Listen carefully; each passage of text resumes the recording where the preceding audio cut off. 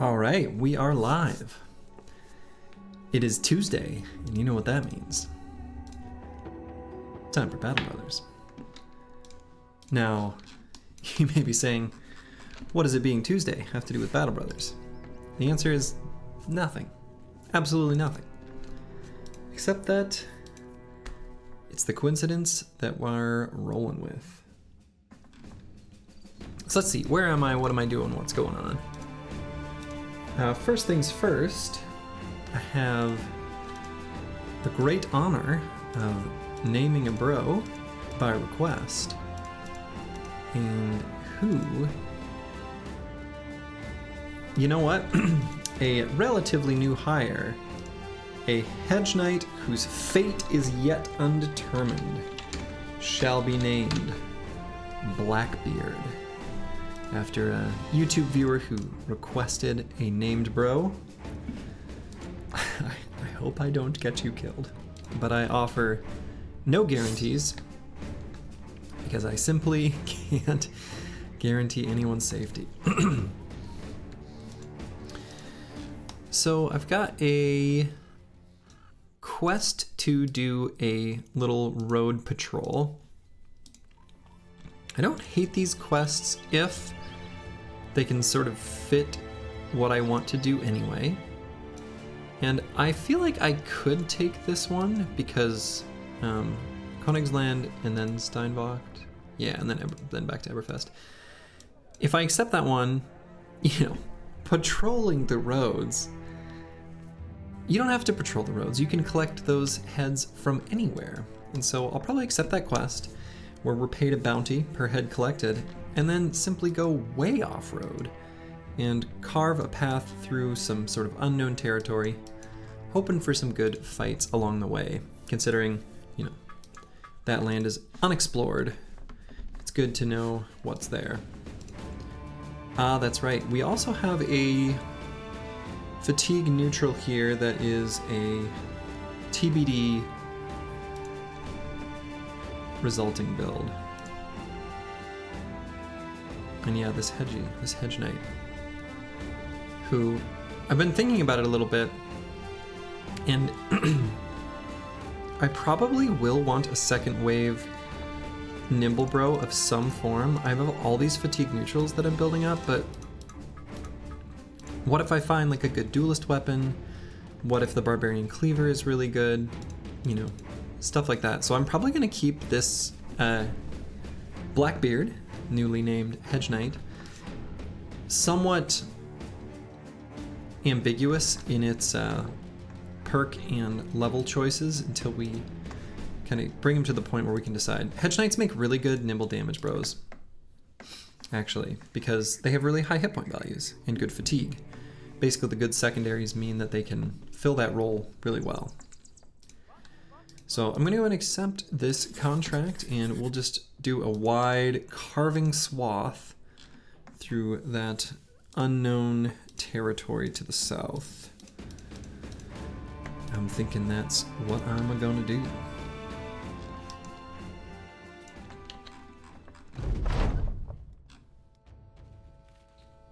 do.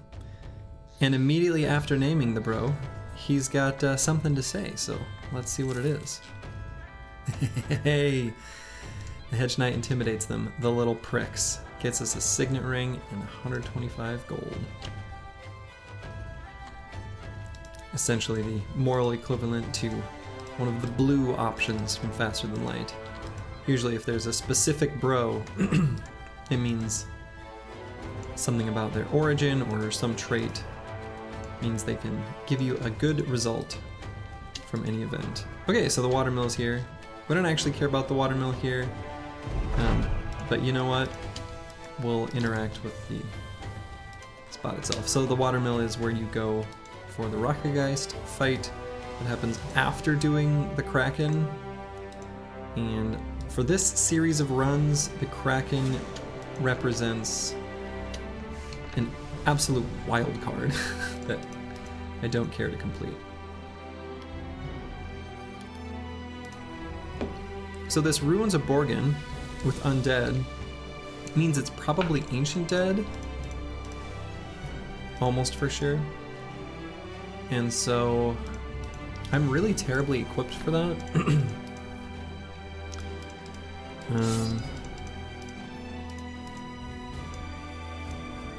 You know, I'll put on one set of heavy throwing axes, and I will give my Catal bros Morning Stars. Actually, what I'm gonna do is give them the Morning Stars instead of the shields.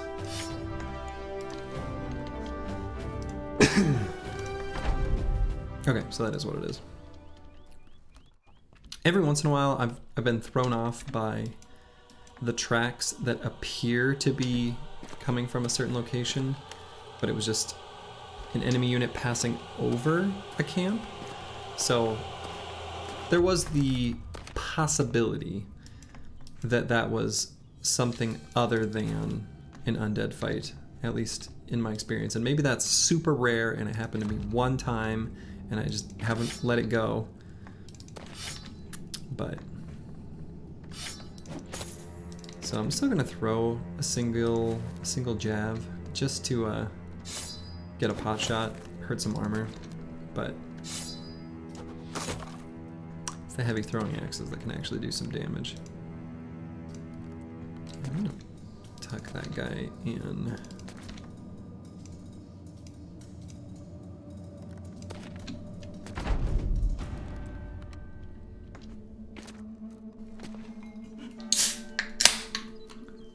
Opening a can of sparkling water to mix in with a beverage I've got. Let's give this guy a shot. Nice.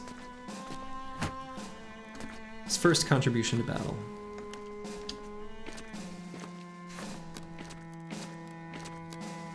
I think. Can't remember 100%.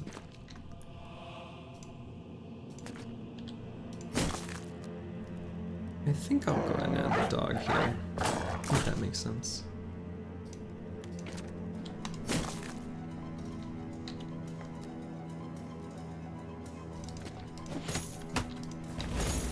And even though the damage from a handgun is not good for these fights, I can still strip off some armor. Seems okay.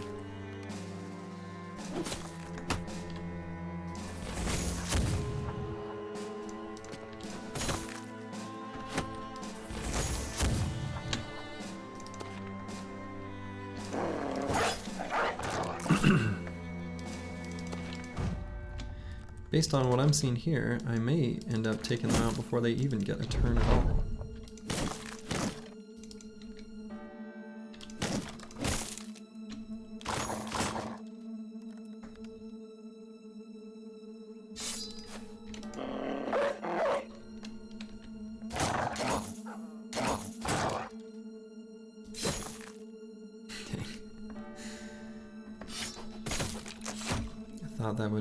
Thought that would be enough.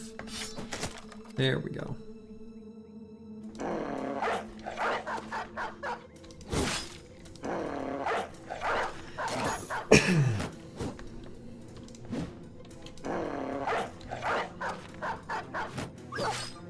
No, don't you hurt my doggy. My doge. Or my bros. Don't hurt them either.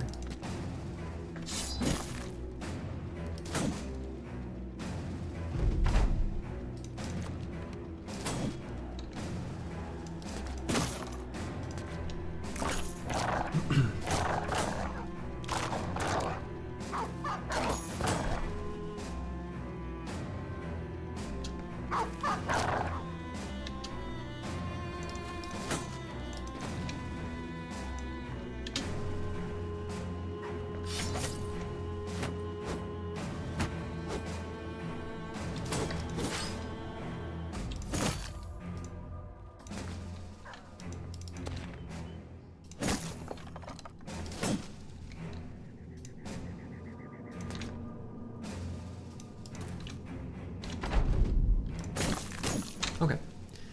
That was pretty clean. Just took like, what, 1 hit? Yeah. All right, and look at all that. Ornate tome, 2 ancient gold coins. That's a ton of money, actually. That's great. These are worth a lot. Cool. And other than that, just the standard fare of arms and armaments. I'll go ahead and move some equipment back.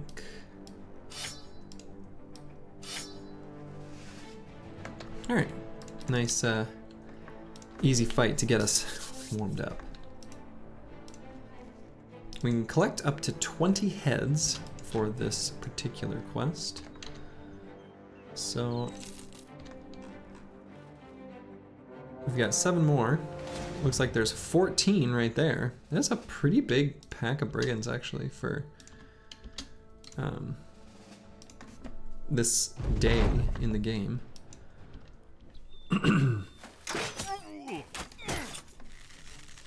I probably could have equipped the fur mantle thing onto the banner for this fight. I think that would have been okay, actually. But I didn't.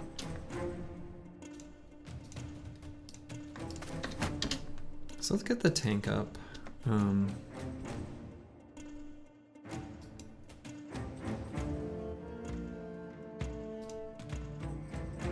Do I dare occupy that hex? I don't think I should. I'm trying to think of where I want my gunners to be exactly. And where I want them to shoot.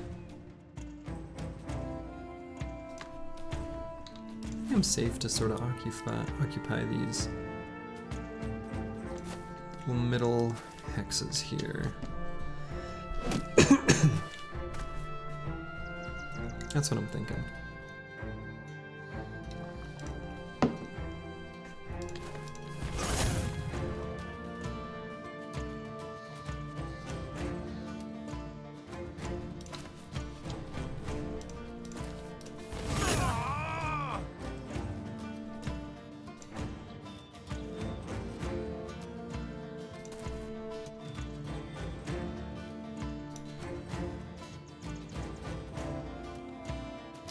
Yeah, I'll send this guy all the way up, actually, because... Nice.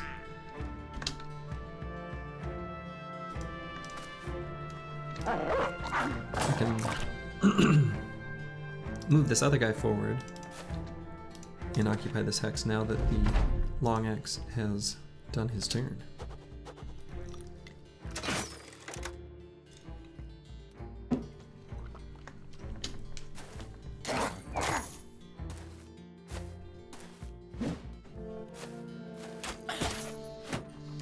Yeah, they're spending kind of a whole turn here, mostly just futzing around and wasting their time.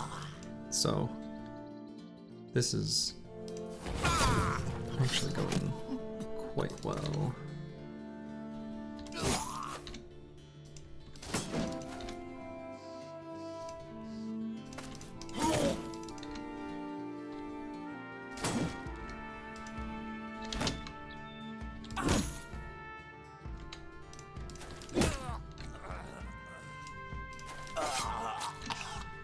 And then the Catals will certainly land some finishing blows, death blows if you will, the next turn. There they go. And the briggies are toast. Sorry for the coughing, I've got like a... I don't know what's going on. Like a something in my throat. Just had dinner. Might be that.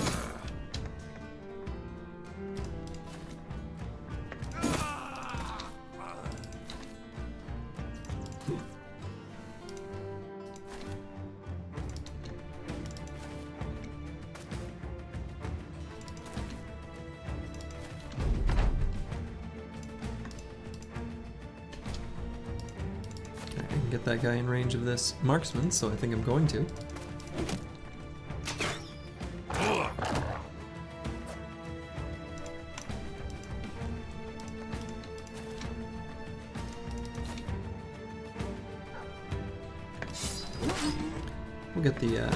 We'll get the throwers in melee now. They're quite good at it still. Okay, that was nice and clean. Only took little tiny bits of damage here and there. Got some loot, most of which I kind of don't need or care about. There are some runs where I like desperately need long axes to accompany the heavy rusty axes that I find from Barbarian Chosen, but not this run. I've got more than I need. And not even really taking Axe Mastery on too many, because I went with Mace Mastery because I took the Gatals, but I don't think Mace Mastery is as good as Axe Mastery, generally.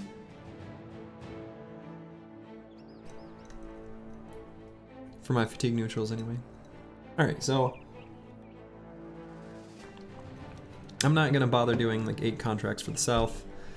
I'm at war with the faction that has the arena, so I guess besting orcs in battle sounds like a good idea to me. I'm for it. Now I could follow these footprints from where these briggies came from. We'll see if we can see anything if we take a peek on one of these mountains. We've already explored here, so I'm inclined to think, yeah, we're unlikely to find anything, and we don't, so that's fine.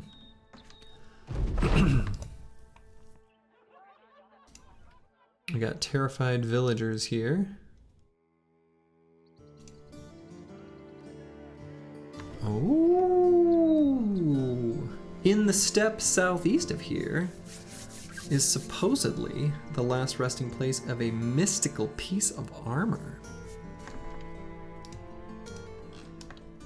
So if it's steppe southeast of here, you know, the steppe is, so this green stuff is plains, the steppe is the, anything that's not quite sand, it's this like, you know, it's steppe.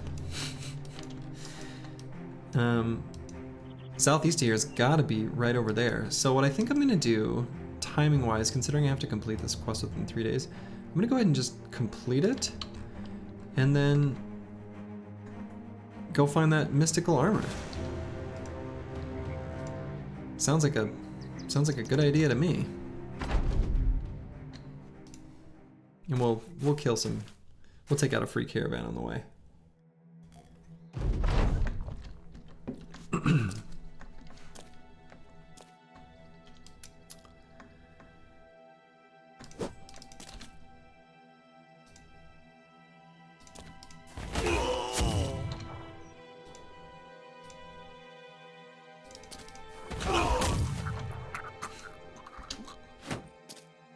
Very brave.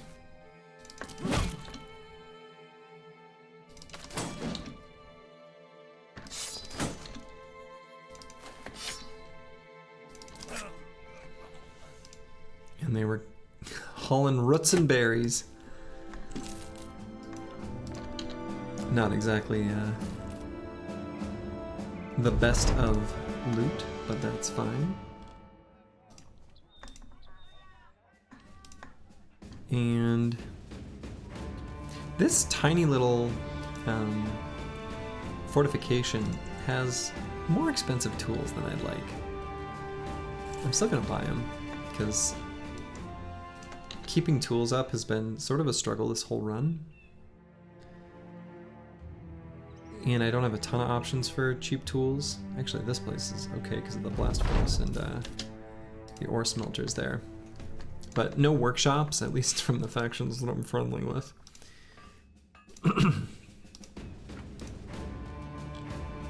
Okay, so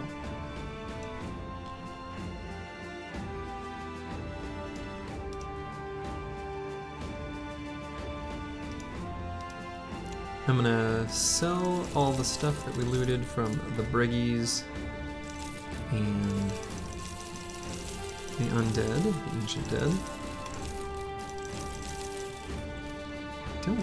I don't think I need the long axe. The sale price here is like good. It's not incredible, but I mean, I could maybe spec on hanging on to some of the expensive stuff. It's probably not a bad idea, but it's not a terrible sale price. It really isn't. I'll just offload it. Save myself the heartache.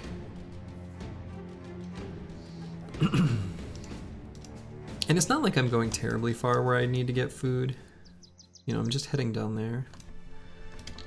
And could possibly head back to Dahab and raid him for, you know, I don't know, whatever I want. So in the steppe southeast of Königsland is the resting place of a mystical piece of armor. There really can't be that much steppe southeast of there, given the mountain range. And so, whatever camp we see there, it's probably just going to be present in the first one we find.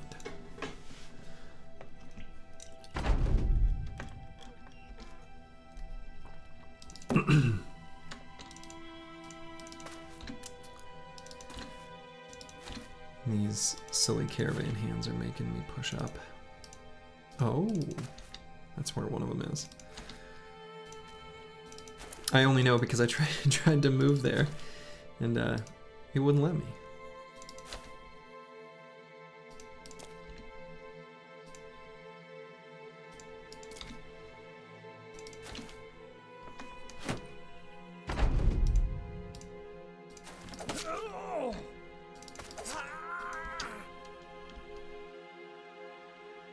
Not even reacting. They are stoic. Refusing to respond even to their fallen brethren.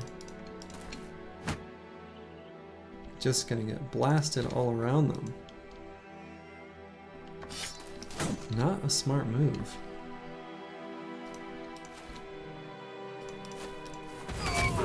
Would not recommend that strategy.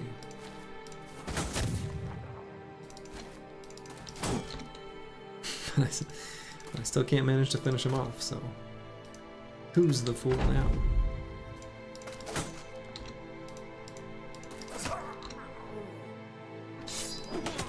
They are.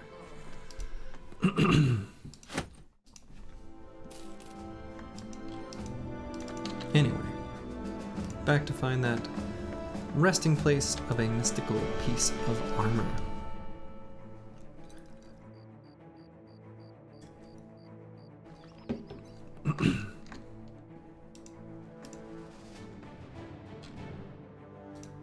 So it is in the steppe, so we shouldn't have to venture too far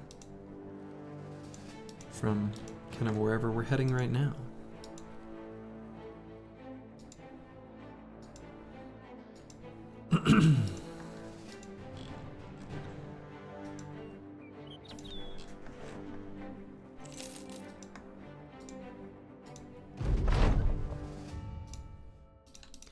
The gambler wants to gamble. Surprising no one. Aha. Almost for sure. That is it. And that looks to me like Ancient Dead just spawned out of it. So we'll do the same thing we did last time. Maybe I'll warm up on the ancient auxiliaries.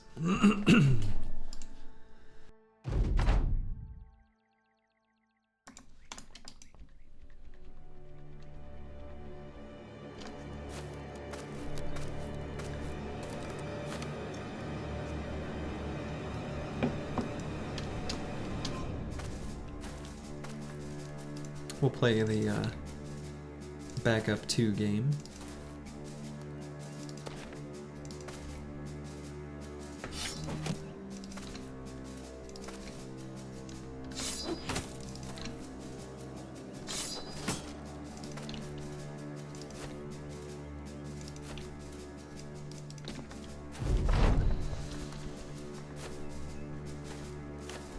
And then we'll just blast them.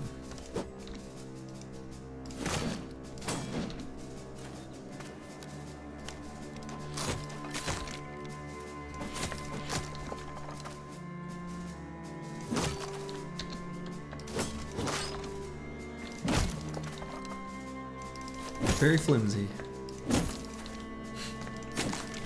Not a good showing. But we got some loot, and that's what we need. And some experience. Hey, Blackbeard leveled up. As previously mentioned, I might generically make him a nimble damage bro of some form. And so I think given that, and honestly, even if I did also make him a fatigue neutral, I'd still want to patch up resolve just a bit more. 46 is lower than I like it, so we'll go ahead and grab that. Hello, Bijan Tay, how's it going? How are you this fine Tuesday?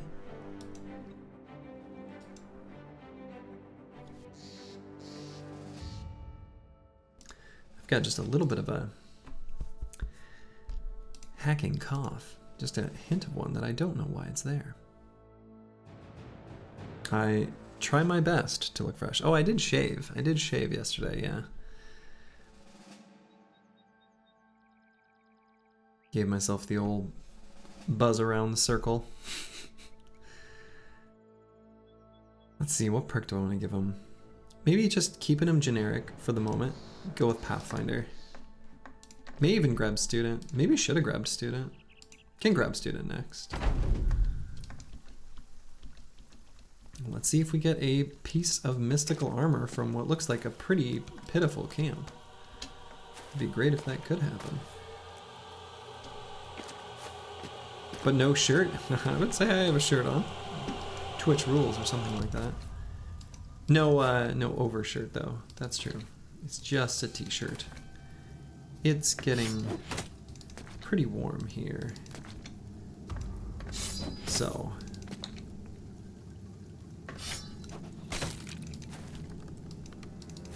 I do have just a t-shirt at the moment.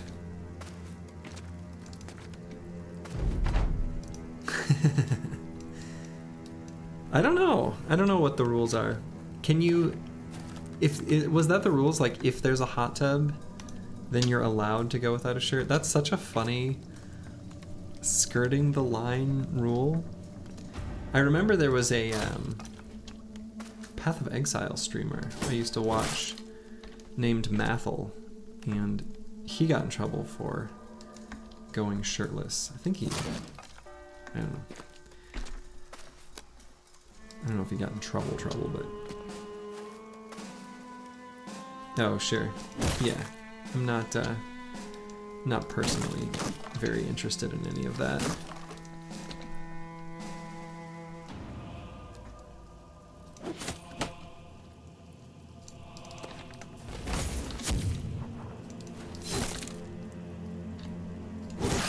If I really want to view content of that nature, there are far better places. Oh, why did I switch to that weapon?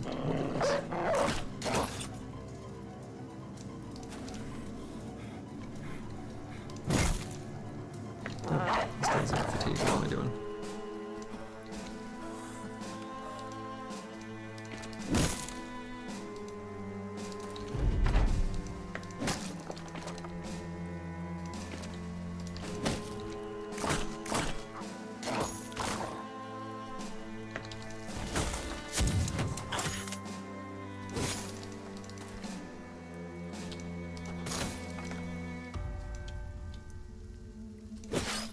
Glad to hear it, Sins.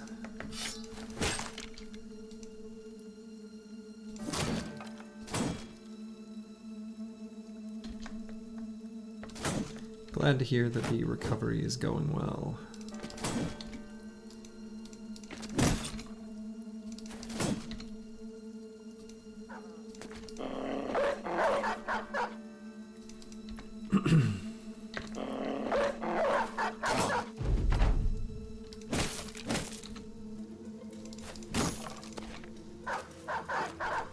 Get him, dogs.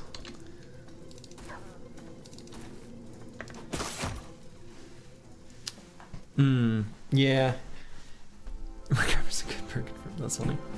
Hey, as predicted, as the tavern foretold, this is the resting place of a mystical piece of armor, and it sort of sucks. We will certainly find helmets better than this, but it's better than something we've got now, so it'll work for a little while. Not very exciting. But we found a one-handed flail that is also pretty disappointing, actually.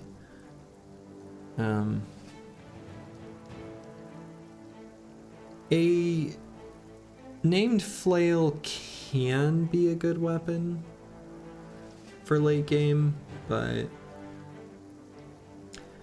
this one ain't it. The weapon skills build up less fatigue is kind of cool. I don't know.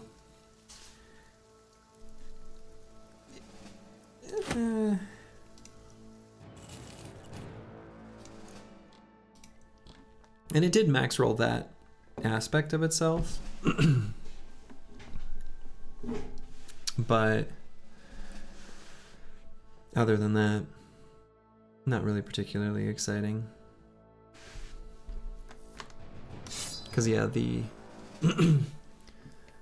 flail would go down 22, and yeah, so it's 25. I couldn't even remember.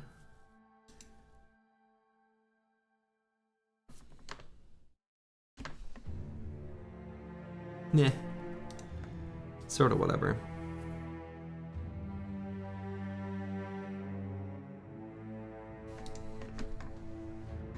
It'll go down to 19 fatigue with, what's the ability called? Lash. Which is fine. Not that exciting. Well, whatever.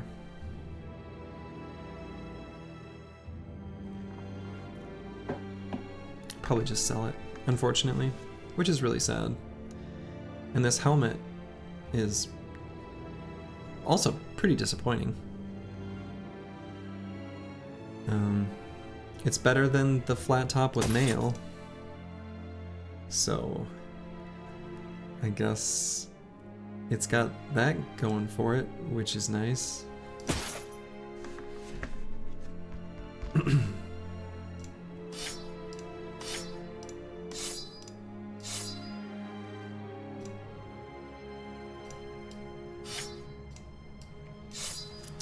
Okay. Well, we went on a, the tavern rumor was true, and it did lead us to not one, but two named items. Unfortunately, both of them are pretty mediocre.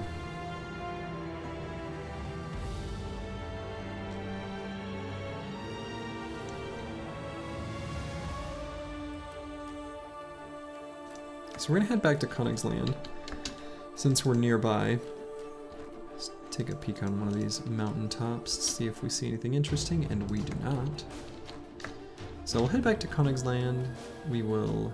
I guess they still have the terrified villagers, so maybe we won't sell stuff here. We could get rid of that condition, but it might be easier to just leave. No, I'm not gonna bother with that. Okay. So I think what I'll probably do, I might take that quest to return to Dragrafen,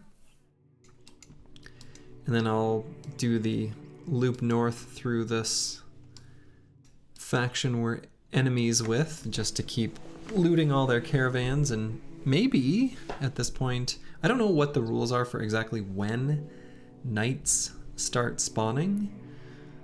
I suppose it's probably just based on like the strength value, and then it selects from there. So it's probably just increases in likelihood after a certain point. Oh no, a rage quit where you lost a bro over 6 hyenas. Yeah. Yeah, that... I have, for what it's worth, I have learned the hard way. I have done a stupid, careless fight versus hyena and losing a bro unnecessarily. I have had that happen. So, make of that what you will. Alright, and I think I'm gonna get this guy just a little more fatigue to give him just a little bit more baseline. Glad I got those +3s in melee attack and melee defense. And probably just grab Forge. Seems good. And this may be the bro that I have fight the Barbarian Madman. Fight 2. Yeah, Battle Brothers does have slim margins of error. It's pretty easy to just kind of go on autopilot. And in a lot of time, and you kind of have to learn where that isn't okay anymore. And it's unfortunately one often you have to learn from experience. Hyenas are kind of a good example of that.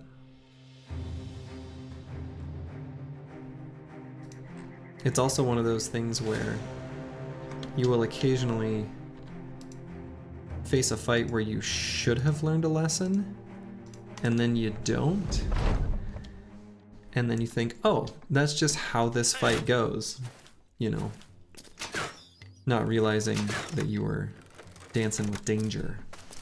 I think it's pretty easy to like live that life too.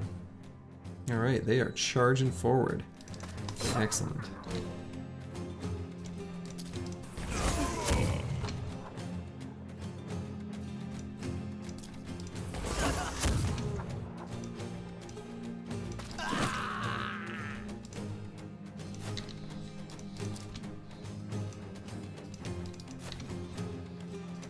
Guns are good.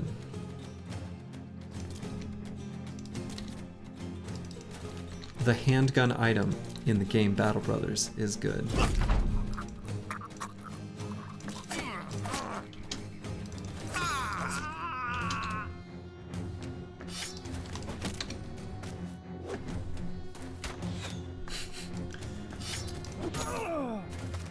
Anyway, this is my hot tub stream. I can say what I want.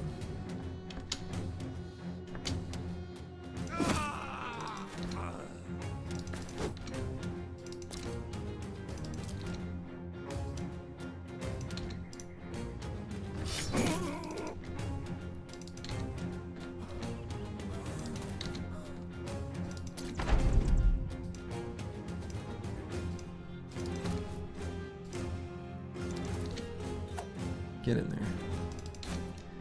Give me those juicy experience insides.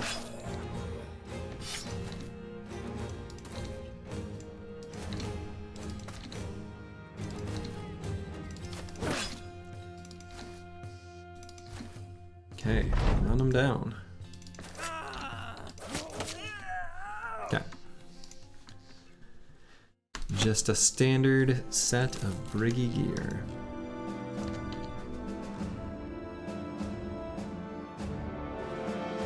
Ooh, little supply caravan. Just a cute little batch of resources. How lovely.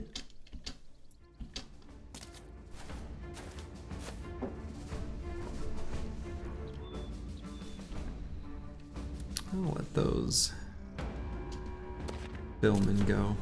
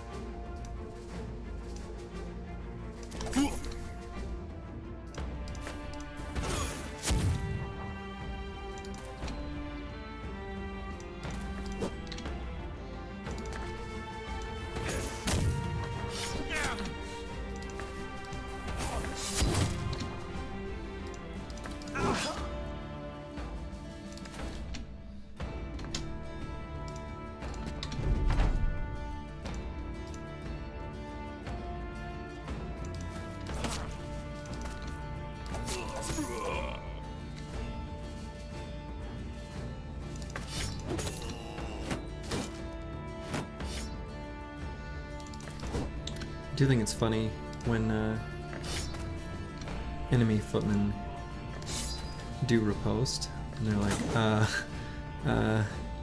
don't hit me. Don't do it.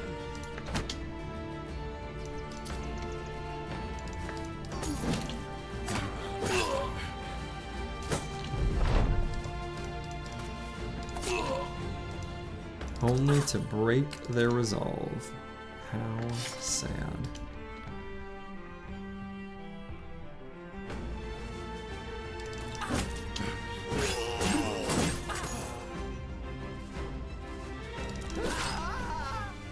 Okay.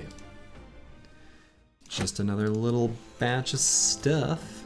Might be able to, when we sell, we might have enough money to get the next caravan upgrade. We'll see. We'll see if I feel comfortable getting that low in funds and where it puts us. Good. +3 in melee defense there. You love to see it.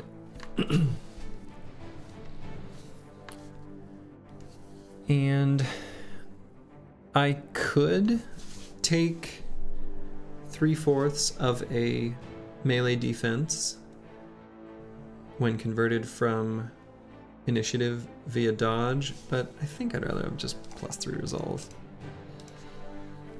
And so finally gonna get Indom.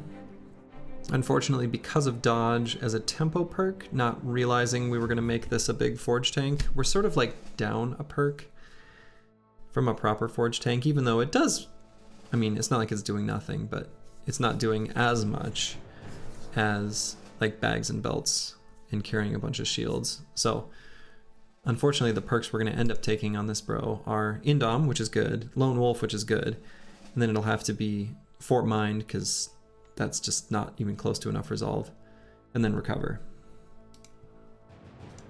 So, is what it is. But, you know, dodge is doing something for him. Not a lot, but something. In some of the harder fights, we'll end up giving him a cat potion anyway, which is just like giving him melee defense, which is really good. Got this initiative build that, who knows what this is. I'm not going to pretend like this has this is a great idea, but it's a thing I'm doing. So I'm going to get either Overwhelm or Fearsome. I'm kind of thinking I might go ahead and do Overwhelm only on the premise of I think the team could do Lindworms, small groups, and if that battle presents itself, I'd be interested in trying it, and if I don't take Overwhelm, then I'm not doing it. But I think one Overwhelm Gunner for that situation makes it a more reasonable thing to do.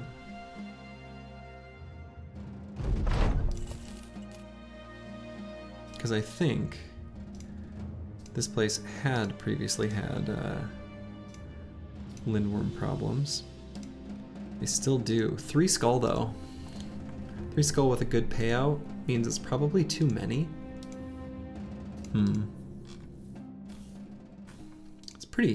This is pretty sketch.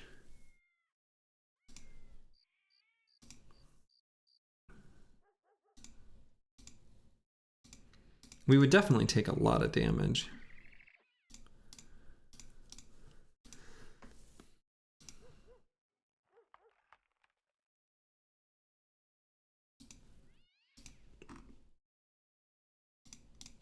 Three gunners definitely helps.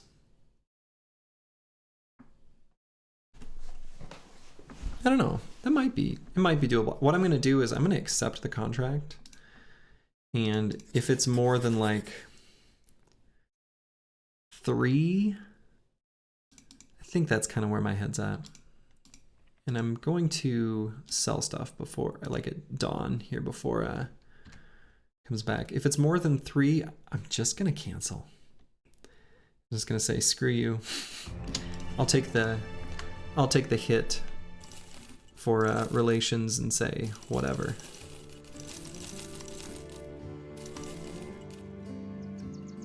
We do also have the water skin, right? So if someone does end up on the wrong side of a lindworm tail hit that knocks them sideways and they magically get back up, we can take them out. And so I'm actually also going to keep probably the pikes specifically. Let me just double check. I should have looked, but yeah, so I don't have any extra reach weapons hanging out there. I'm just gonna give pikes to the Catal Bros.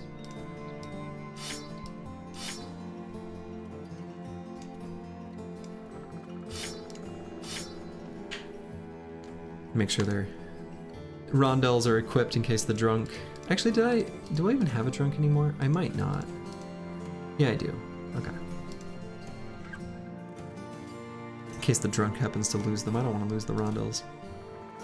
But yeah, I think my upper limit is like 3 lindworms. If it's 4, I'm just gonna cancel the contract, and that's it. But I've got some decent like long axes, even the pole hammer, sword lance, and the handguns. You know, reach weapons are good for you know, fighting lindworms generally. And then we'll get our tank in there, and hopefully he won't die. That's right. Drunkard, what's he doing on the front line? Now he does have a pole arm right now. It's a pole mace. But yeah, we'll take a look. Like I said, if it's 4, I'm saying no. If it's 3, I'll do it, but... And it's 4. I'm not gonna fight 4 lindworms. I think that's too much risk. So. Was that bad for my relations with the town? Yes. Yes, it was. Do I care all that much? No. So, if I look for Drygroffen, we've already done so many good things for them. They're still very friendly with us. So, whatever. They've got lindworm problems, and they've still got lindworm problems.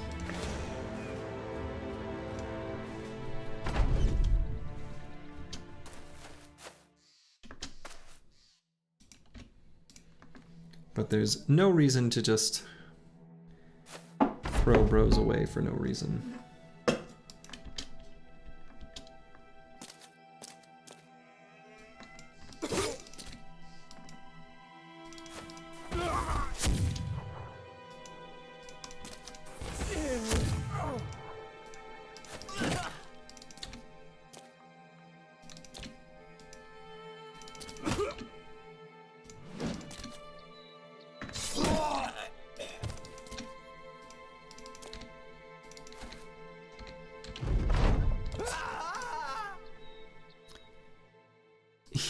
Yeah. Little warm up before the dragons. Nah. We're gonna let these lindworms live their lives. I would like to fight some lindworms. I like the lindworm scale cloak attachment quite a lot. But I also like having bros that are alive. That's pretty nice too. And the thing is like, could that fight go okay? Sure. I mean, it might, right? I think that there's a reasonable likelihood. Again, you kind of have to assess this from the perspective of like, most likely actually that fight goes okay. 0 to 1 bros lost is what I would expect given my team's current power level. However, it'd be pretty easy to lose my tank, and I don't have a backup right now at all. Yeah, it's exactly. It's a risk I don't need to take given my current position and goal, right? I'm not pushing for, you know, I'm not playing speedrun style. So, no need to put myself in that kind of risk. And I couldn't bring myself to sell that flail.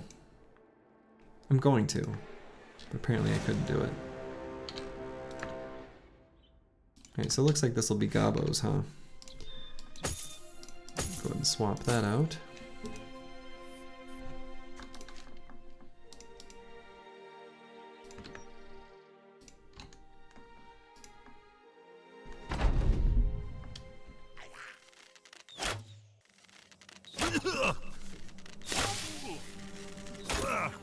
Excuse me? Bullseye? Bullseye good perk confirmed.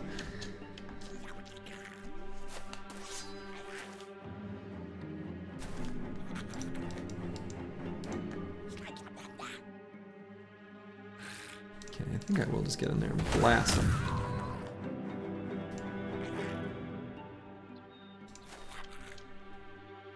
And this guy, honestly,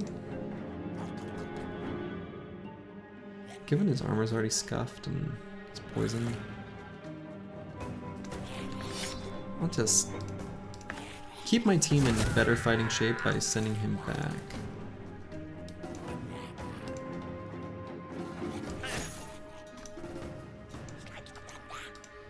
Well, I mean, the anticipation on my banner there did nothing because they had Bullseye. Checkmate. They were sniping their intended target and there was nothing I could do.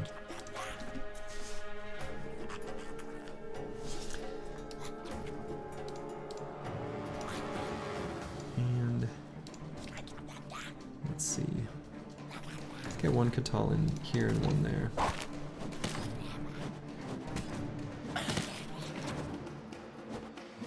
Good, and they did not net them, which was a very real risk that I thought was going to happen, and it just didn't.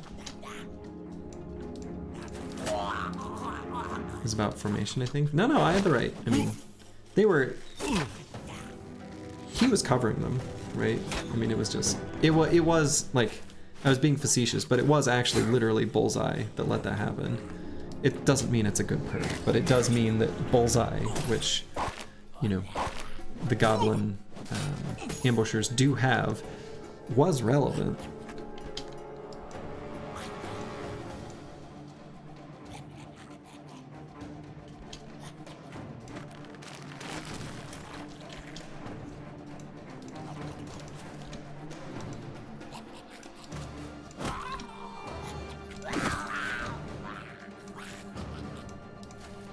It doesn't mean I'm being facetious. It's not actually a good perk for everyone, for anyone to take. But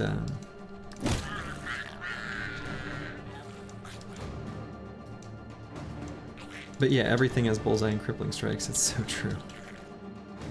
It's true. Like, what? We've got these weird sand monsters that we're putting in the game. What perk should we give them? I don't know. Crippling Strikes? Yeah, Crippling Strikes. Did Ifrits need to have Crippling Strikes? No. Do they? Yeah.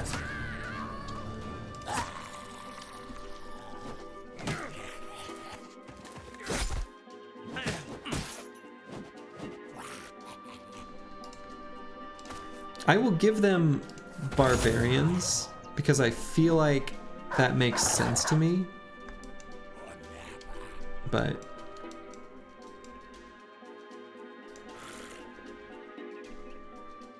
Ifrits wouldn't be a threat without it.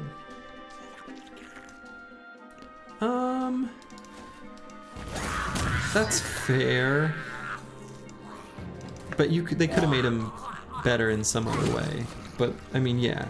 As it is now, they would need something to compensate for losing Crippling Strikes. I agree. Though it would be better if there was actually something interesting you could get from them, like crafting-wise, or better loot or something.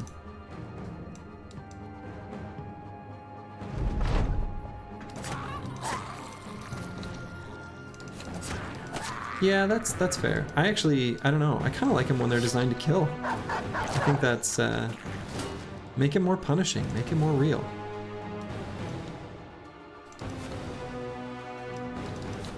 Yes.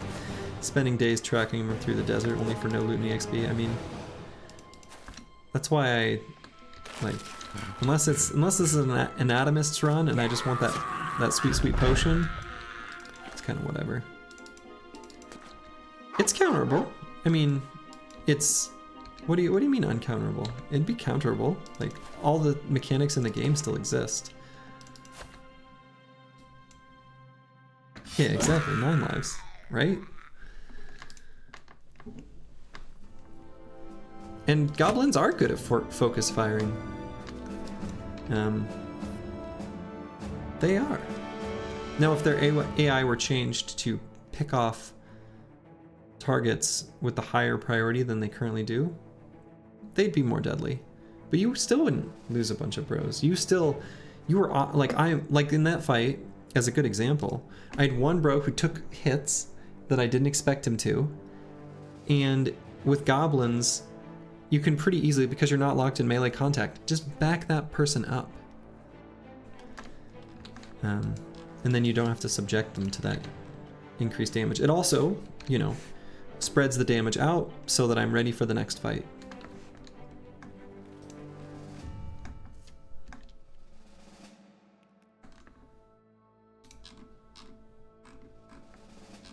So what I'm going to do is I'm going to head back up to Hammerguard just to offload whatever loot and gear I have, and then fill up on food and tools, and we're going to give another shot at the icy cave and then wander around and, I don't know, fight in the wilds. That's kind of what I'm thinking I'm projecting to do.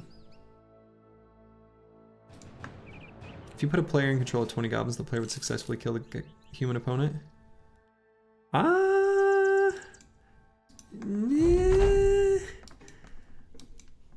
I don't think I agree.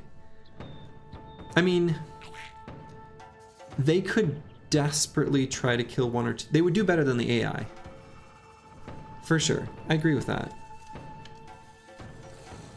I should move this guy, actually.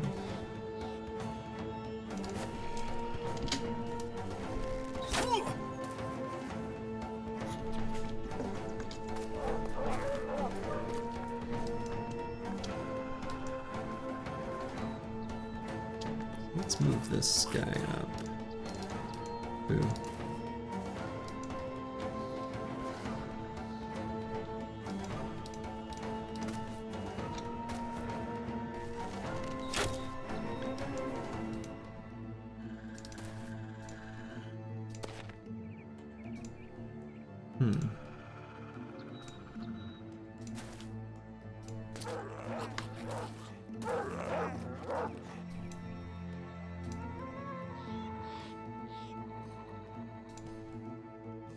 It's kind of a weird enemy camp, actually.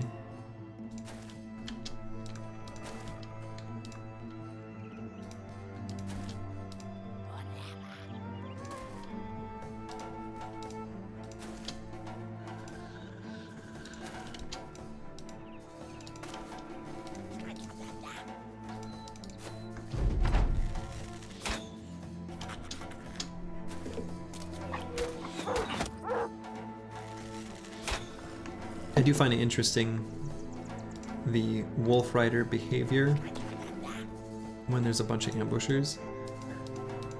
What they do makes sense in a sense, but it's definitely weird.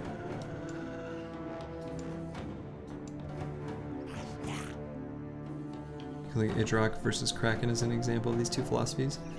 I mean, yeah, but like those are like their own thing.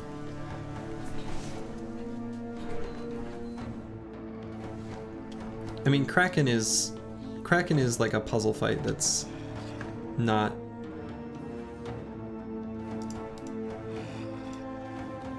I'll go so far as to say not that well designed, actually. I love a lot of things about this game. I don't think the Kraken fight is particularly well designed. I really don't.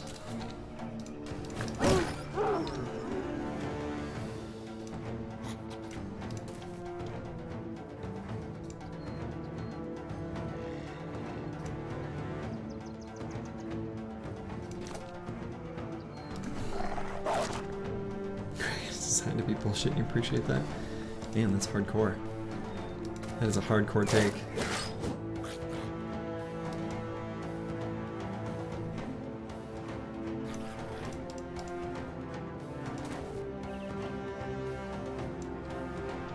I see, Sins, I don't think that's true. You sent me the link to your video. That is exactly the strategy that I've done. It is, like, to call that 100% reliable is false. That relies on the existence of the cover tiles to hide your bros. That is definitely not, I mean, it can be a freebie, but if you're not re-rolling terrain, if you re-roll terrain, it's a freebie. But if you're not re-rolling terrain, it's not.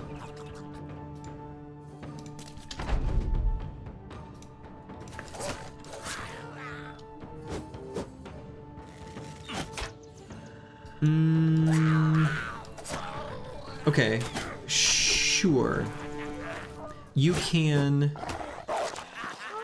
I suspect it's higher than 15%, but yes, you could give it some, you know, bound of what the percentage is of losing a bro. I mean, that's fair. I mean, but I still don't think that's reasonable to call it freebie given those constraints.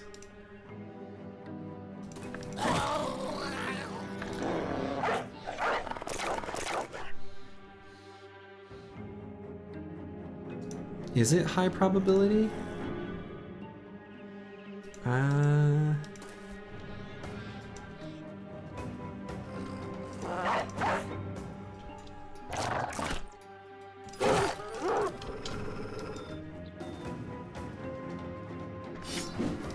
feel like that's not high probability.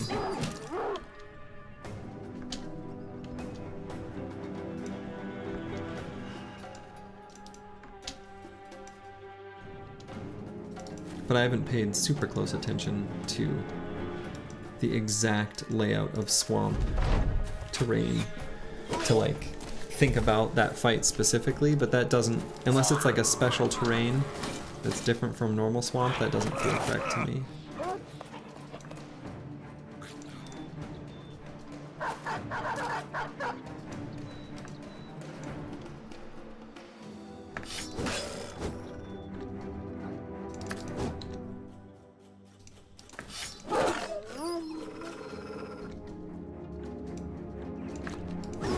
Is it?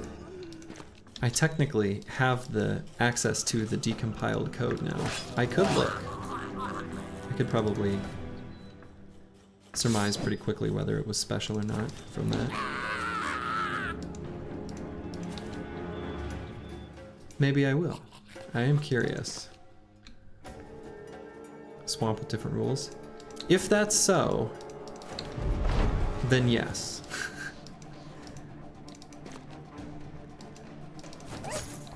Yeah, if that's so, then yes, that I could see it being the case. That it's much more likely to just be a freebie. Right. Yeah. You could come up with some sort of calculation that I think could basically get you there.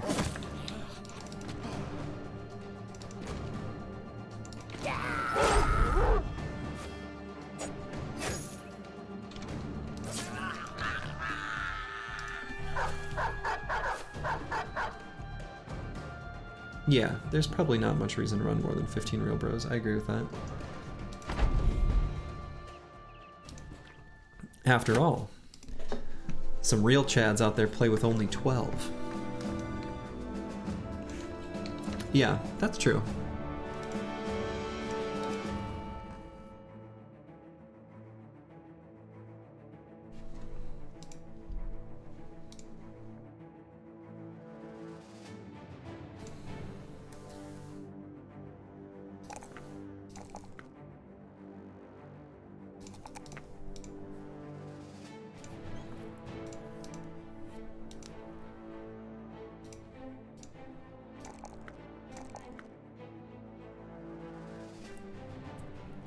I'm gonna grab fatigue here, actually, since this guy's got berserk.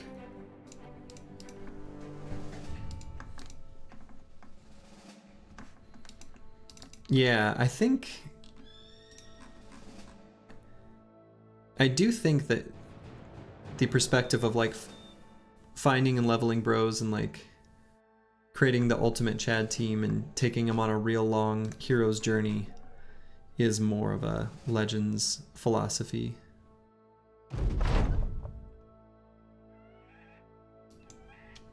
Yeah.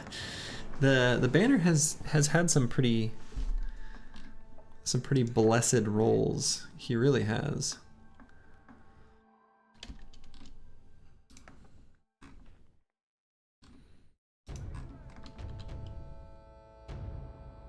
Okay. So there's not a great place to sell stuff in the north. So even at a pretty poor sale price, we're gonna sell a bunch of stuff. Yeah, so that's the thing, is like people talk about doing these like really long runs or like campaigns that last a really long time. And that seems so boring to me, personally. Once you've reached, you know, a level of effectiveness in your run that you can pretty reliably, you know, clear all the content in the game, well before then, it's kind of like, what's the point of a longer run? Just to get even more powerful? I don't know. Why?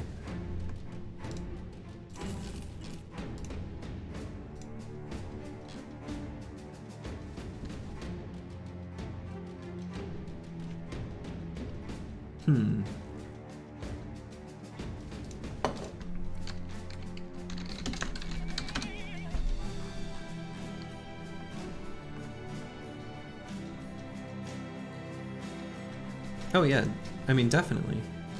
Right? I mean, I would say, like, I'm having fun, like this run, right now, but I am not really being challenged.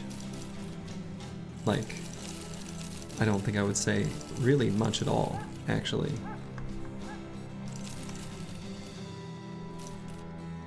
On this origin, at this point in the run, anyway, right? But there is something to the super sweaty, ultra try-hard, ultra min-max early points of a run, and then getting through those and then sort of coasting on, you know, a easier part of the experience that, you know, is of course in some ways very dependent on the seed and a number of other things, right? But yeah. So I think I'm gonna get some food that lasts longer, and we're hopefully gonna be able to pick up some more food, is what I'm hoping. I guess I can look at what this... Nah.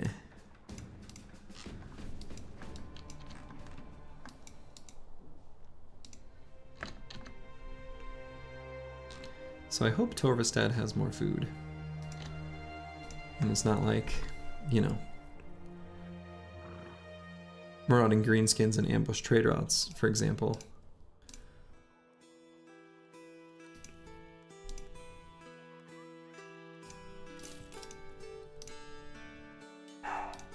He's good, but... Alright.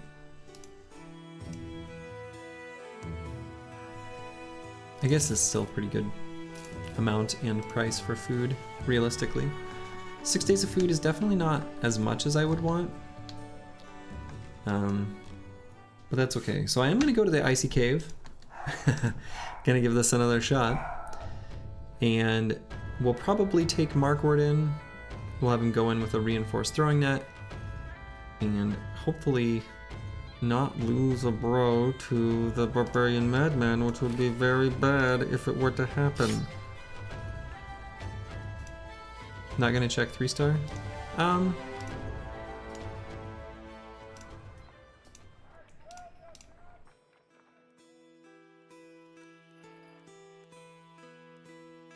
How'd you know it was a 3-star? Oh my god, there's little skulls at the top. I have never noticed that. There's little skulls at the top of the contract symbol. I've never noticed that. That is my first time being aware of that. That is incredible. Has that always been there? I have immediately, my brain has filtered that out as irrelevant information. That's incredible. Wow.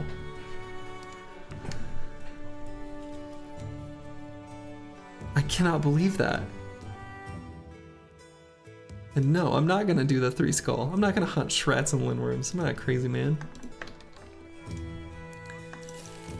Man. Huh. You learn something new every day.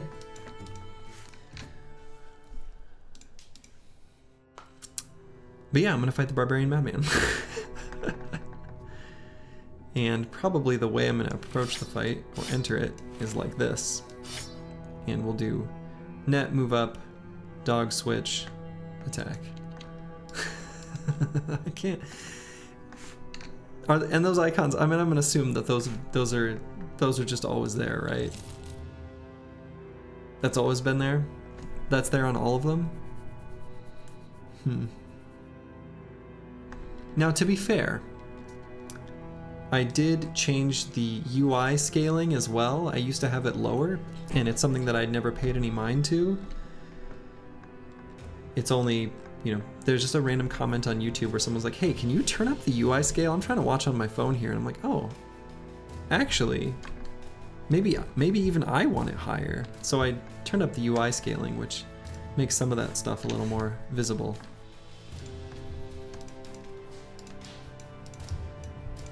So, anyway, we're looking for Markward to be offered the fight. Is there anything I need to do with him beforehand? Not really. I could give him a Warhound with better armor. You don't actually need to, because it's not going to get attacked. You probably don't want to, actually, because it's slightly faster. I think it does actually have a fatigue penalty. It's different for the different War Dog armors. Alright, Markward, okay fat end mace. He's actually better than okay. He's actually pretty good. He's rolled well, is the big thing.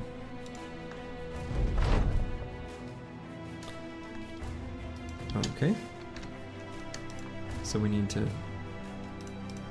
swap out a few more. Yes.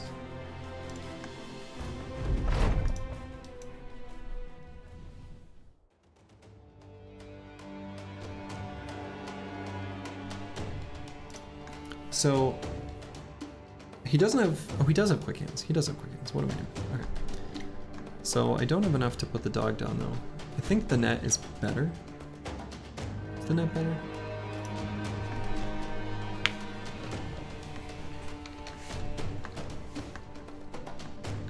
Or is the dog better?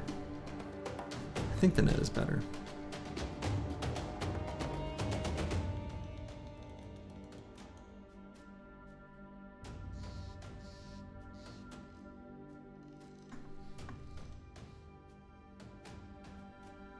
Is that true?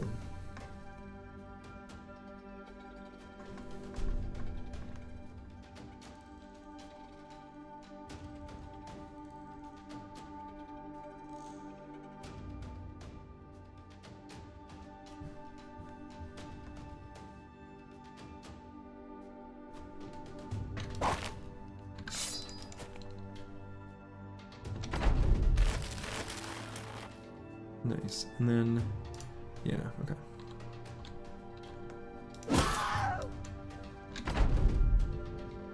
Now we can do this. Yeah. Get him, Doge.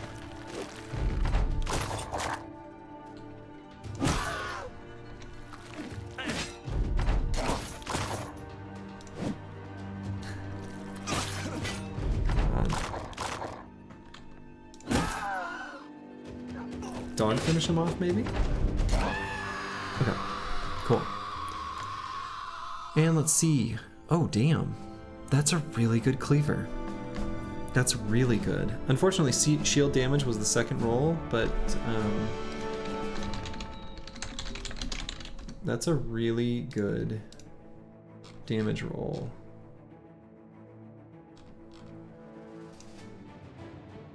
Yeah, so the highest possible is 78 to 104. Yeah, no kidding. Is it always the same? I know people talk about re-rolling the fight, but I suppose since I went in it, does it, if you die and then come back, is it the same? I don't know. I'm not re-rolling fights for loot, so I literally don't know the rules. But I think it might be different, if my understanding is correct. It rolls when you reveal Icy Cave. Oh, okay. Alright. So no wonder it killed Mr. Swordmaster. But yeah, and then it rolled shield damage, which is practically worthless. There's a fringe hint of relevance against Shrats, I guess. Not really. You don't want to be doing that with your cleaver. But yeah. 76 to 102. That's great. You did well, Markward. Okay, Fathand. You will now be good, Fathand Mace. He's graduated.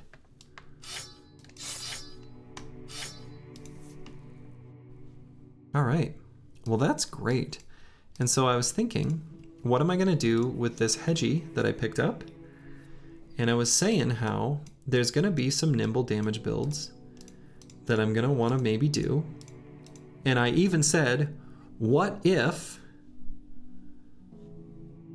you know, what if the Barbarian Cleaver is good? I said those exact words. And it is good. So I'm going to use it. Yeah, I mean, he'll be more than just a Monolith specialist, right? I mean, with this cleaver, that's good enough. He's going to be good doing quick famed count. Not too high. 1, 2, 3, 4,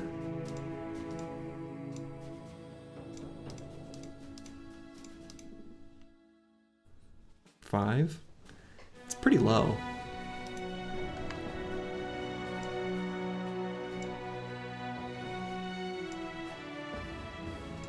I haven't found too many, actually.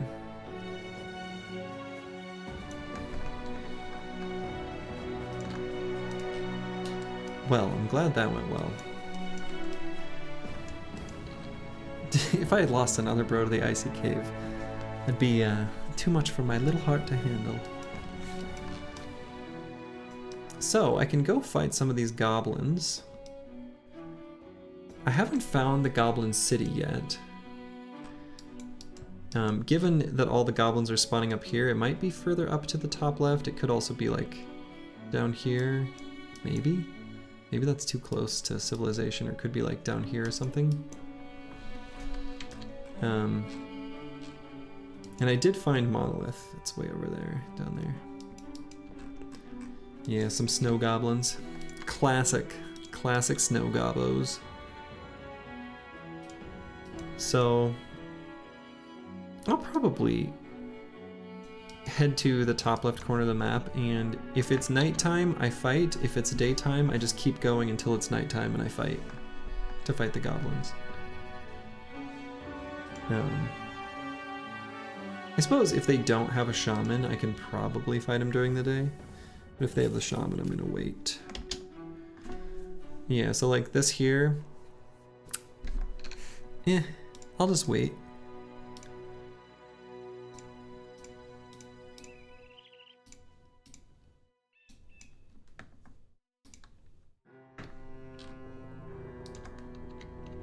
And then I'll fight like this one instead of this one. I suppose with that famed count, I could. I'm finding that the scavenger is borderline useless. I don't normally recruit the scavenger. I am very dubious of its actual value. I know a lot of people like the scavenger as their third retinue. but I am a little tempted to just straight up switch it off with the Surgeon or Bounty Hunter.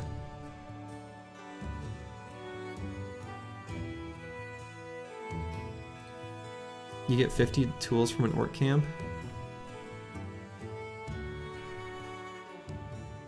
Yeah. Do you really?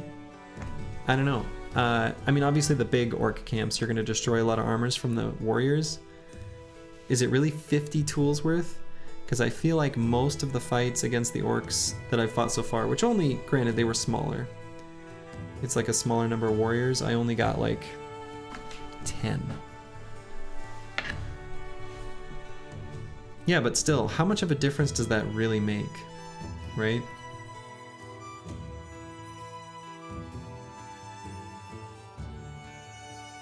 That to me feels far less relevant than Surgeon or Bounty Hunter.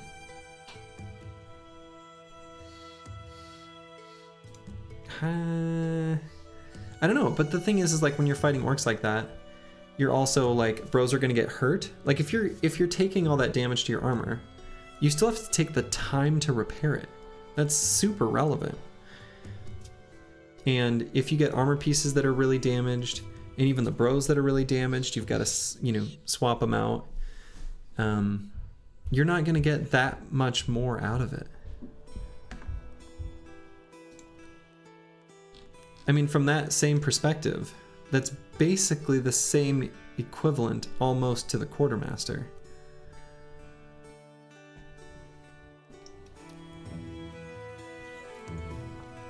No, I'm not keeping 50 extra nimble armors in the stash. I keep like none. Like a couple. 1 or 2. That's true. Quartermaster is, I mean, as you can see, you know, I've done 1 of 5 caravan escort contracts, and probably that number will stay at 1 until the end of the run. It might go up to 2 or 3. Reasonably could, but yeah, I don't know. I feel like the scav is providing almost nothing, and I don't expect that to change.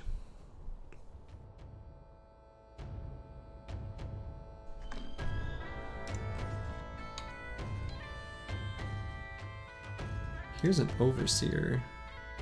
No shaman. Wait for nighttime.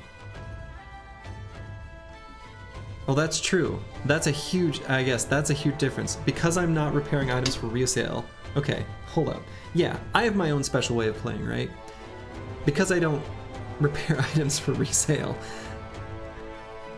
I'm living a whole different tools game.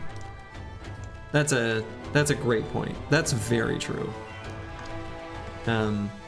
Because of my own little house rule that makes the game less tedious, for me more fun and more challenging, that definitely impacts the value of Scavenger dramatically. Because if I were repairing, you know, the random stuff that I find, definitely it would have more value. That's fair.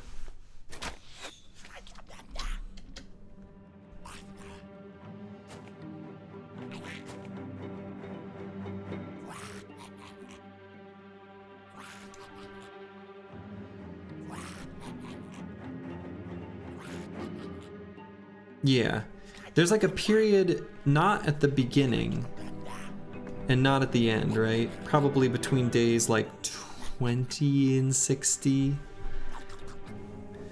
something like that.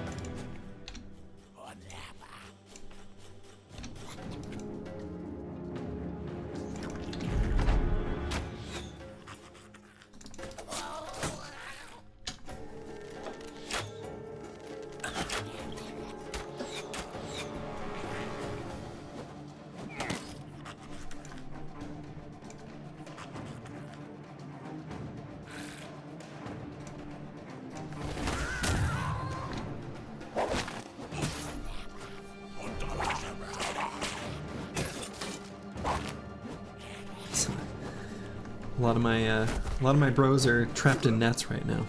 It's very tragic.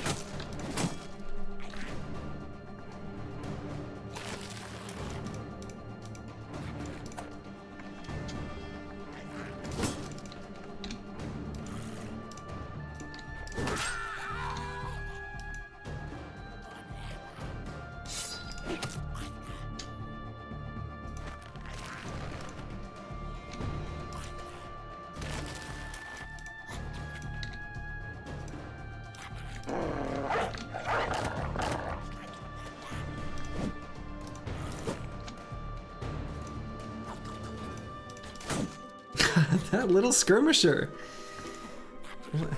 I mean, I didn't even look at my hit chance, but man, why is he that confident? Confident skirmisher with the shield. Man, hard to hit.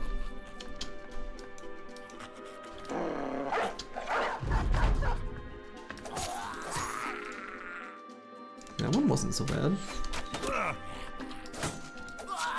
There we go, finally.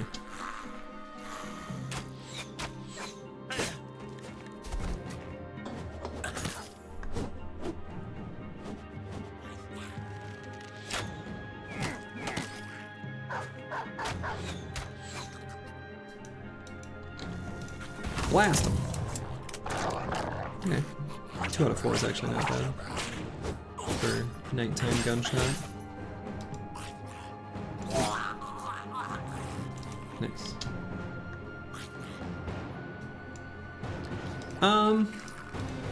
Yeah. Like, here's the deal. They do really good damage. And I appreciate the ability to be able to do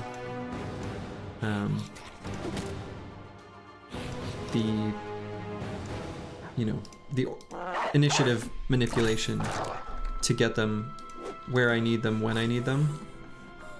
But I don't think that they're that high impact, actually.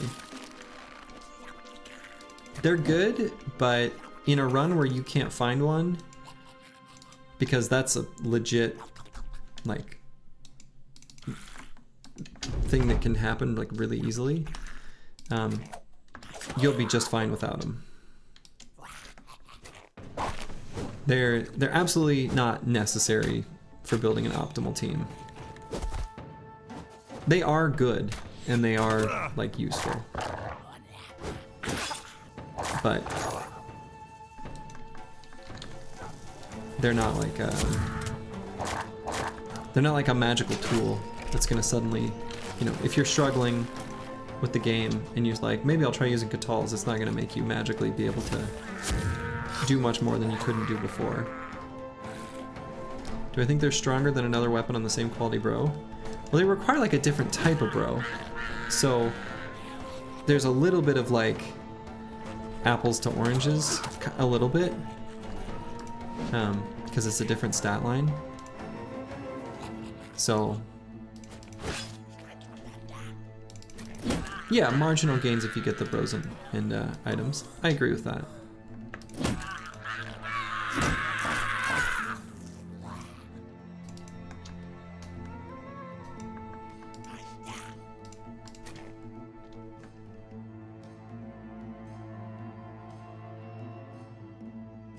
More bros with dagger mastery is high impact on the economy penalty starts. That's probably true.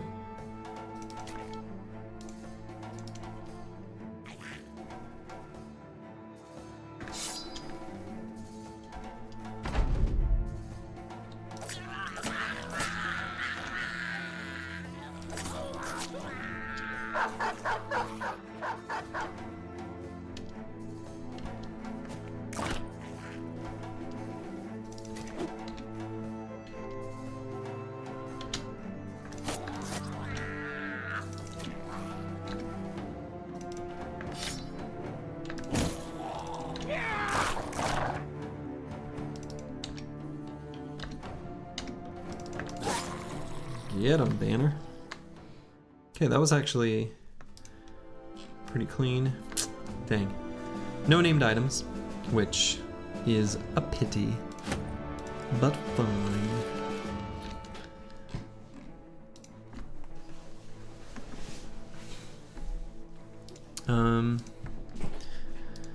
So this guy's armor got pretty borked up. I think I am going to make him a cleaver bro. And so I think, given how expensive the two-handed cleaver is to swing, I think I might take the opportunity to just grab fatigue. And I'm definitely going to make him nimble. And so here I can either just take cleaver mastery now, which I think is reasonable actually. Yeah, I'm just going to do that.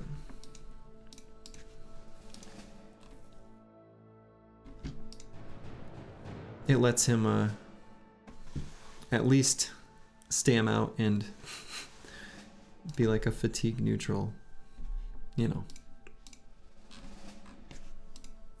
We'll have to be careful with him given his current armor situation. Need more forged armors.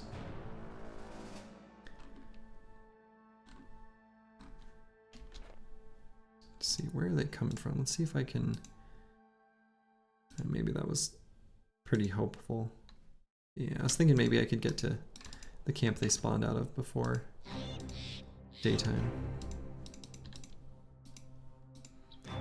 You would have guessed that Hedge Knights couldn't roll quick. I also would have guessed that. Considering they have a default penalty to initiative. Apparently they can. Yeah, I was also kind of surprised to see that trait. TBH. Okay, this is a pretty easy little goblin camp. So I'm gonna take it, even during the daytime.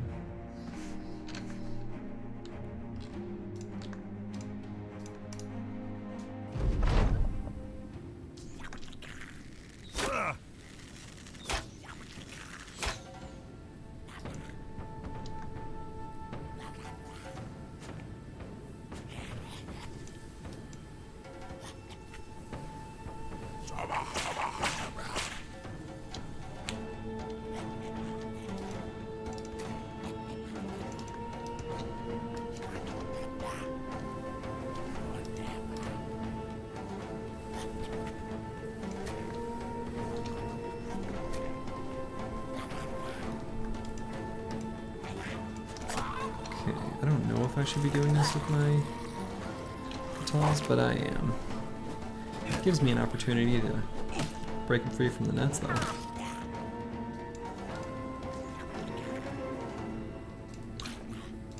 Maybe? I guess that guy can do it.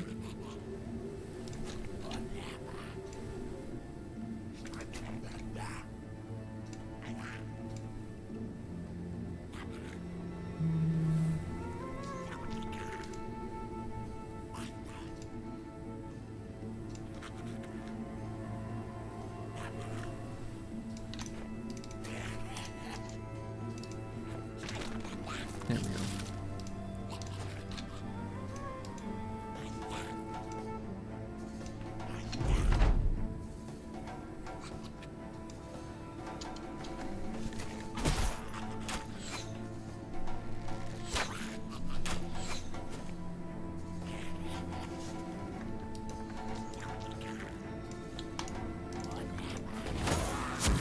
Come on, blast him.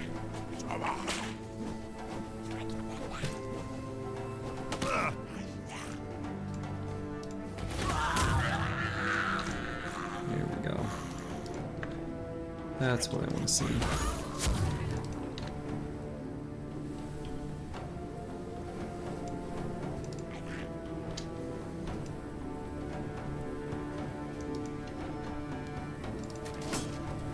I should have put the gun down before attacking there.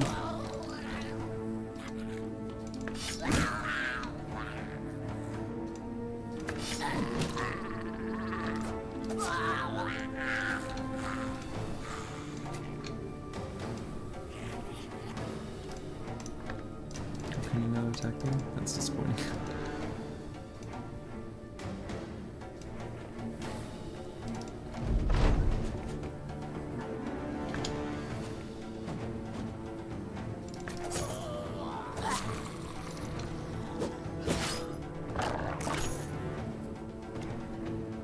But yeah, I wonder what traits Hedge Knights can't roll. It's probably mostly just anything that is considered, quotes, bad is something they can't have. Because they're kind of, I think, supposed to represent a overall optimal brother. Based on what I think the design probably was once upon a time. And probably were.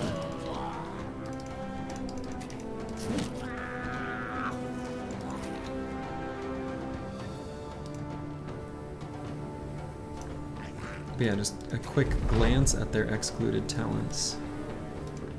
Kind of just looks like anything that's bad, like bleeder, clumsy, faint-hearted, dastard. And quick is, of course, not on that list of excluded traits.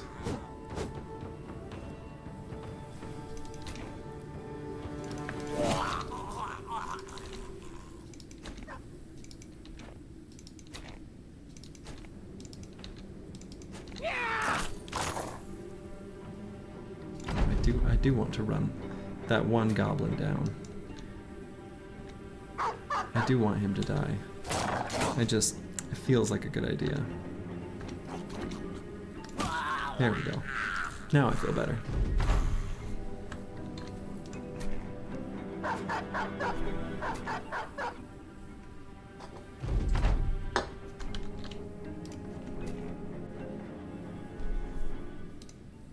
Hey, named gear here, and this one's actually pretty decent. Reasonably light in the fatigue department. 302 is not incredible, but we'll take it. Certainly there's someone we can give it to, like this guy. Honestly, this helmet really sort of sucks. It is remarkably unimpressive. Maybe I'll give this to the Cleaver Bro. We'll get rid of the decayed full helm. We'll hand it off to our to Mattis, who's looking very funny right now. Oh yeah, it's terrible, isn't it? Look at how bad that is. Like that's a pretty bad named item. Like, it's really bad. Anyway, I'll trade you this for that spear you found. No? Okay. Oh, okay. All right. Yeah. I probably will just vendor it. Yeah. I mean, what I'm hoping to do, ideally, and that's one of the advantages to making an enemy of one noble house is, you know, finding an army with knights and getting their sweet, sweet decorated fancy full helms for 320. That's the dream. That's what I want.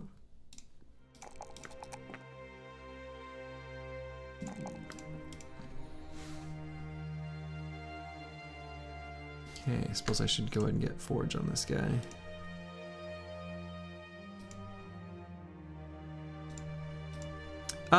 Won't they also spawn for the other crises though? I feel like they do.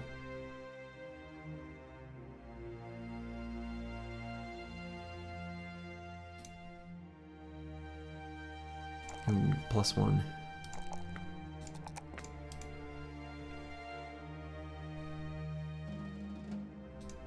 I still haven't found my,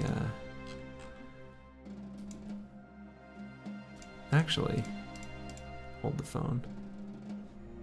I have an idea. I have an idea cooking.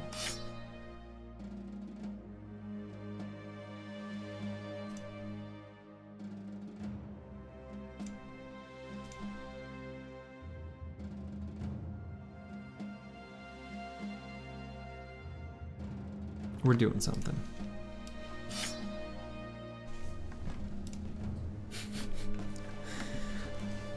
We're gonna give him duelist. Maybe. I mean, ideally he's not using this thing, right? But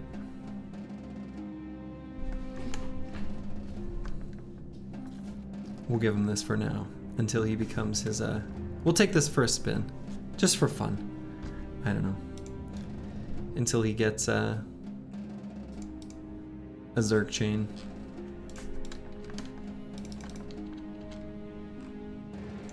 Or something else, who knows. Okay, some orc up here. Very far from home, little orcs. Aren't you guys all living?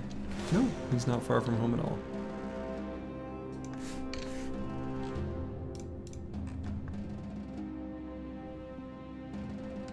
This guy, oh, no. No, no, no. He's like, these talent stars need to be reversed.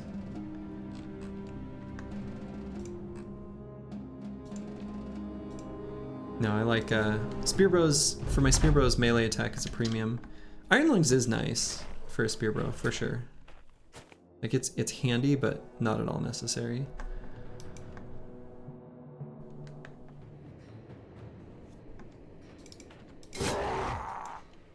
What would he be? I don't know, kick to the curb. That's probably what I should have done with him. But, you know. See, Bajante gets it. He understands.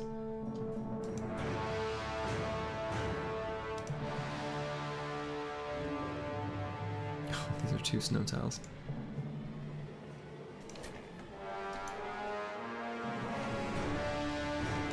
I mean, maybe, but we're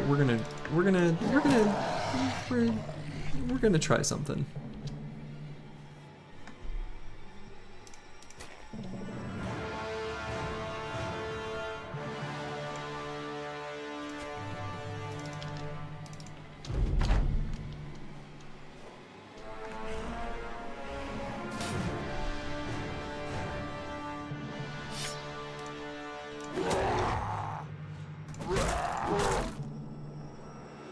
I don't think there's a big enough difference.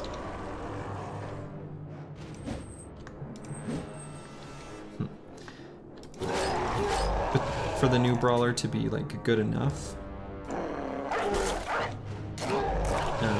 to be worth it, to be honest. Like, he's fine, but it's also like kind of whatever.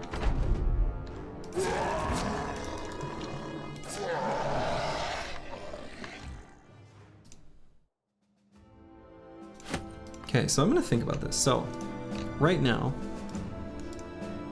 this guy can be a fatigue neutral with a Zerg chain, which is kind of cute. It's just, yeah, this is just better. This flail sucks. I don't know. But yeah, I think this is kind of legit. Right? That's a pretty good damage roll, right? The 70 to 120 is not so far off from a 2-handed flanged mace. And the armor ignore is lower, except higher against headshots. The same on headshots, right? And has more chance to hit head. It has stun chance. It's got the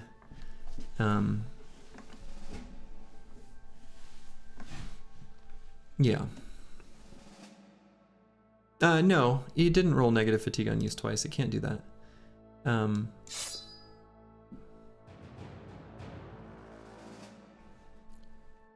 But yeah, the Zerg chain, yeah, with Headhunter and Shield Ignore, it's a strong weapon. Yeah. So probably the next perks for this bro, I may need to still get him Backstabber, which is totally fine. I can totally do that. I don't hate adding Backstabber to as a patch perk for fatigue neutrals that low roll on melee skill. I'm totally fine to do that. So he'll probably grab, you know, Headhunter and Backstabber, probably still Fort Mind. And we'll see what else. All right, Thrower. hit level level 11.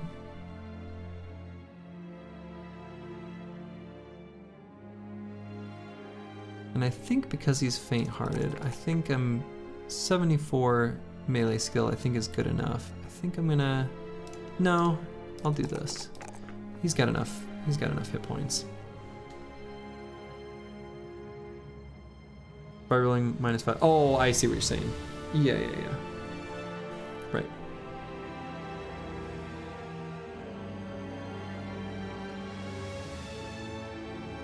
Yeah, I mean, Surgeon also just keeps people alive.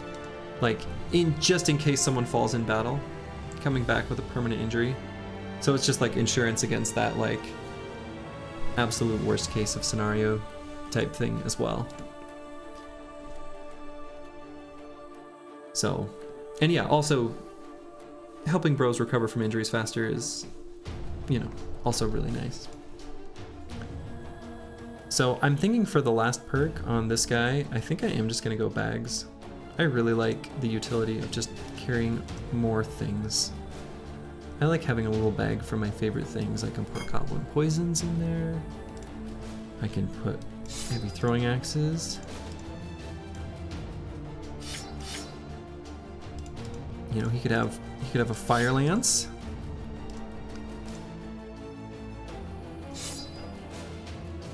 That's pretty fun. Hello, Blackfire. You'll be happy to know that you have been avenged and the barbarian madman has fallen. So,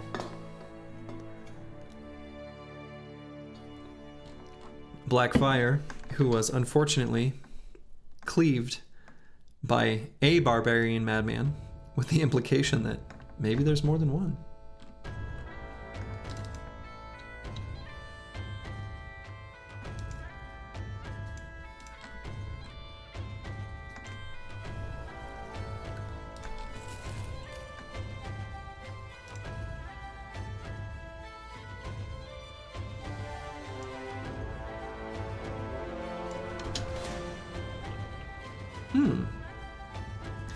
That's a nice thing to find. Those camps are usually pretty easy and can be a nice chance for famed items. We'll swap Catals for Morning Stars, I guess. That's right, your vengeful ghost can finally rest in peace. In fact, let's give this guy the exquisite whip.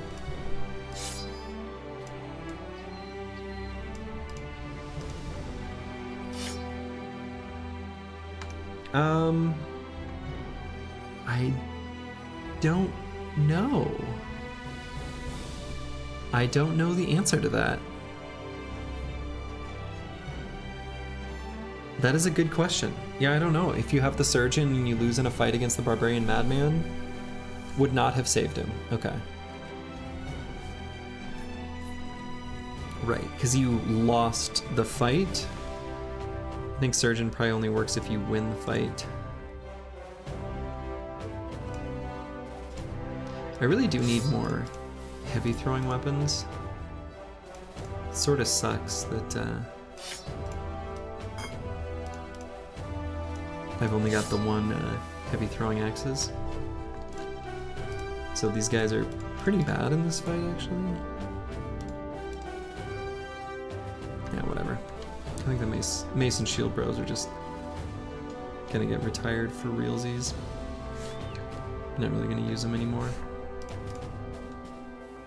Could maybe train this guy up. That's probably a better idea than like, that guy's at least got overwhelm. I mean, this guy can gain experience, but that's okay. He'll sit out. What do I do with him though? I have to give him some armor. Nah, whatever.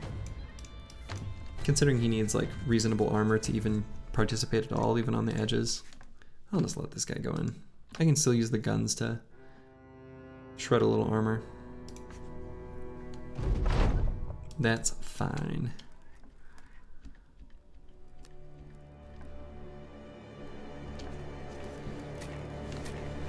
20 little ancient dead here on the battlefield. Let's see where the priest puts down their miasma. That's the real question. Or maybe they won't.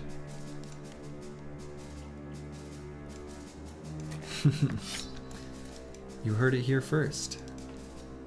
Undead. Fear nothing.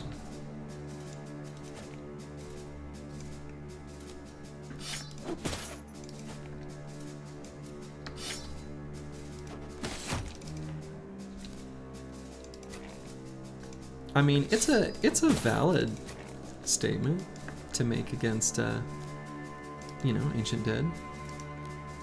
I saw that. I think I know who you're talking about. I think I raided him yesterday, 2 days ago. When did I last stream? Whatever.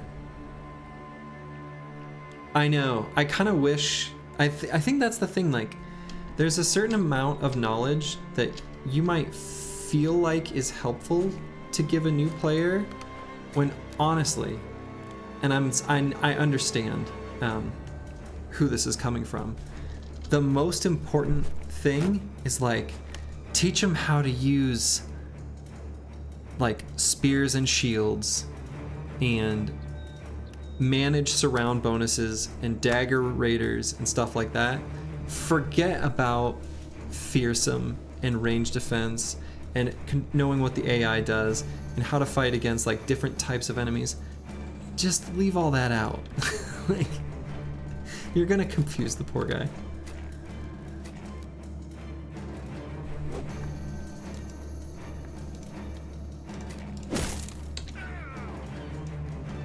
So despite well-meaning intentions, it's pretty easy to lose the forest for the trees, so to speak, and give advice that's kind of unknowingly not the best.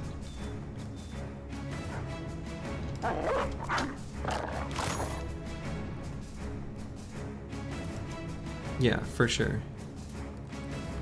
And honestly, a lot of the fights, like, you kind of can't learn them until you do them. You just kind of can't.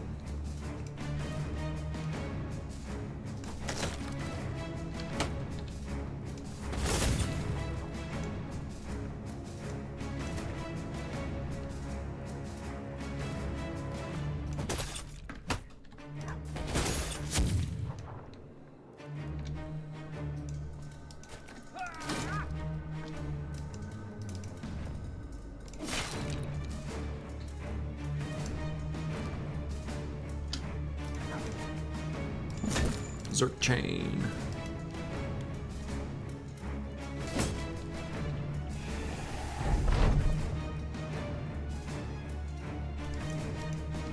You can put it here. I'm okay with that. I don't care about. I mean, I understand that most streamers are reluctant to have other people advertise other people's streams. Genuinely don't care. Happy to have his channel linked here. Yeah, okay. That's the same person I watched.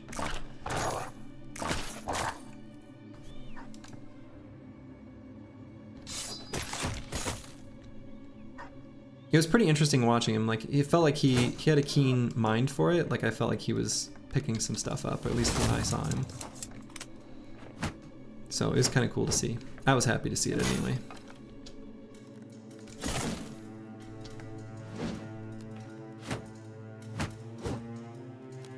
Yeah, a lot of it is definitely just knowing what can be won. And there's kind of no way to know that until you've fought a ton of battles.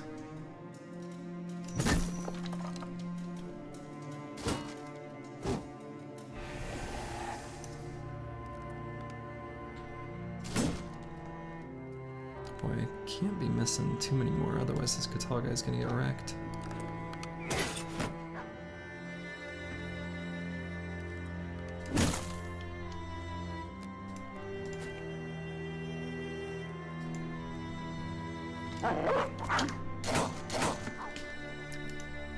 Yeah, I would say like Shrats, for example. is a fight that when you very first do it seems maybe impossible, unless you're really strong, right? And you can sort of brute force them, which, like, that is a thing, right? But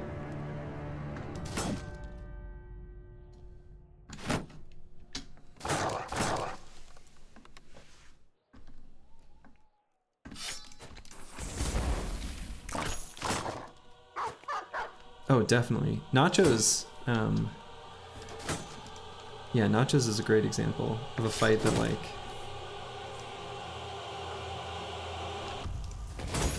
definitely knowledge of how they work is huge. Come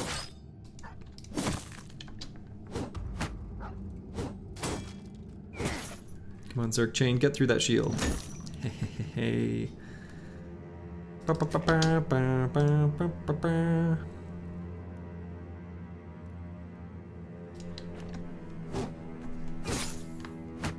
Catalbro's really getting wrecked.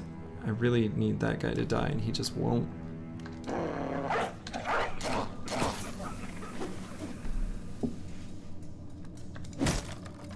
Okay, now he did.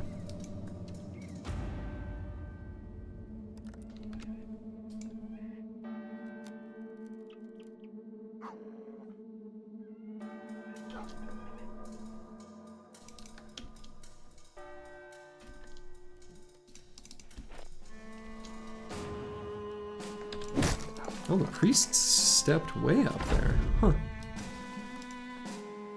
That's unexpected. Talbro is probably just gonna sit the rest of this one out. Most likely.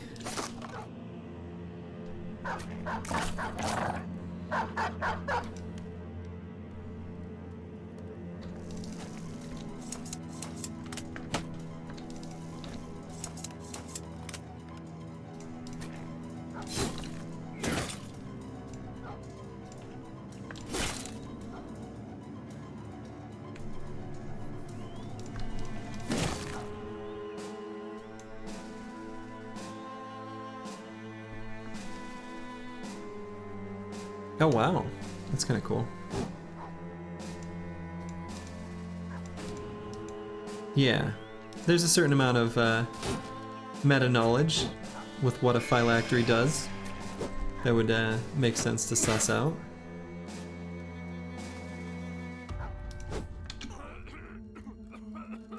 Kind of cool.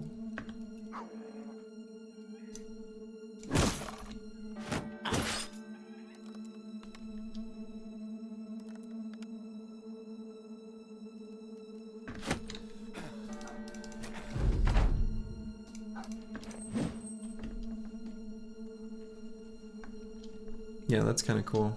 I don't remember what my first library fight was like at all.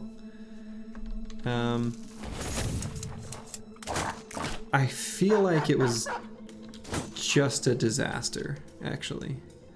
I'm pretty sure that I just got completely stomped.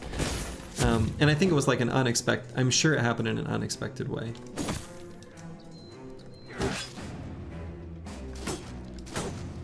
But I honestly, I don't remember it.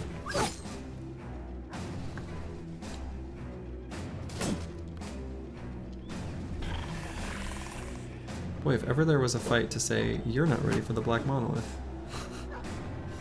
I mean, and I know I'm not, but still, good lord. This formation that they're in is just killing me. Literally.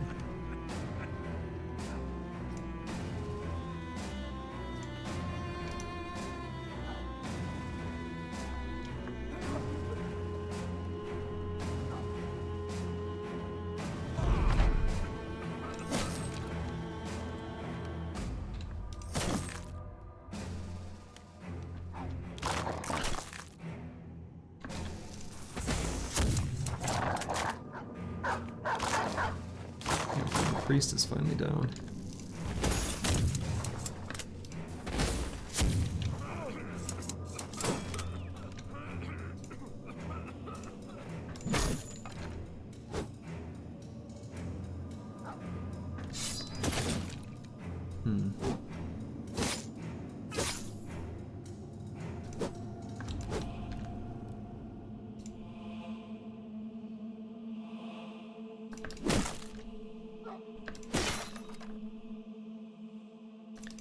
This guy's got to step back.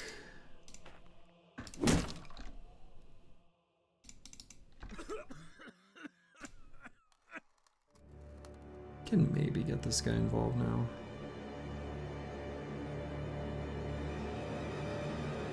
Yeah, sure.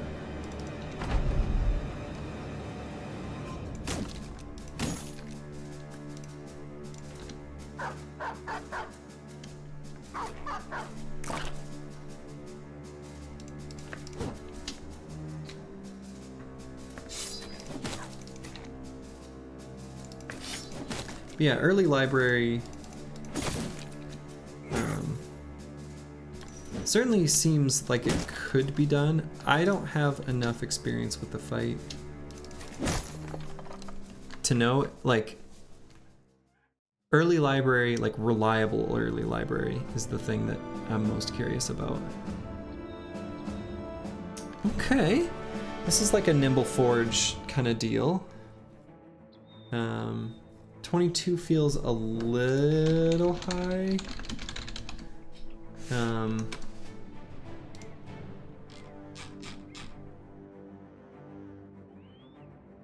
Yeah, 22 is the worst this could possibly have, and it's actually also the worst possible durability it could possibly have.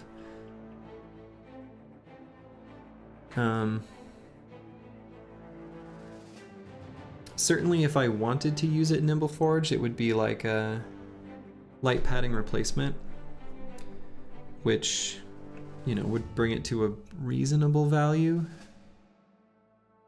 Would look nice with the feather helm. Hard to argue with that one.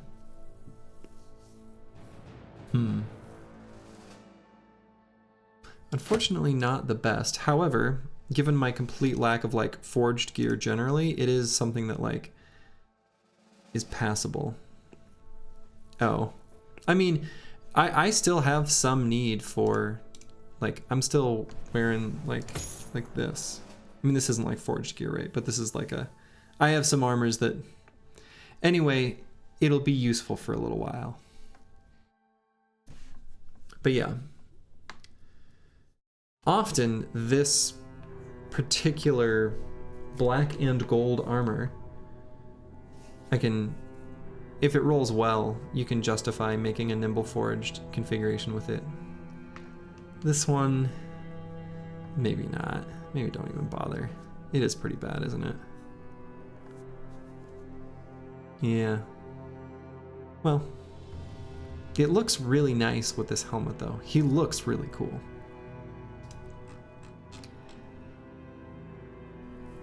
And we got a jeweled crown. Should be worth a fortune if you can find a buyer. And what is my funds at?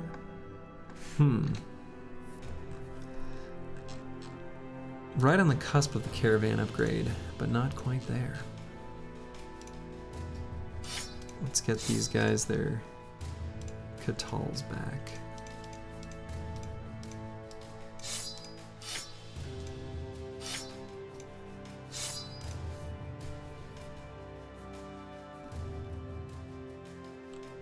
Yeah, it's like a pretty rare, it's a pretty rare drop. I think it's like only the very biggest Ancient Dead camps, I think. Maybe the regular Zombie Dead can drop it too, I'm not sure. Alright, last perk for the Catal. What did I choose for the other one? I just chose 9 lives.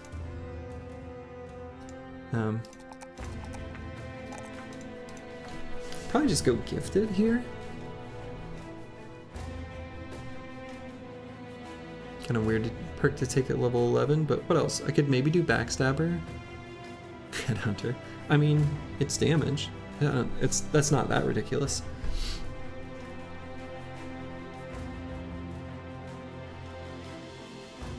I think Headhunter is actually like kind of legit on a Catal. I could also do Executioner.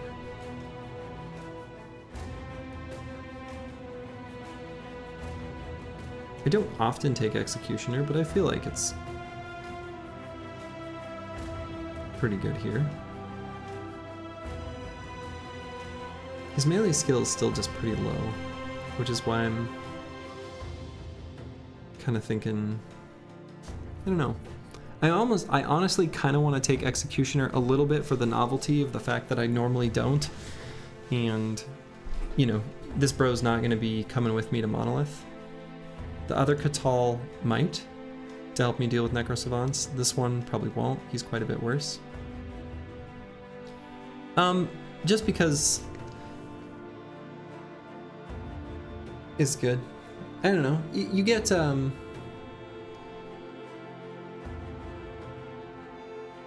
yeah, 8% reduction insta-kill. I mean, it's pretty, you're pretty like, if you get a death blow, you're causing an injury. Yeah, I'm also curious. I guess I can get rid of the question mark.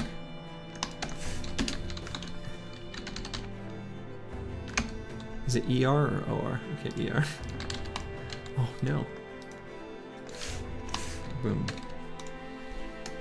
Now I'll remember that it's in the title. He's got Executioner. And the team is, you know, a little scuffed right now, so we can pick and choose our fights a bit more carefully. The gates to a great underground goblin city are probably off limits to us at the moment.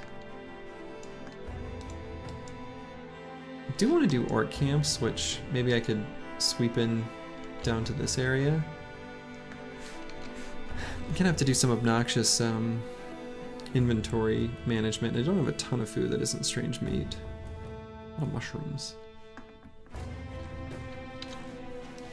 Yeah, I mean, it's probably okay, but I honestly feel like the throwers just do a better job. Once they've got bags, like, that's where the Necro Savants are gonna go, and then it's just like net, net, net, fire lance, fire lance. I don't know. I feel like they would sort of have a little utility and then burn out. Whereas I feel like if you take bags, which I normally do, I like it. I don't know.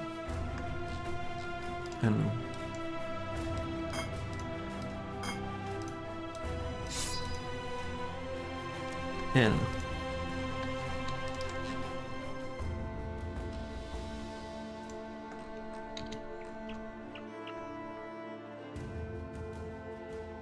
And I guess I'm also on the lookout. I should think about random thought, but haven't discovered too much tundra, like a big chunk here, but I have to consider thinking about after killing an icy cave or defeating the icy cave, now where have I explored in the tundra, right? So it might be worth just like stepping on this mountain, for example. I guess it's gonna be nighttime, huh? Well, I was gonna say just to sort of rediscover the same parts of the terrain that we'd uncovered previously. I'm just gonna take a peek over here since the team's a little injured anyway. It doesn't feel like a bad idea to do that. Oh, Rashid is no longer fat. He was gluttonous and became fat, is no longer fat, could become fat again later. Who could even ever know?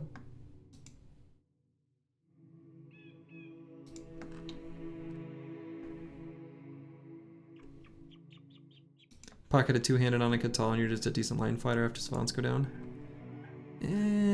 Yeah, I guess. Like, you're fine, but you really don't offer much other than just like a big bonking chonking hit, which is something. Alright, this looks like a reasonably easy fight, actually. So I'm gonna take it. Story of my life, TBH. That's kind of funny. In my life, I've had some big weight swings. Not big, actually. Not really big at all, but there's a period when I was like in high school and I was really into football, American football, and like lifting weights. I got real, like big.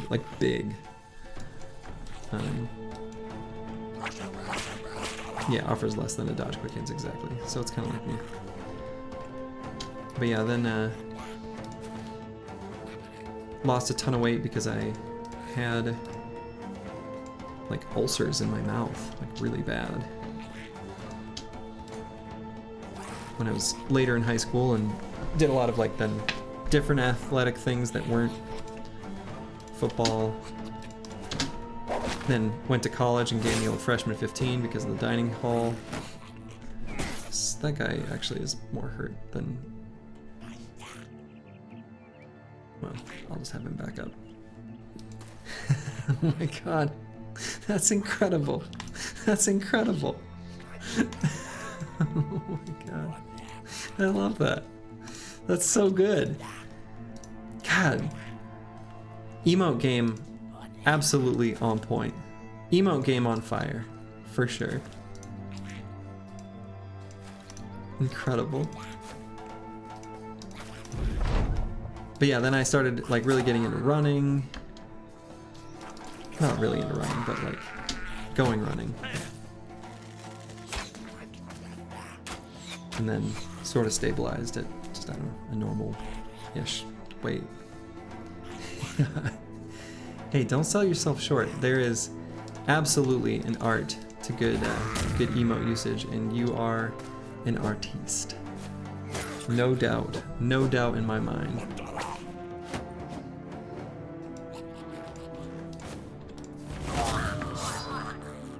Oh, that's not the button I meant to press. No. Switched weapons to the wrong weapon.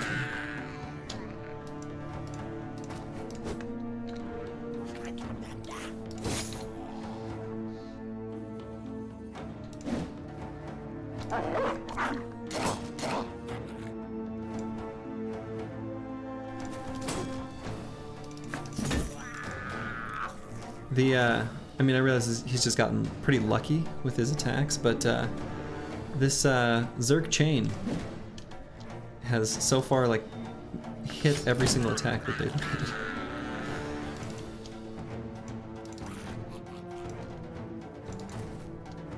And yeah, gun abuser, absolutely guilty as charged. Guns are great against goblins and a lot of enemies.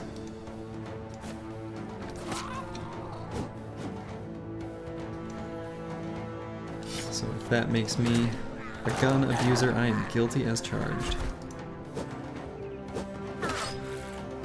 Yeah, exactly.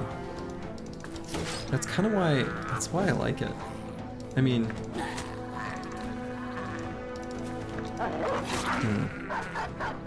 it's one of the things that makes this game good, is when it throws situations and bros like that at you, and you gotta kind of be scrappy.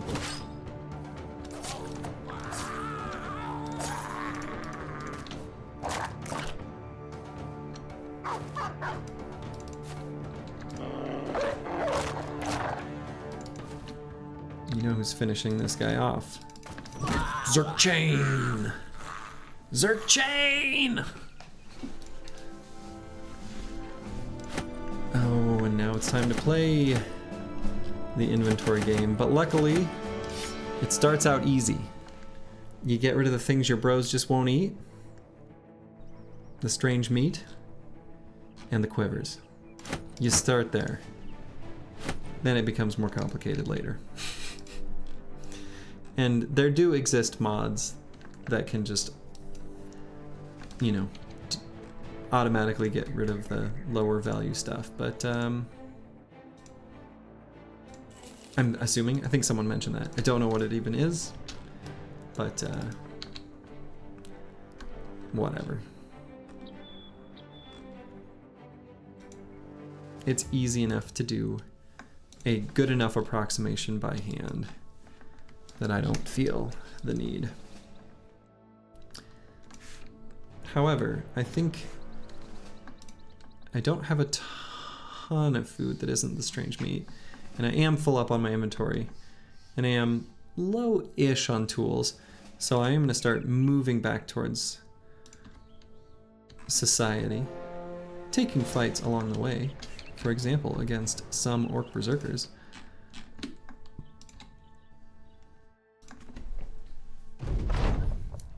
But yeah, thanks for the suggestion of Zerk chain for that bro sins. It has been great fun. That was a Sins original in the moment of why not this? I'm assuming you've done it before, but yeah, I know. It's true. Blackfire is right. It will save me 5 seconds on every fight, which, you know, 5 seconds is 5 seconds.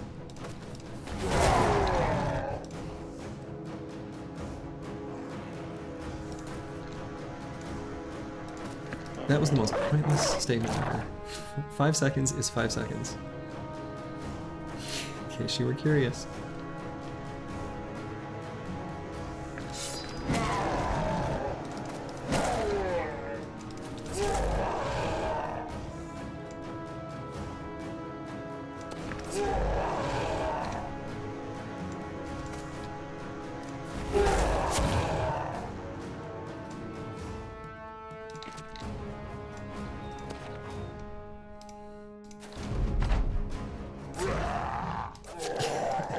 That's right. Note that one. Take notes. Important, you know, earth-shattering new information.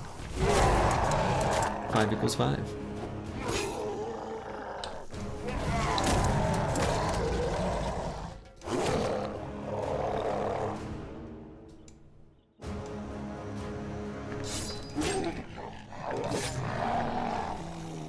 Yeah, I mean, I do too. My own personal spear meta.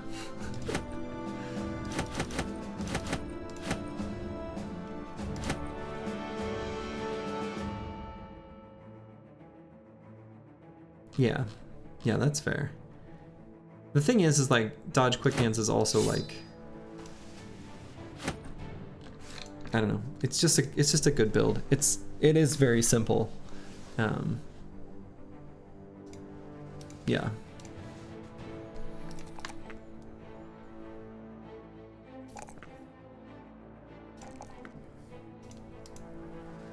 And I think this guy, I'm gonna do bags as well. We'll find some good stuff for him. Can also, in a pinch, use spiked bolas for fighting Ancient Dead.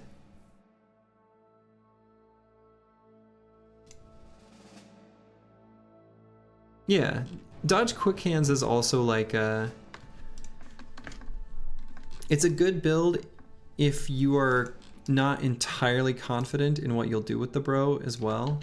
So like two kind of examples of that is like you might make them a fatigue neutral and you might make them a dodge quick hands. The first few levels are kind of the same.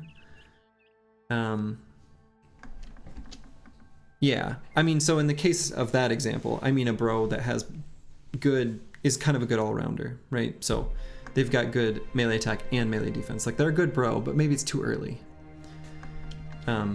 You might make them a fatigue neutral, but you might not find the armor piece. Or you're in a situation where you are building a bro sort of generically. Hey, witch hut. And you are sort of waiting to maybe find a named item. Or like, you know, keeping that option open to not take mastery. Yeah, 9 lands adrenaline better if the bro's gonna be a fatigue neutral. I think yes, if it makes sense for the bro to have that once they're a fatigue neutral, because that requires quite a lot of fatigue.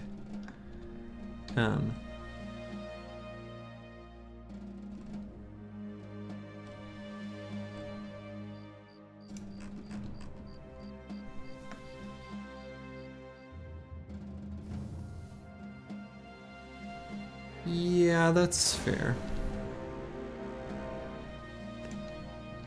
Yeah. These poor 4 peasants. But a one fight is a one fight. They picked the wrong road.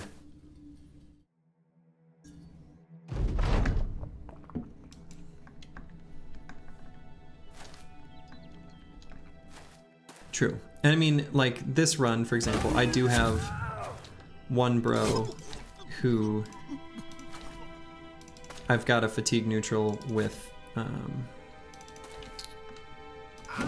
what's the name of the perk he has? Fast adaptation, right? And he's gonna be with me to the end, right? So this was a bro that was kind of a tempo-ish build that I picked up. Like you can tell, he's level 10, right? So he's been with me for a little while, but especially, you know, with Drunkard, his starting melee skill was low, and it was at a time where I still just needed bros that can hit stuff. I needed my bros to hit the enemies at least some of the time. Also, I caused my mic to clip there, I'm sorry. But, you know, so I've got a fatigue neutral with fast adaptation. You know, it's fine.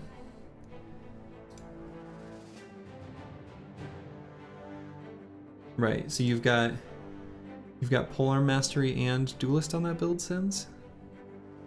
Is it like interesting? But no quick hands? I think this is a better generic dodge quick hands.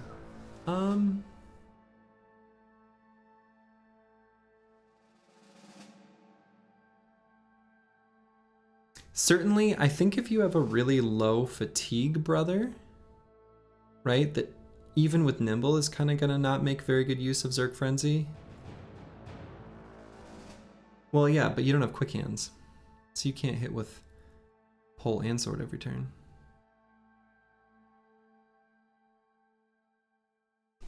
Unless you meant it to be something else.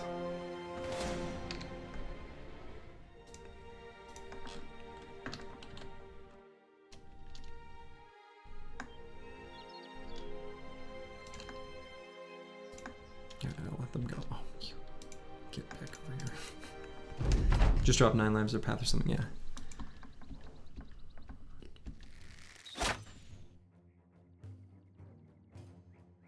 Yeah.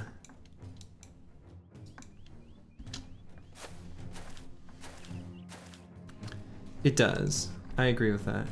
Actually, I think Dodge Quick Hands kind of has a trouble of not being able to build in fast adaptation or 9 lives. Like, I feel like I kind of struggle with both.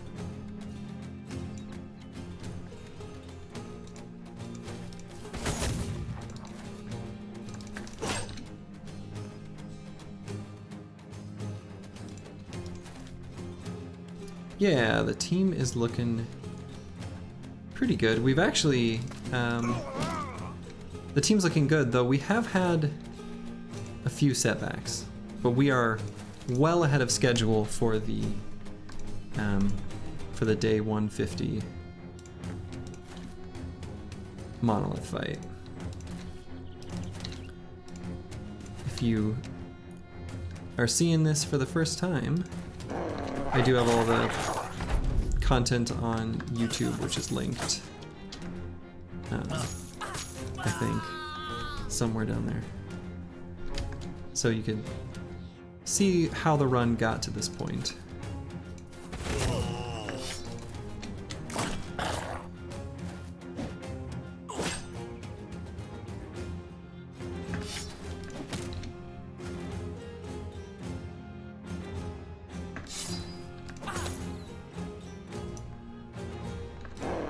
Oh wow. There's a huge thing that I didn't know I had a follow goal, but Twitch just let me know that I met my follow goal of 80 in a very big banner that went across at least my version of the chat. It was very exciting. Yeah, thank you. You were the follow that did it. Very exciting. Thank you for making very fancy shiny green lights go across the screen. That was very nice. It's one of those things I didn't know I needed, but I did.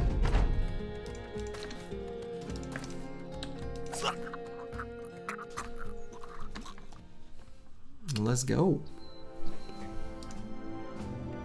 Oh boy. Alright, we'll get rid of the strange meat. No quivers to rid ourselves of, which is too bad, but these skirmisher shields and feral shields and ancient coffin shields, they're not worth too much.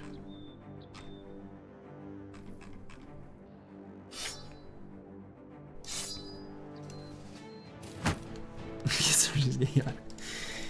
Hipsters only. Nice, that's great, Sins. I'm glad to hear it. Glad it'll be good to see you back in action. By the time I started like really getting into the game, I think you were playing a lot less.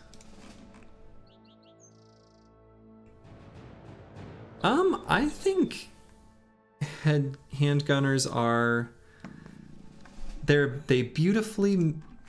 both. I think they are good and they are fun.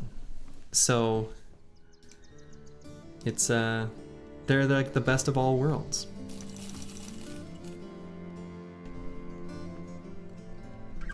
Yeah, playing while working from home. Yeah. I'm not doing that because I do have a, you know, whatever, but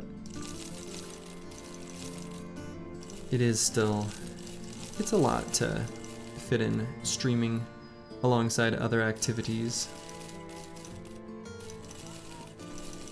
I don't think I need the long axe. And we've got a pretty good sale price for all this stuff. I guess I can.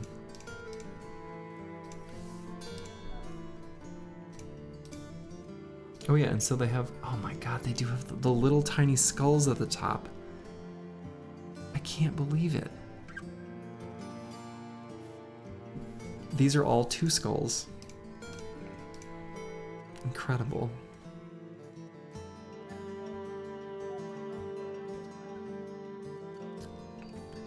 You know, I think Blackfire has a point. And so part of that is the big thing about a dedicated gunner is you've either got to make an enemy of a southern city, which I think is, once you know what you're doing and you can pick and choose your fights really well, is fine, but you still have to have a pretty decent squad and or some consumables or whatever. Or you have to buy one, and they're expensive. And I think a lot of people would rather spend the money on bros when maybe they shouldn't. And they'll get more value out of just buying a weapon. And so people are reluctant to get the handguns. And I think that's probably enough of a barrier that people don't give them enough of a shot and don't realize just how good they are. But attacking 6 hexes at once is good. It's really good. Right. So sometimes you don't have the cash for the guns at day 40. Which is why you attack a southern city. You don't have the money, but you've still got the arms and armaments to make it yours. So, so what do I want to do here? I'm a little annoyed that they've got the drought here, because I'm thinking I'm just going to make another pass through the far side of the map, but I'm going to need more food. Yeah, and the thing is like a hybrid thrower is a great build, and like, but for example, so these bros here, these two, Hafas and Musa, I picked up really early. You know, been with the company for 69 days. It's day 70. So, like, Musa I hired, you know, practically right away at the beginning. Started out as a tempo thrower, you know, hybrid thrower. I think I probably did fast, gifted, quick hands, throwing mastery. Came back for Pathfinder, took Nimble, Duelist Fearsome, and only at level 9, at level 10, yeah, level 10, did I pick up Crossbow and Firearms Mastery. So for this bro in particular, I didn't actually get I got the handgun a little before mastery, and so I didn't use it until I gained that next level. So they were a hybrid thrower for the beginning part of their life, and I just tacked on the crossbow and firearm mastery. And the nice thing about this is they're really a Swiss Army knife, and they can do a lot of things. They can do the big AoE blasts with the handgun. I think this current setup is actually a pretty good example too of the throwing spear is a great move 1 hex, shoot the gun, swap to an ultra high damage single target chosen slayer and throw that, and then, you know, or fire pots or whatever. Crossbow and firearms mastery, making ignite cost 1 less fatigue. Yeah, I think it was around day 50. I did kind of go back. I can't remember the exact trajectory around that time.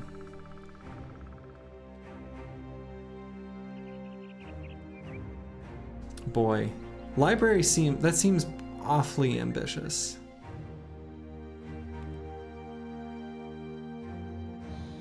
Because I feel like to do library, you do really need the heavy throwing axes before going in. So, like right now, I still only have one damn stack of them.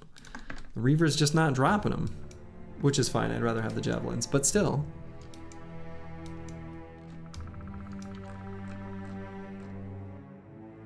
Do they? I don't know. Yeah, I suppose if normal throwing axes can one-shot the pots with throwing mastery, then you're fine. I don't know. I just kind of assumed that they needed to be the heavy version, but maybe that's not true.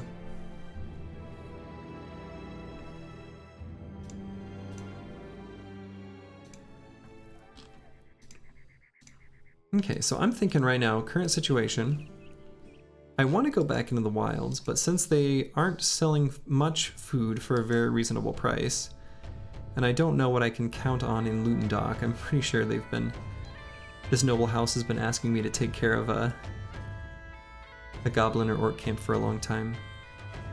They probably have a settlement situation that's lowering the stock of items. And the fact that I want some more forge gear and just general, you know, I don't know, experience fighting, leveling up, whatever. I'm going to run through that noble house. So I am going to sell some of this stuff. It's a good enough sale price. Boy, even tools are really expensive. Oof. But I think I'm going to have to buy them anyway. Don't have a choice. I think I don't need to buy food though, because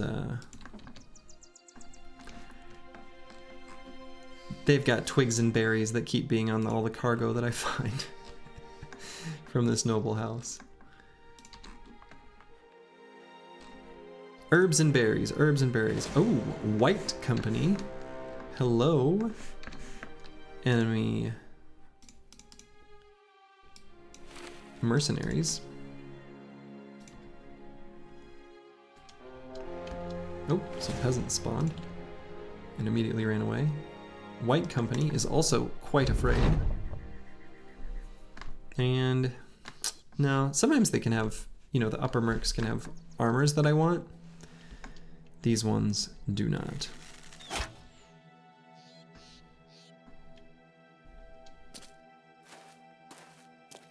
Okay, so they are going to charge forward.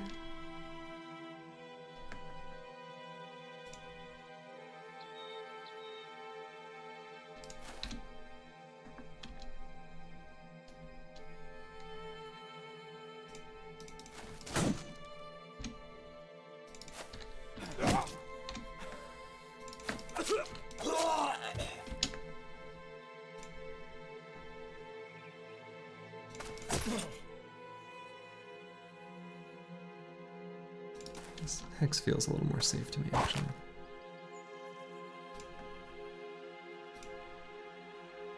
And could just blast from here. That seems okay.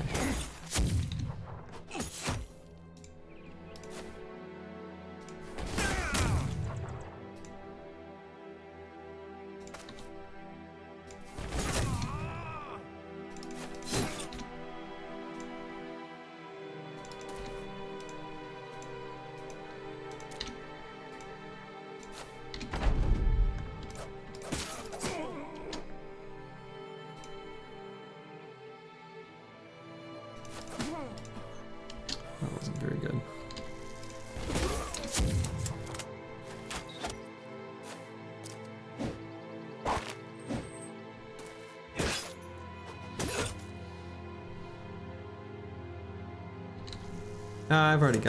I've already sold a few pole hammers. I mean, they're fine.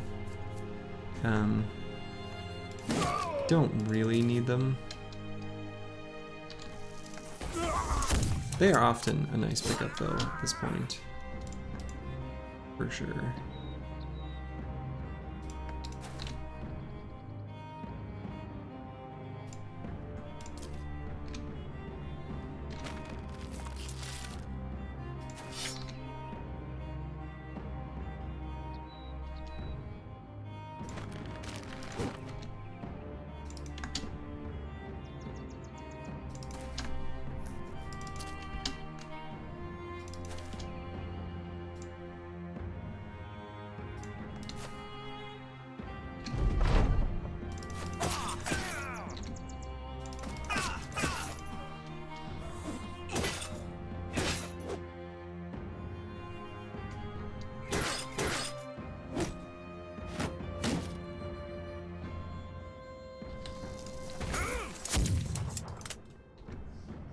Yeah, I think that is a worthwhile thing to experiment with.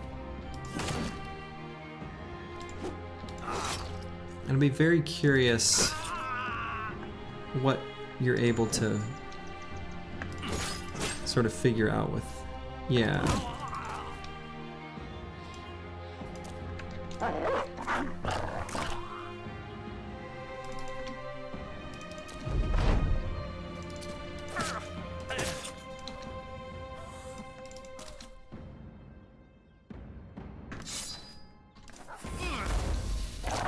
Eight to 11 feels like Glad's level of level, though.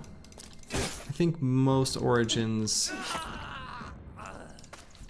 aren't gonna have quite that much experience. I wouldn't say 8 to 11. I'd say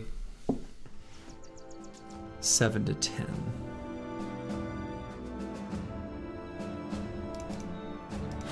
Yeah, I mean, don't get me wrong, it can happen.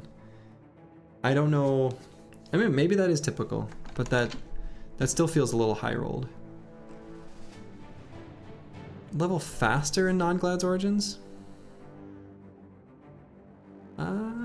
Really?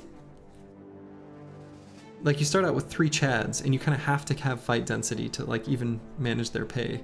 I feel like no one should have as high fight density as Glad's, and you get like built-in arena fight or 2 alongside your normal contracts just within the first couple days.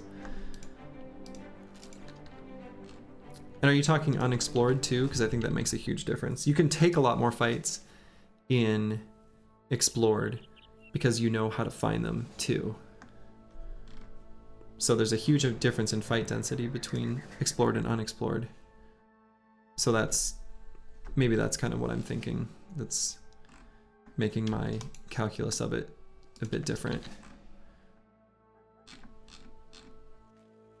Because there's a certain amount of value to just literally going somewhere for information, just map information, even if like you want fights, you'll take fights, but you know, you're not necessarily seeking out fights as much as just like figuring out if it's a place you want to go, either for fights or to, you know, find that juicy city that you can sell loot to get plenty of crowns, to hire more bros to power up, etc.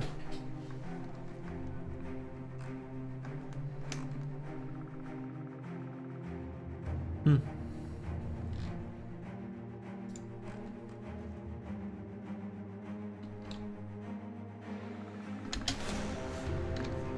Tumbled keep. We'll find it.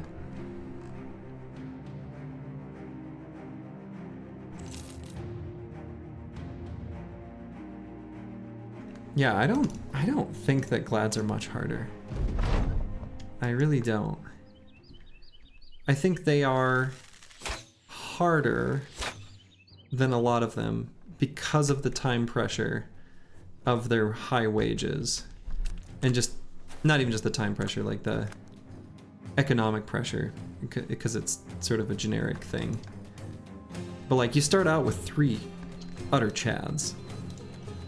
And that's a power that is kind of indisputable.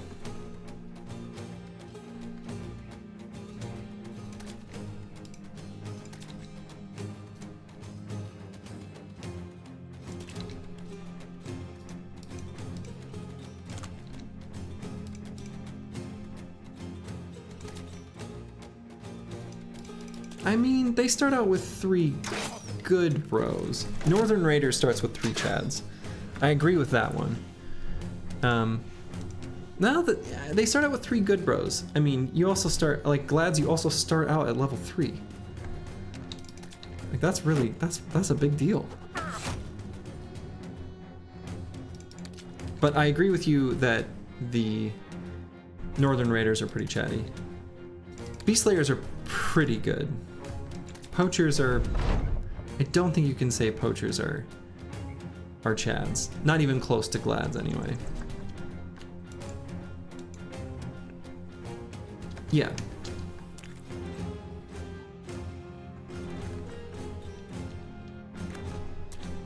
Raiders, I agree with you. Those are chads. The deserters. I mean, one of them starts at level 2. Deserters are like the worst, bro-wise.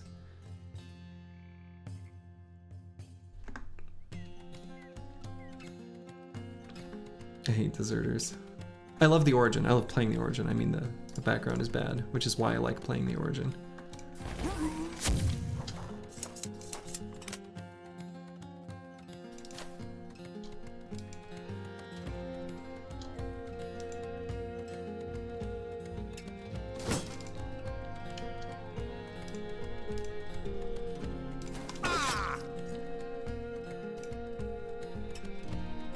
Can't even Zerk chain because this murky water is so hard to cross.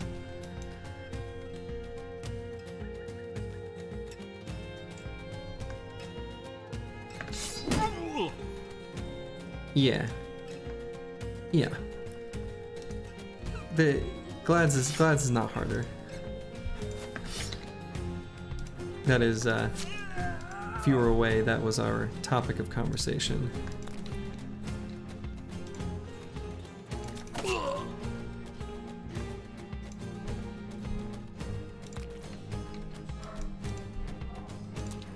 Glads are fun, because starting with chads is fun. But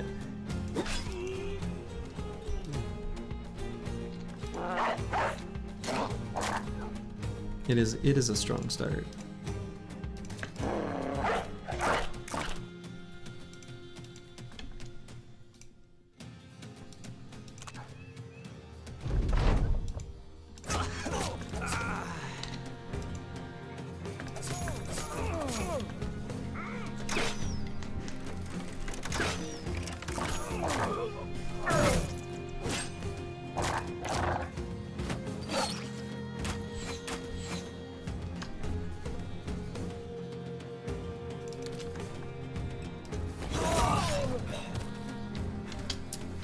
This murky water.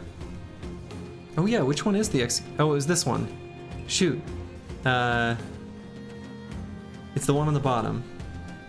And he did just do a murder. He did an execution. I saw it. He may have another opportunity. Let's watch.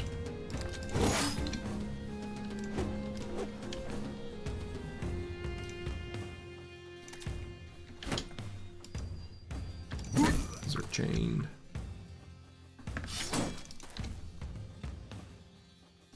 Not that one.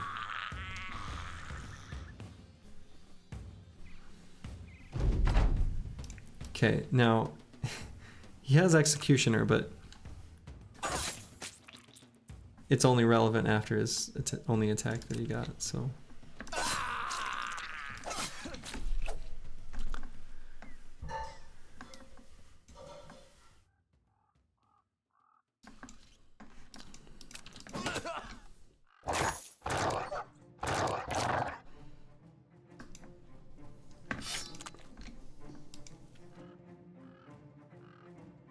Yeah, I don't know, Sins. I think I disagree with you.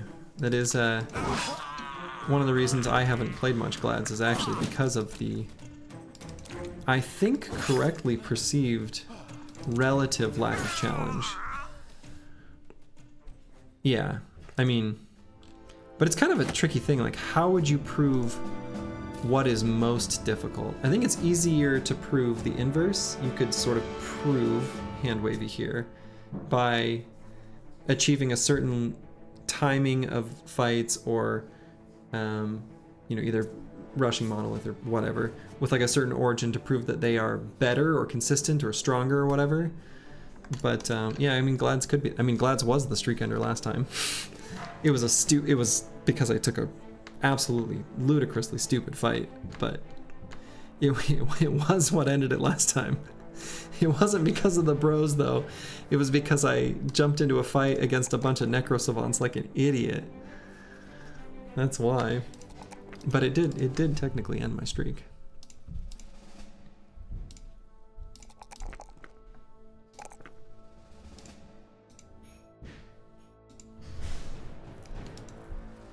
Yeah, I think Glads just starts out the 3 Chads, and 3 Chads that are like, they have good talent stars too, so they get to the, you know, you can plan their builds. They have unique traits that are legit really good. So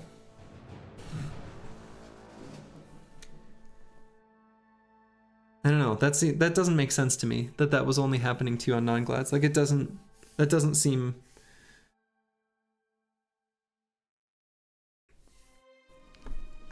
I don't know.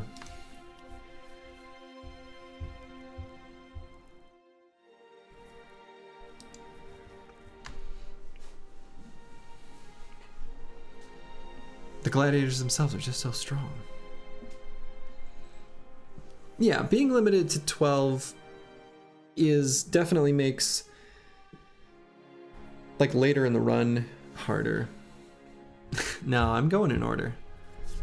I'm going in order. You'll have to wait. Gladiators is still a long ways away. We'll get there. Oh yeah, I agree that the 12-man origins have difficulties and they have their own set of constraints that make them very challenging, no doubt. But from the perspective of like getting going, the higher wages of the Glads are very much offset by just how good they are.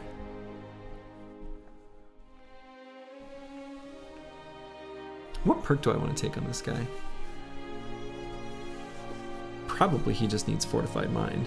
His Resolve is terrible. Is that what I take next? Seems like a good choice.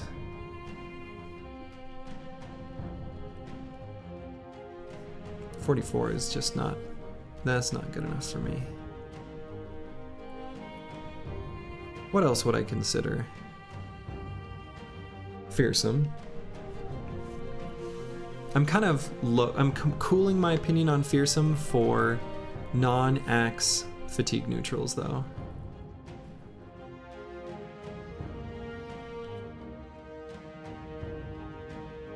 Yeah, I mean, but Sins, you also do get most of the time 1 or 2 free arena fights, which offsets a couple of days wages that kind of get you in a good start.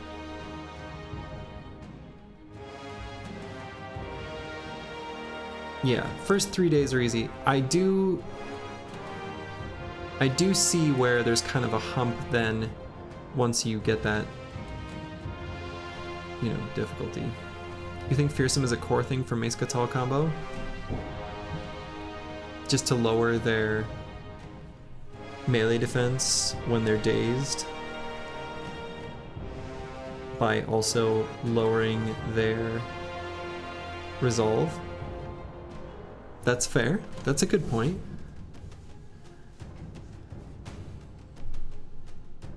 Oh, I don't use Glods outside the Origin. They're just worse sellswords. They're more expensive, worse sellswords. I don't bother with them, usually.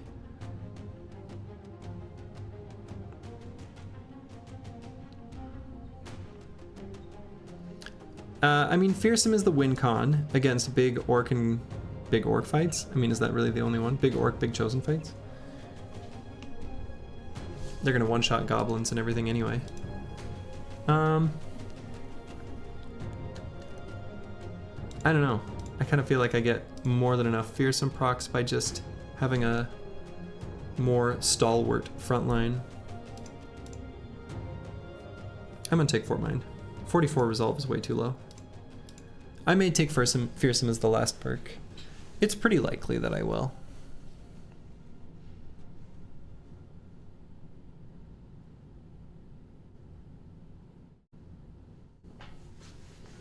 But yeah, his resolve is just too low. Last perk will probably just be Fearsome, but yeah, I mean, no doubt. Don't get me wrong. Where every like, you know, that's the fun thing is like every perk is good, right? Well, except for like dodge is his initiative's negative, right? But every perk does something, so it's just the opportunity cost. Obviously, not all of them do something right. He's not Bullseye doesn't do anything for him, but you know what I mean.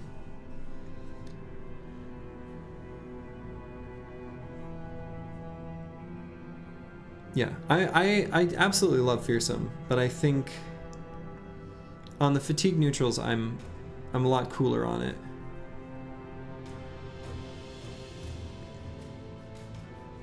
Hey, Grib. Yeah, things are going great. Things are going great.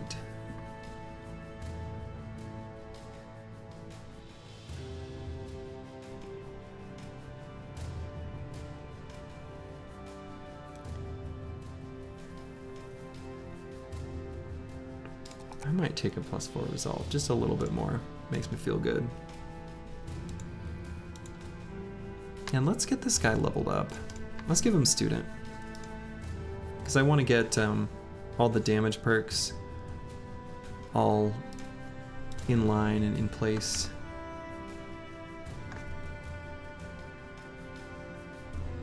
You take Brow over Fearsome even with 9 lives?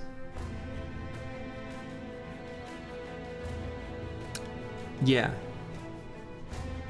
That's fair.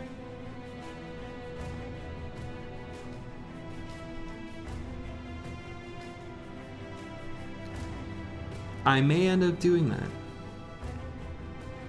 Especially because like I do have to slightly recalibrate the way I'm looking at these perks without having my dedicated spear bros.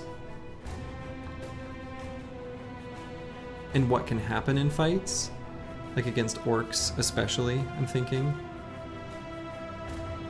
Where, and I still only actually built 1 tank, which is probably wrong. Like because I normally only build 1. 1 like big forge tank. I'll build like various defensive tempo builds that you could call tanks, but I'm sort of hand waving away those and talking about sort of big ideal late game team comp type stuff.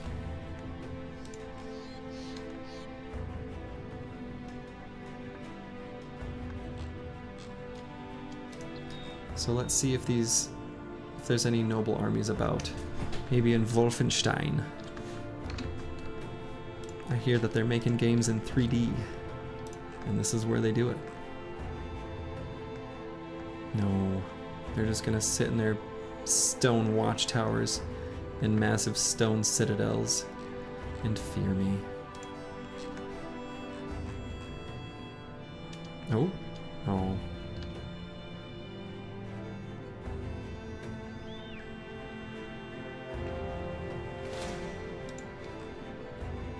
Wow.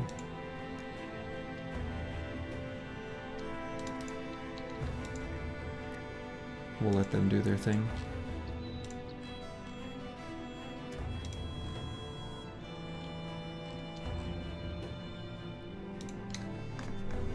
Okay.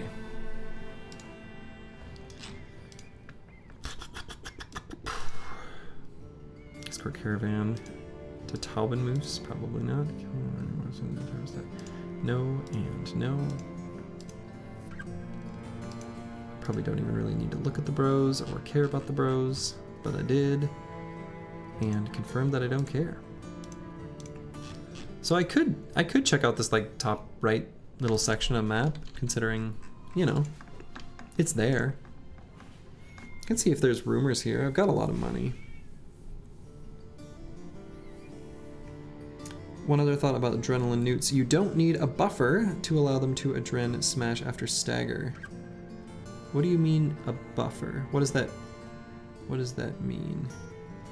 So if you're normally building 23 in standard, you only need 12 more for adrenaline, bro. Sure. I'm normally building for 15. 16 or 17 if like my first, you know, I need to go up terrain for the first attack. See, and I just accept. I say I don't care. You get dazed or a minor injury, I'd rather have more hit points. I think that's rare enough that I'd rather have more hit points. Though, I think it's rare because I'm not getting dazed by the one enemy that you commonly fight that dazes you, and that's Chosen. So I always build for 15. And I feel like I've never had a problem with it. Occasionally there will be an injury that will make that bro out of commission, which sucks. That can happen. But that's like 10 extra stats that could be resolve or hit points. Yeah, see, Blackfire knows. All right, I'm gonna pay to see some rumors here to see if maybe there's like named items nearby. These are all worthless. Wow, okay. Yeah, dude, spears are great. Love them. I think I'm gonna sell stuff and check out that top right corner of the map though. Just to see if there's anything worthwhile there.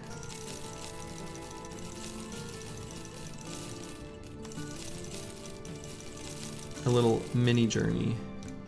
Then I'm gonna head out west again after that. I'm gonna buy some overpriced tools. And some food.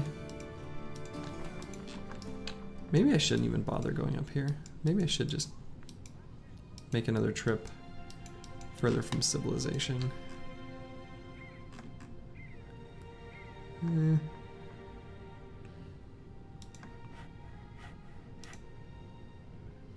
Yeah, I think anticipation on spearmen is totally legit.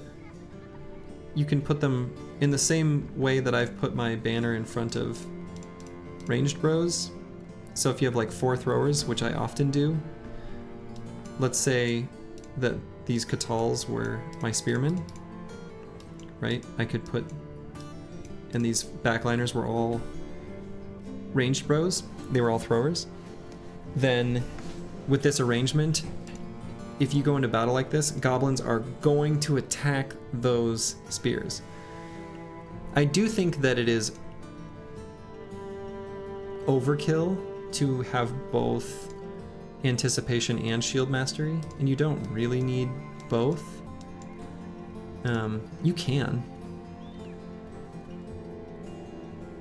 But yeah, anticipation is really nice in those cases.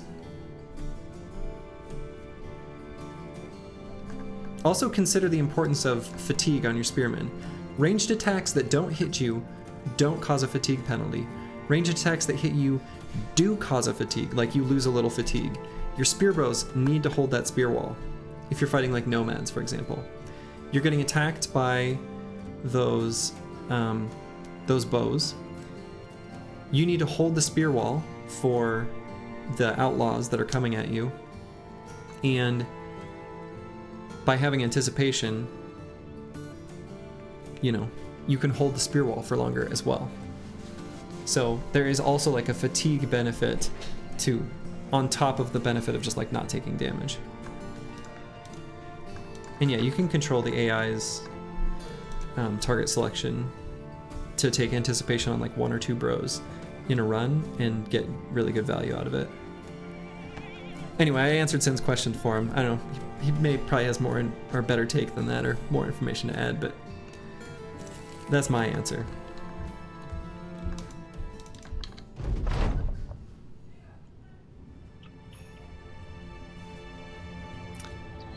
I'm actually not gonna sell the giant skull and bones for 100 for all that, because I want to make more attachments.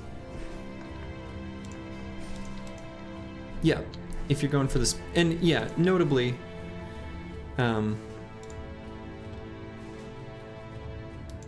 Spear Duelist, you would want anticipation, because I think the shield plus anticipation is probably overkill. Though even then, like it's fine. It's still useful. All right, lots of Reavers, and in fact, I've got enough money. I'm just gonna do this now.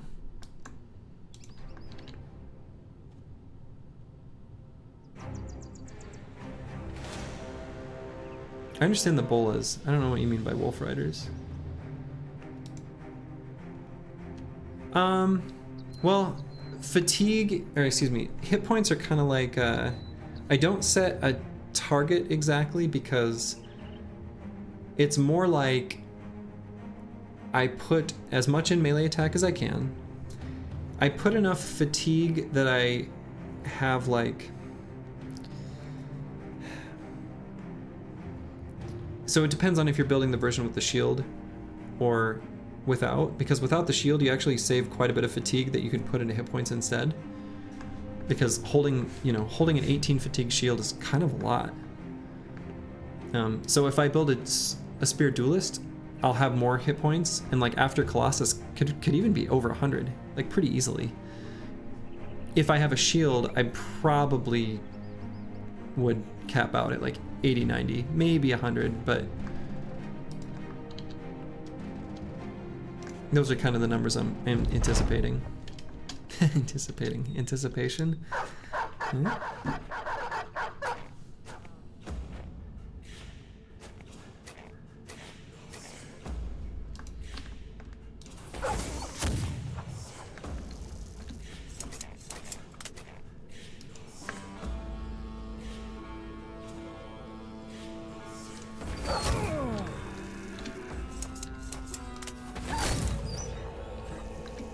The guns did not do all that well there.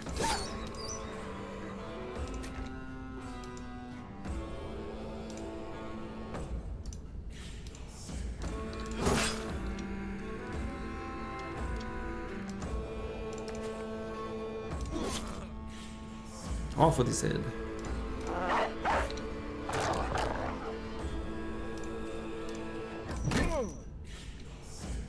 Bonk.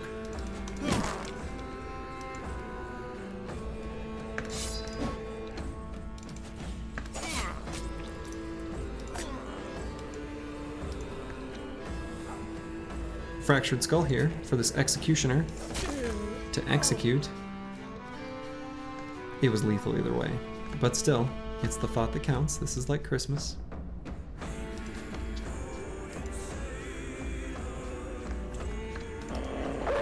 That is not what I meant to do. I meant to press indom. Do I still go here?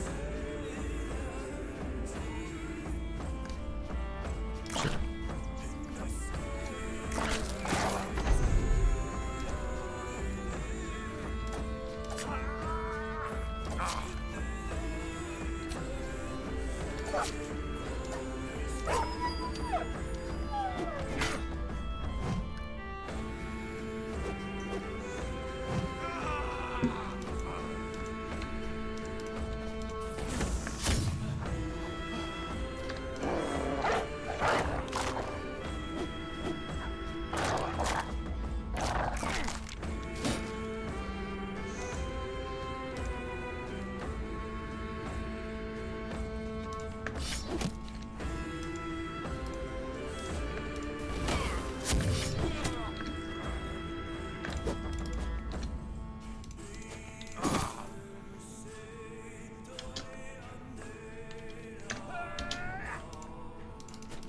do think the audio sound effect for Indom kind of sounds like a little kid who thinks he's a ninja.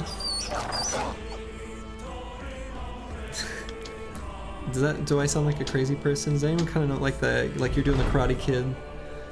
Yeah. Sounds a little bit like that to me, and it's fun.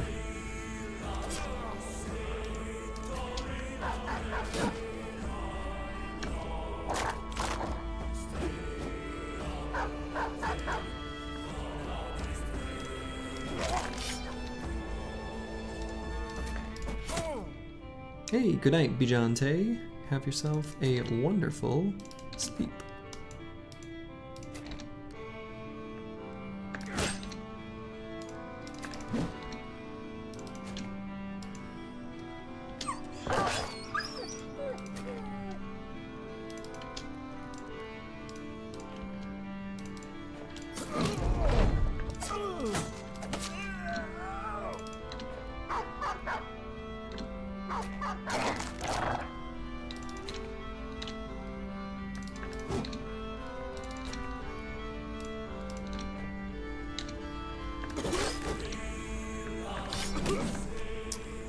Okay.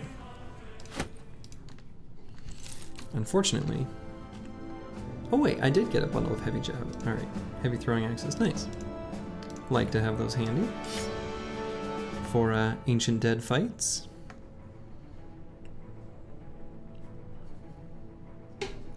I do want to get this guy training up.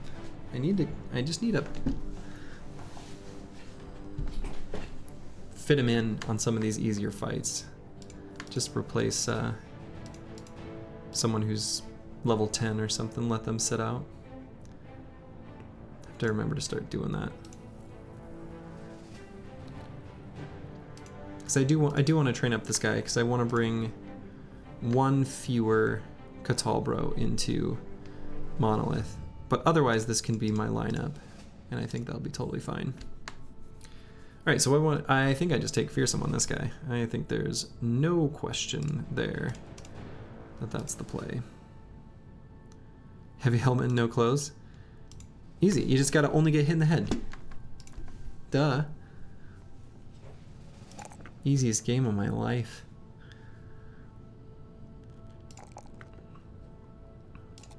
This bro is a experimental.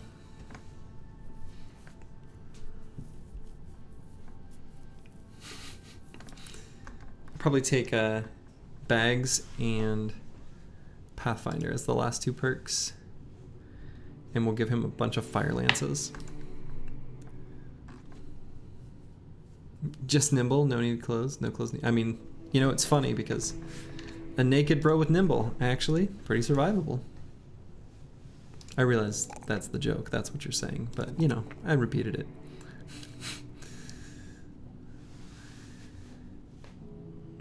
And let's see, do I take Resolve or Knit? Let's take Resolve. He needs it, even though the +2 makes me sad. Needs for it, needs it quite badly. We'll grab that next, and then we'll do Lone Wolf and Recover as the last two perks for this bro.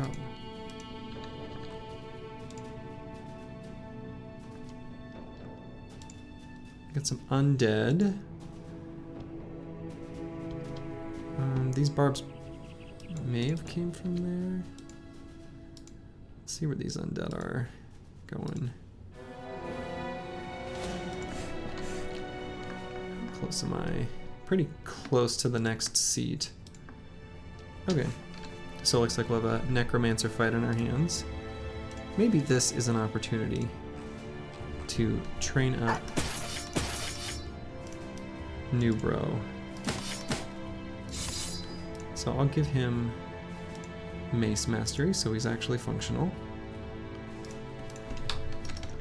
So I've mostly just got Mace Fatigue neutrals, which is fine. Very different from my typical. I feel like typically most of my Fatigue neutrals have X's because I'm fighting Chosen around like day 50 or 50 to 60, whatever. But not this time.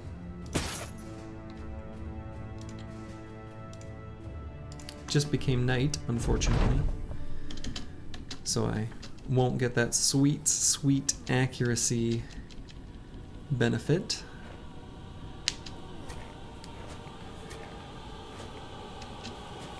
But yeah, I miss having the,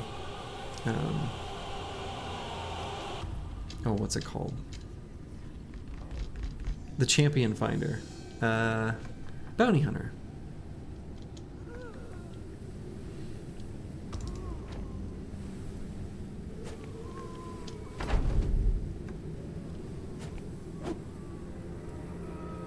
There's the Geists.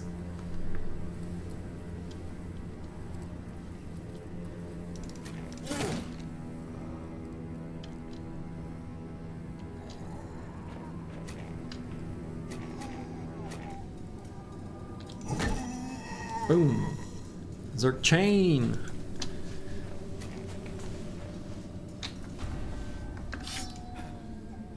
Oh, he doesn't have quick hands. Right, okay.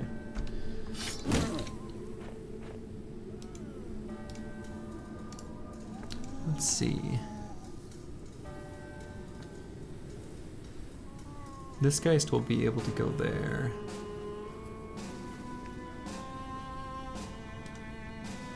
So if I wonder if I want to set up. Yeah, okay, so there's another wiederganger there. I was just kind of trying to think of ways I could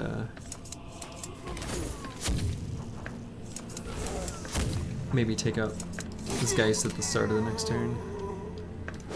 Don't think it's in the cards. But this one will hop over and do nothing, which is fine. This one will go like here and scream, which, you know. Oh, or he'll hop up there. I guess that's another option. But regardless, he'll move and not scream.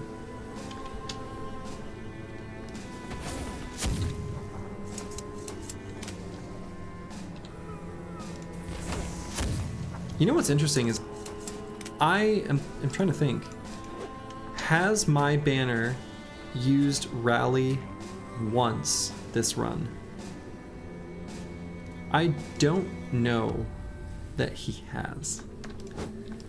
I actually don't think he has. Which is fascinating to me.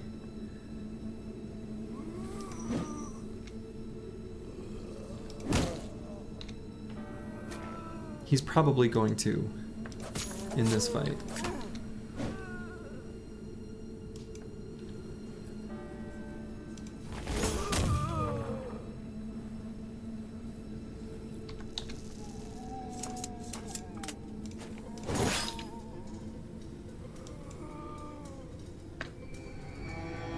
He did it.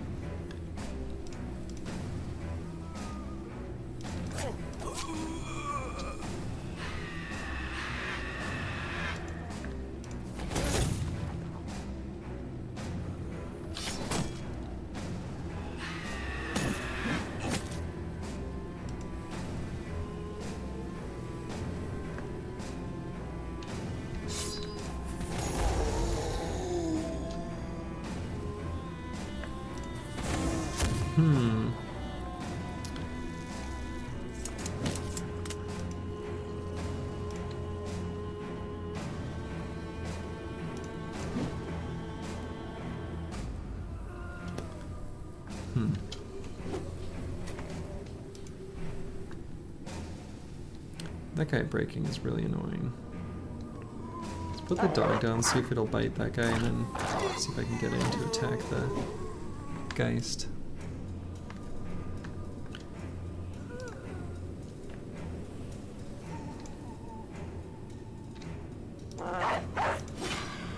Okay.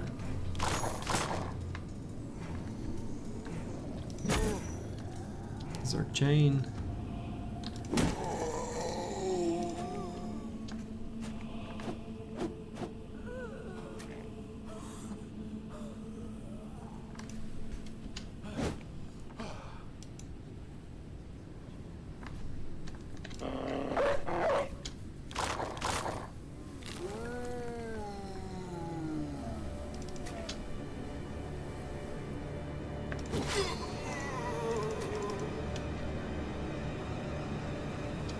just gonna save the fatigue on the banner. Because the team is being a bunch of cowards. Unfortunately.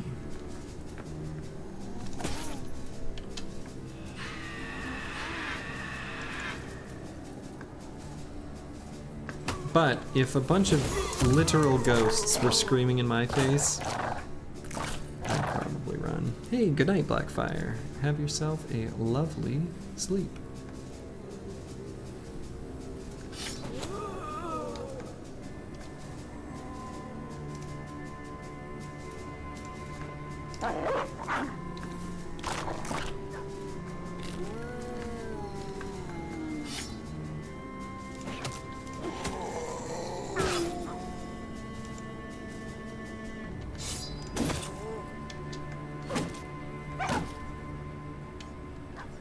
Be mean to my doggy.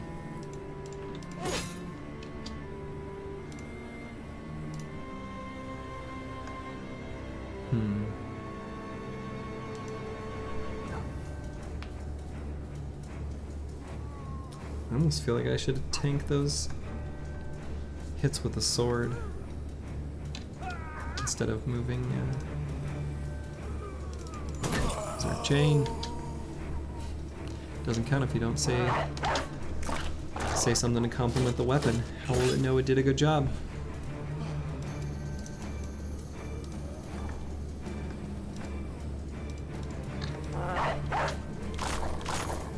Okay, I do want to keep my little doggies alive if I can. There's no point in rallying here.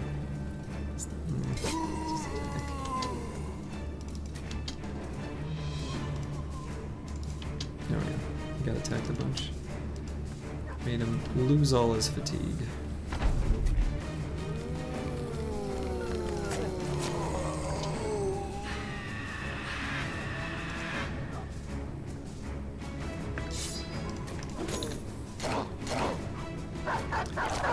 These two Geists, man.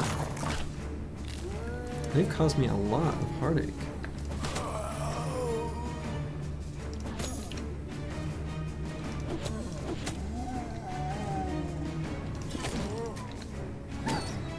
No, not my doggy.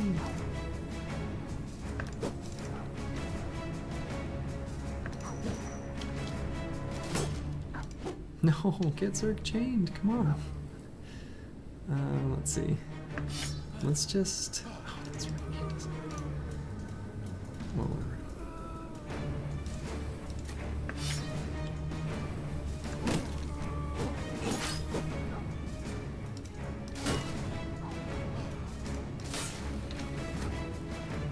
Nope. The fallen hero bodyguard is fleeing from his or excuse me, the necromancer's fleeing, so he's running forward.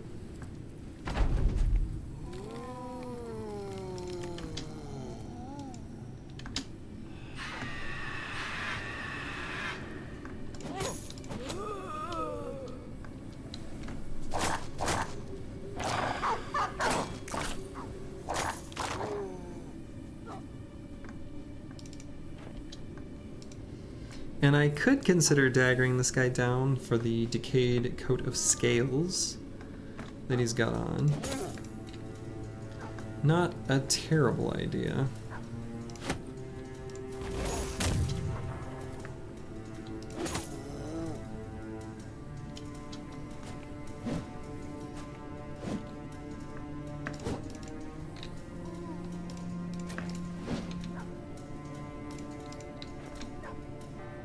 I sadly still could make use of it.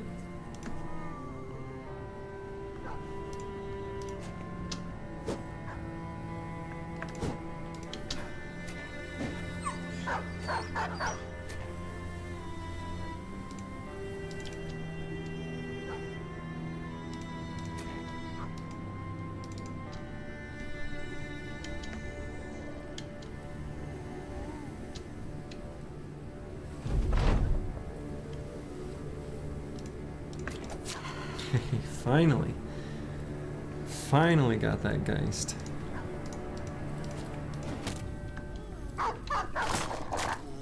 Dogs are gonna go chase down the Necromancer. How lovely.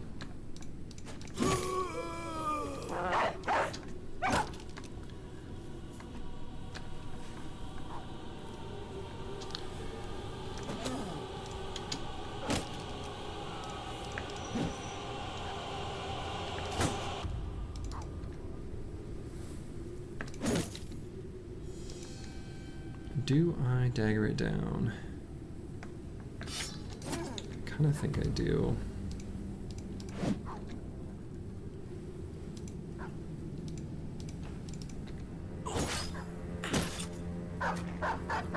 At least I try to. The dogs are gonna get in my way.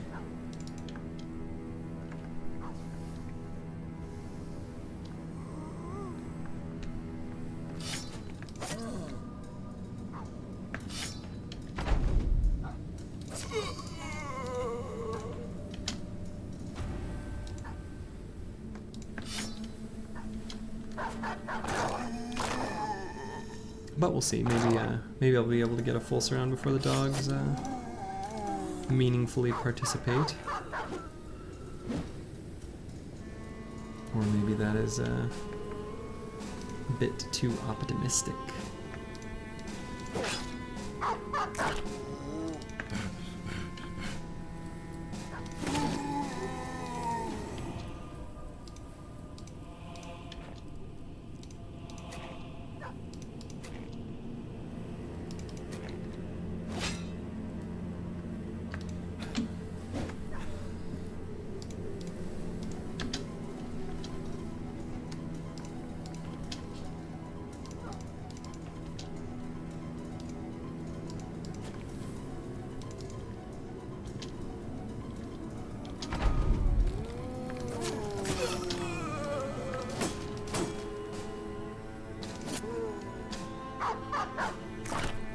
Dogs are looking for the Necromancer. That's good. That's what we want to see.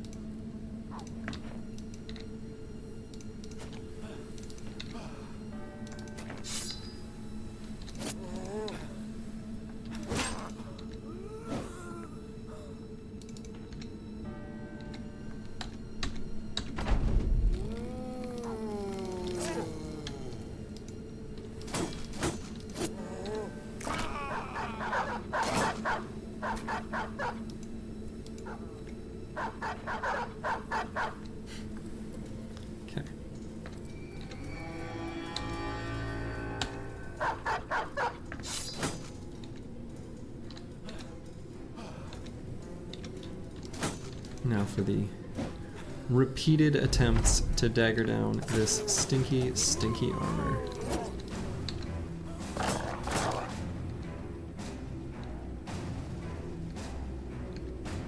Just gonna pass the turn on everyone until dagger time. Okay. Decayed Coat of Scales is not as good as the Decayed Coat of Plates, but still like, it's like an okay backup forge piece of armor. I don't know. That's my full statement. It's okay.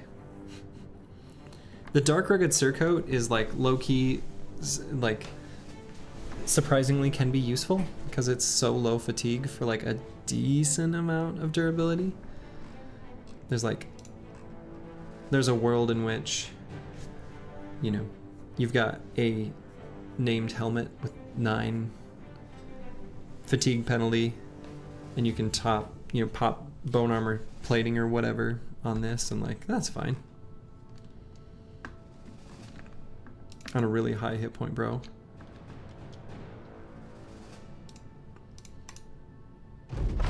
But you don't ever need to do that. You can just ignore that item completely and your world will be just fine.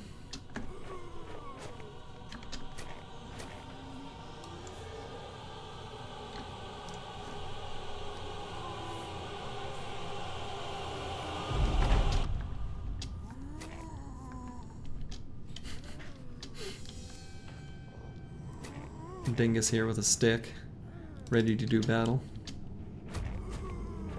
But you guys are chained.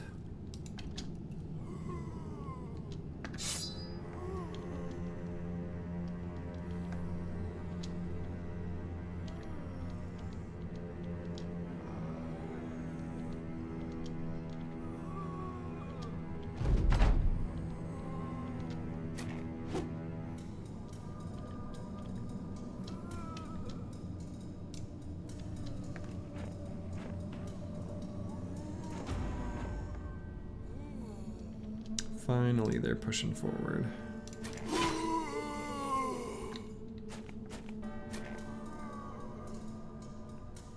Moving all slowly like in the snow.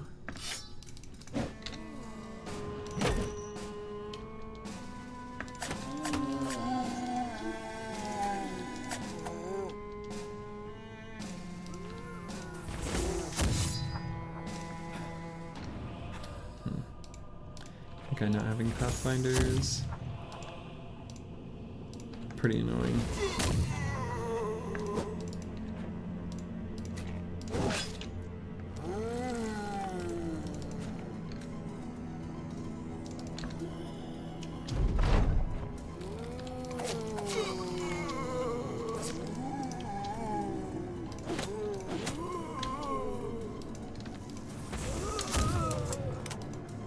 Probably gonna have kind of low ammo after all these fights. I've used a lot of javelins, which are pretty expensive for ammo cost. That is one mildly relevant balancing factor for throwing weapons is, despite how good they are, you're kind of limited in how many you can build and reasonably sustain, just because of the extreme ammo cost.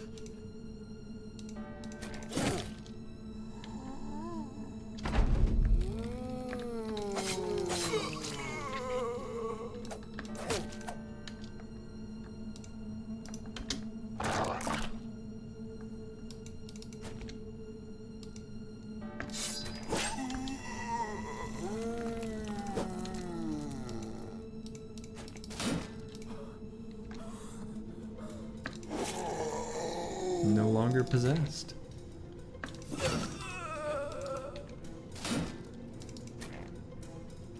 Things aren't looking so good for you, Mr. Necromancer. They're looking a little rough.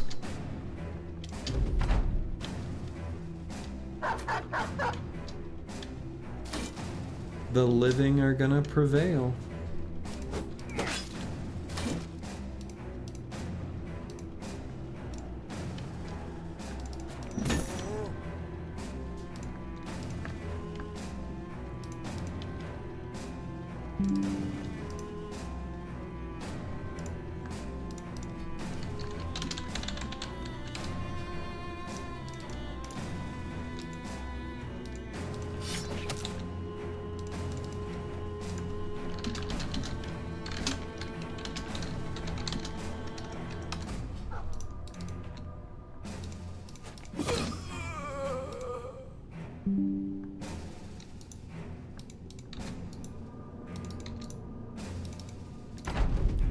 Would I ever make the axe companion into a spear bro?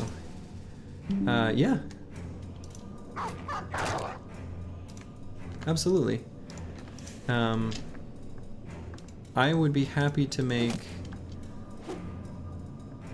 both of the starting companions into spear bros, actually.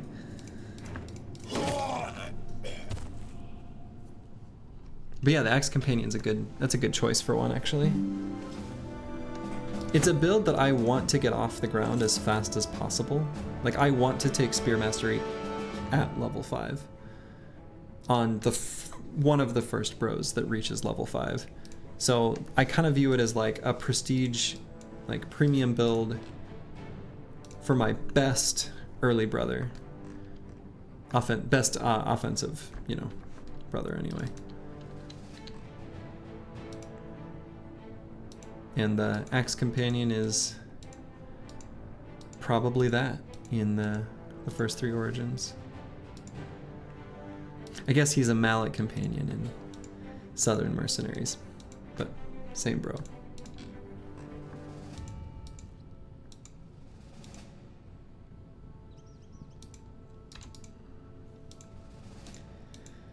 I wonder if in the absence of a tavern rumor telling me that there's a named items nearby, I'm wasting my time up here, but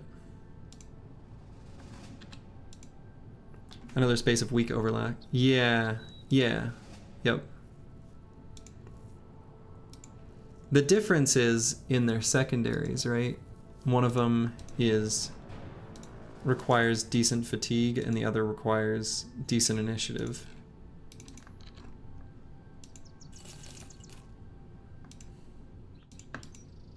And they both, you know, the Spearbro probably cares about hit points more.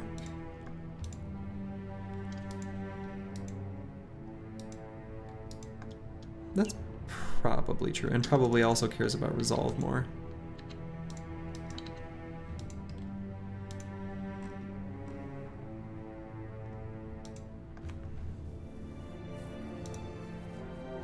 Oh my goodness.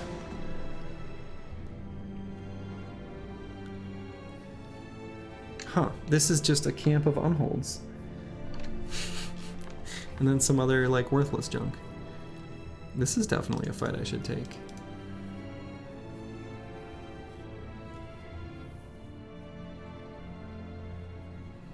Yes, lots of bros will have the flexibility to go either. And exactly, and those are, honestly, those are basically perfect, right? The Northern Raider Barbs, Brawlers.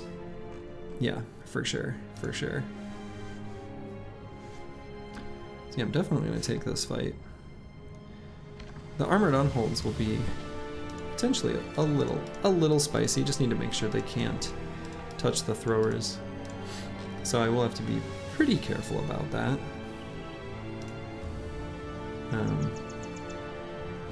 I could maybe replace one of them. I think that's a reasonable thing to do, actually.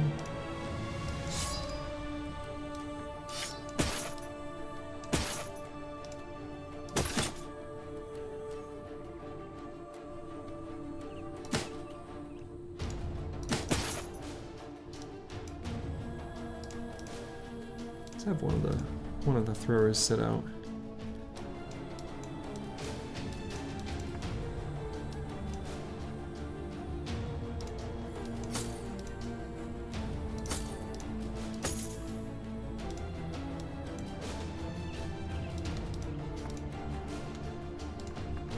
Just don't want him to get tossed around by an unhold, because that's all of the humans here are borderline worthless, even though the guns will get rid of them quickly, which is not nothing, but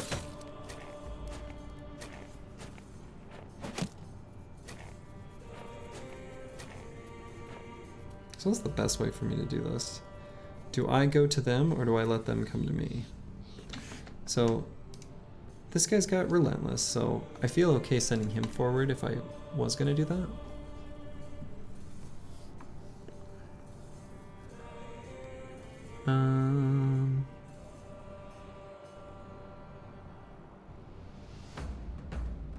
But then I'll have to back him up for next turn, which is kind of annoying.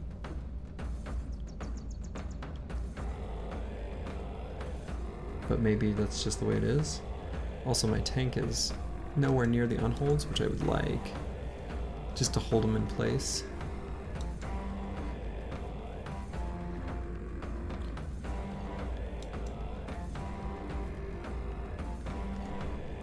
Not too many thralls have throwing weapons, so maybe what I'm meant to do is just back up.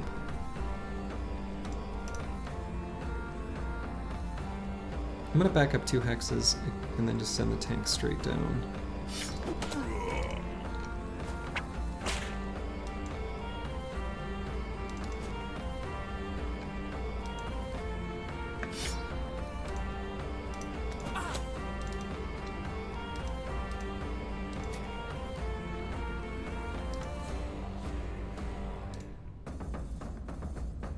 Maybe even to there.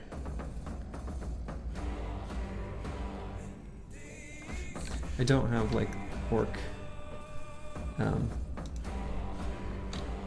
necklace thing, so he might just get stunned and hopefully that'll be okay. They don't have any reavers for like the alley-oop follow-up attack, so it's probably fine. Stunned as predicted.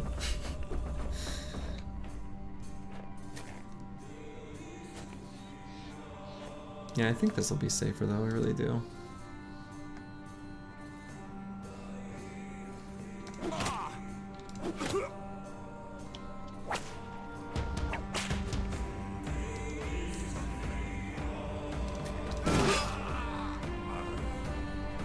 Seems good. I also do have Indom on my banner, which I should make use of, actually, for this fight. It's a good use of it.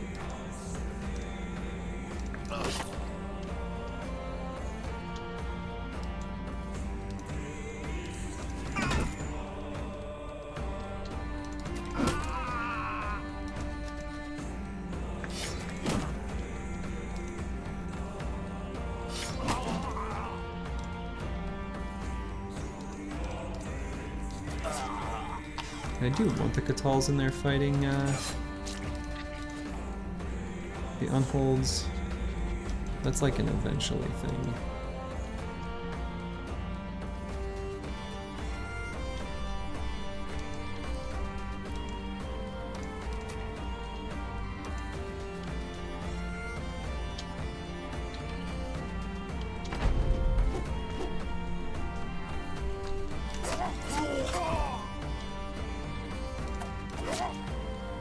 Executioner. Oh, that might have been like just enough damage to be relevant, but he missed. That's probably right around the amount he would need to get the killing blow there.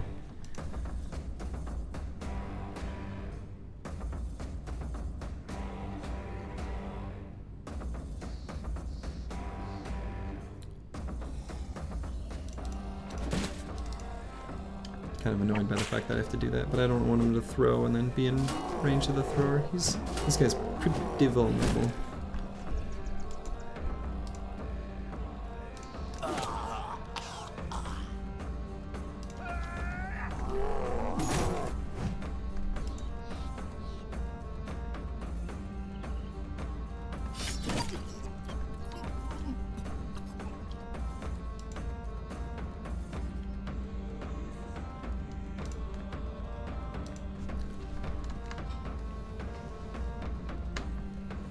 Hey, Akibio. Hello, hello.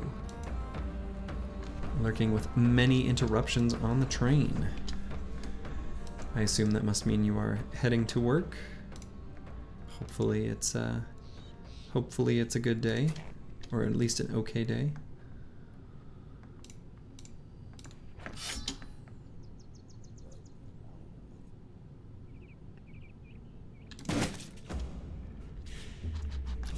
When they armor up these unholds, they don't mess around. They add a serious amount of armor.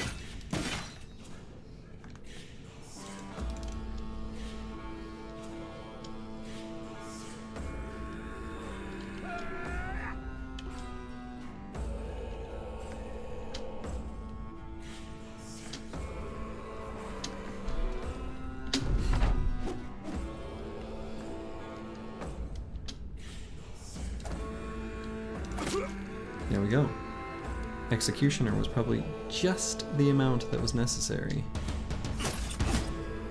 Ooh, those stabs actually kind of don't love that. Ah, leaving work for home. Okay. Oh, I suppose that probably, maybe that makes more sense.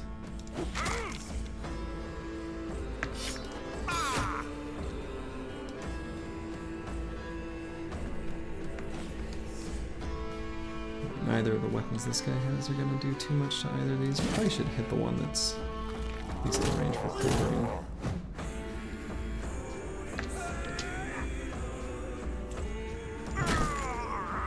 Zerk chain.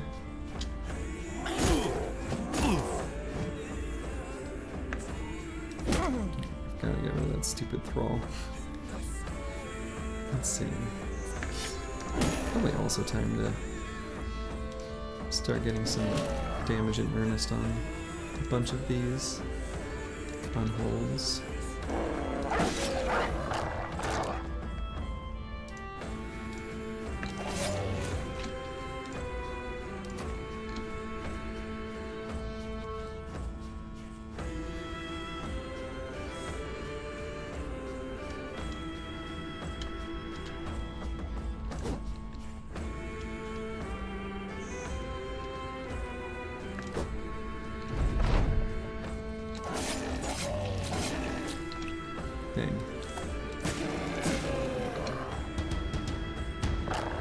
Fearsome procs would maybe cause one of them to flee as well.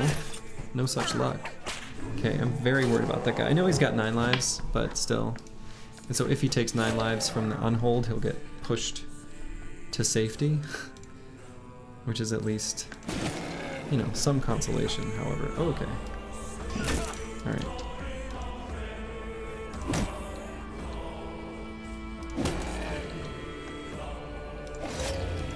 I feel bad, like, you know, the dog owner in me, when the unholds are like confused when they stop getting whipped. The little tiny question mark that appears over their head makes me just a little bit sad.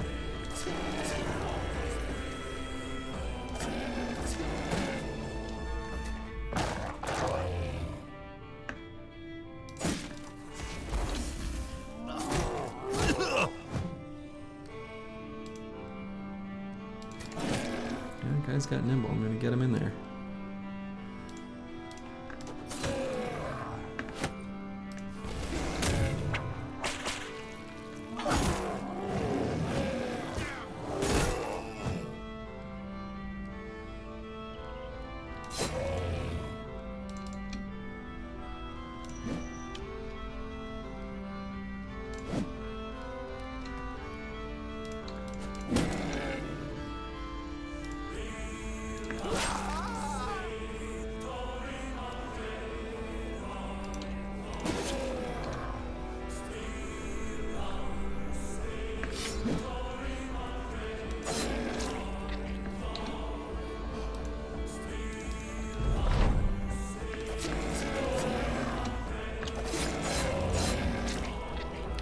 Some good damage in there.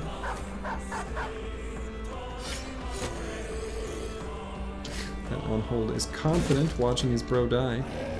Decided he's not on that guy's team anymore. Oh yeah, so this guy needs to just go do nothing.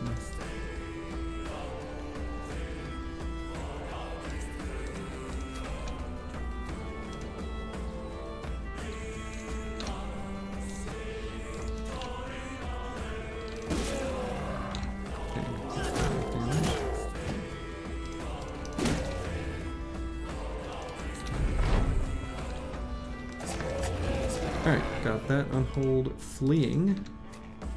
I love to see it.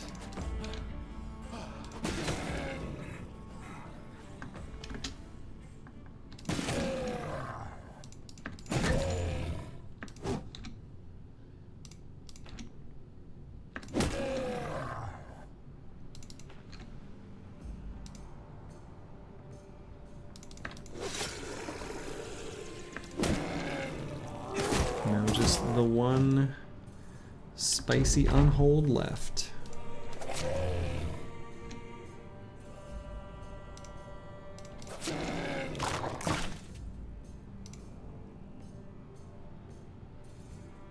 Let's not put that guy there.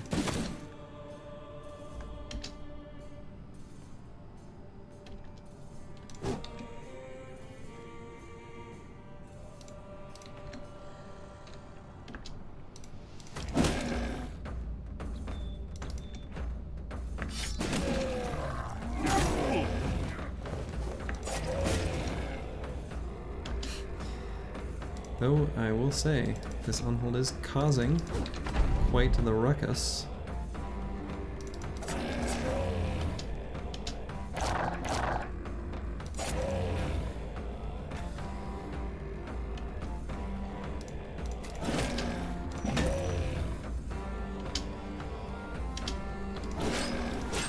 There we go. Oof. Okay, we got 360. Hello. Beautiful. Yeah. 360 durability on a helmet? Hell yeah. Hell yeah. Wonderful. That can replace, you know, this 266 piece of junk. For not much more fatigue.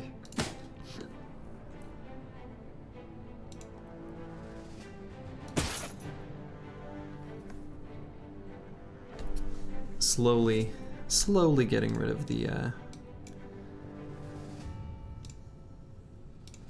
items that are just stinky fallen hero gear. Slowly. Let's see, who got real borked up there? This guy kinda did. Bruised leg. Yeah. Bruised leg is one. He's a little too hurt. Even though he's my banner, I'll probably have him sit out for a little bit. Recover and such. Alright, so we've got this Zerk Chain neutral. Kind of a fun build this has been. Since we got the Zerk Chain and got Flail Mastery, he has performed wonderfully. Another +1 in melee skill. You hate to see it.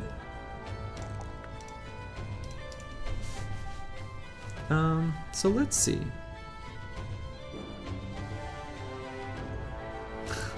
I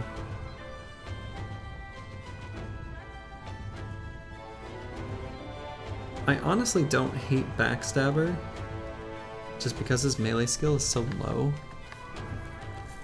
He'll be nice and defensive though, so from that perspective he's gonna be good, and he'll perform well.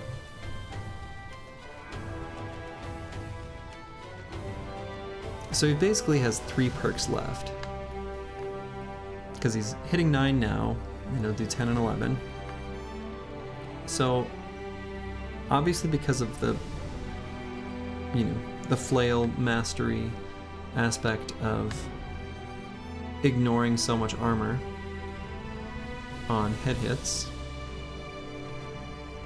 you know, ignoring 50% of armor, head hits are incredibly valuable, so I do want Headhunter for this build, for sure.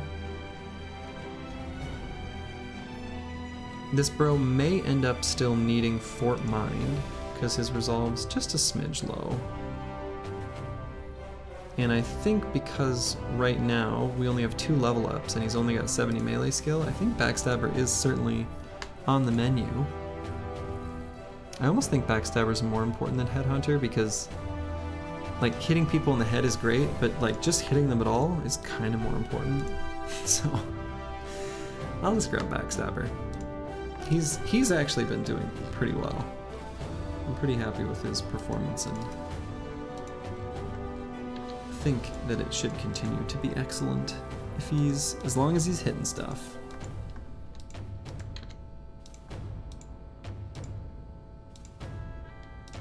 So what's my tool situation? Yeah.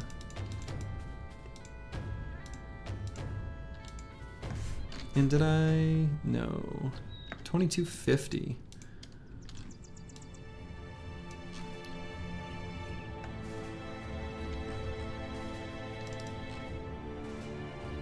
Okay, I guess I can head back to that little city over there. Hopefully I can get there before nighttime. Yeah. Oh. A free little fight. think we take those, even though that might make it so I don't get back to the town before nightfall. But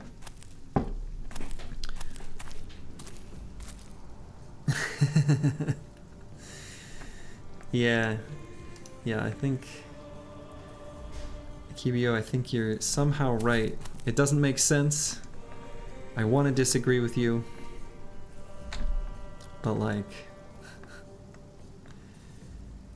yep.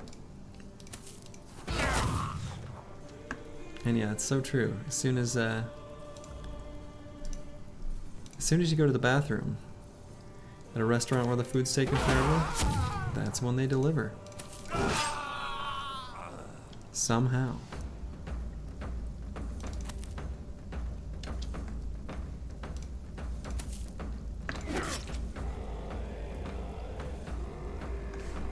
Why do I have a two-handed skull hammer in this guy's pocket? Have I been just carrying that around? I think I have been. Whoops. Kinda dumb that I have been. But I obviously have been. Huh. Hmm?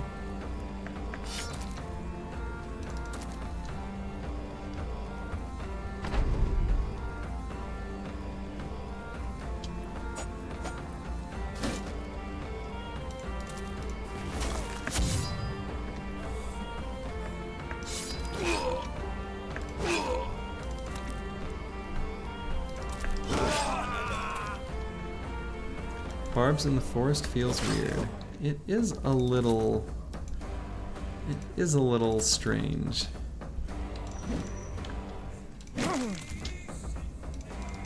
Feels like any terrain that isn't snow or tundra does seem incorrect. Or at least the, snowy forest. That would be fine.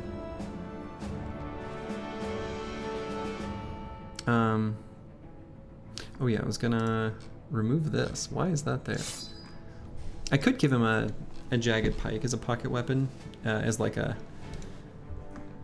he's too hurt to continue tanking sort of alternative. I do like to have that on like flail fatigue neutrals. I think that's good enough value. And wow, got there before nighttime.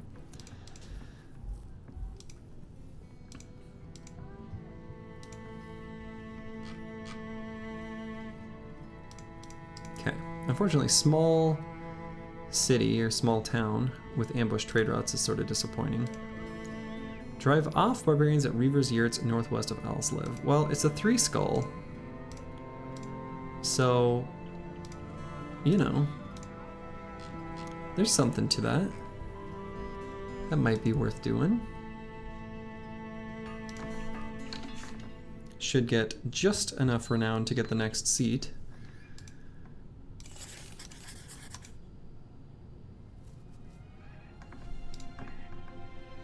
Yeah, let's do this.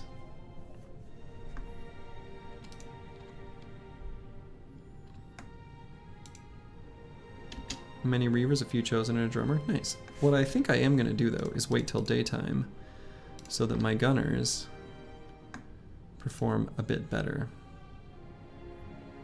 It's just about dawn. May as well do that. Yeah, I guess it was a little further from dawn than I thought. And I'm going to take just a quick moment to use the bathroom. I will be right back.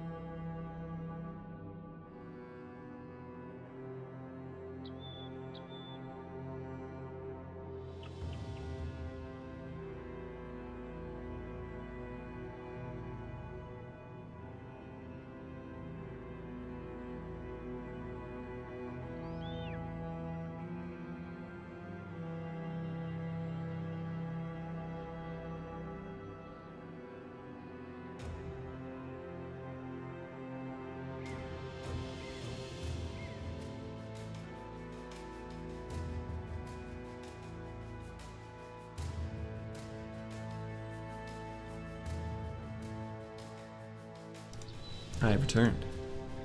Alright, let's do this.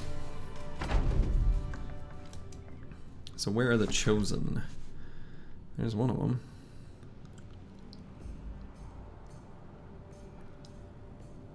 Yeah, okay. Sometimes identifying chosen from Reaver can initially throw me off. It's a bit like, you know, raiders and thugs have enough equipment overlap, but sometimes it's hard to initially tell the difference. Where are? So there's the one. I guess they're the ones that are still waiting to go, huh? Okay. We do have a heavy rusty axe there. So I'm honestly, strategically, totally lost. Because I always do these fights with my spear bros. I feel like normally I just let them come to me. Looking at this, I feel like I go to them. And I've got a nice spot to end on them to hold the top flank there pretty well. To be fair, this is mostly Reavers, not that many chosen, so it's not too scary of a group of enemies.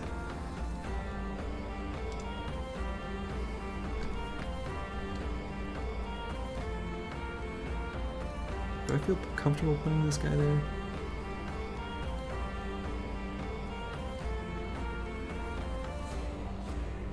Kinda just need a forge bro to make contact with the chosen with the cleaver.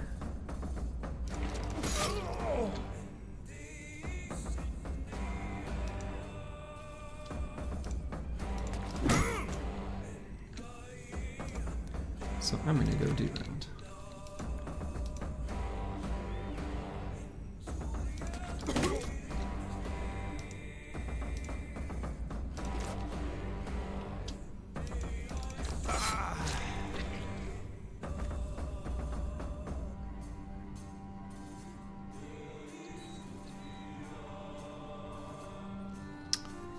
With this guy breaking, maybe I want to try to... I think I can just end him. That'd be my guess.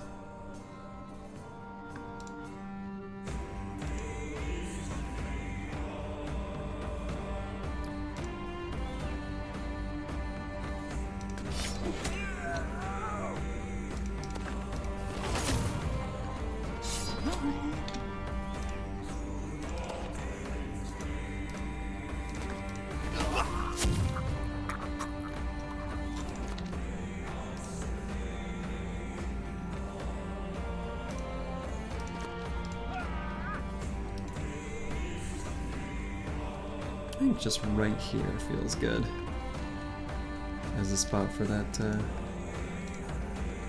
tank to take up a residence.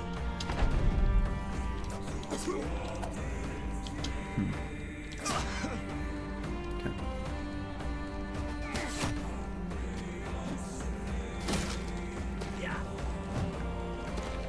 I don't have a ton of backup shields though right now on the tank.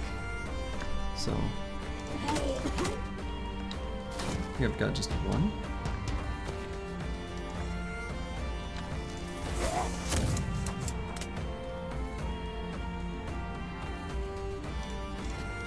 It's just one.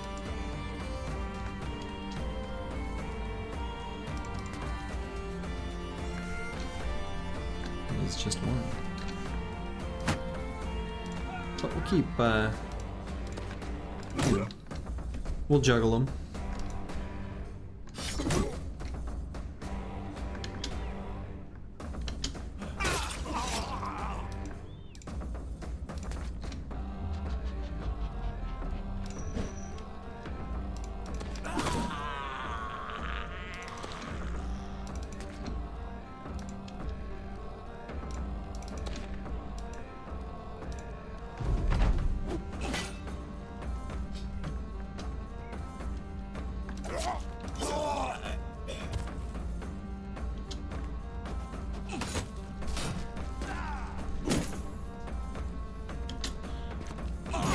Dang, he still got hit.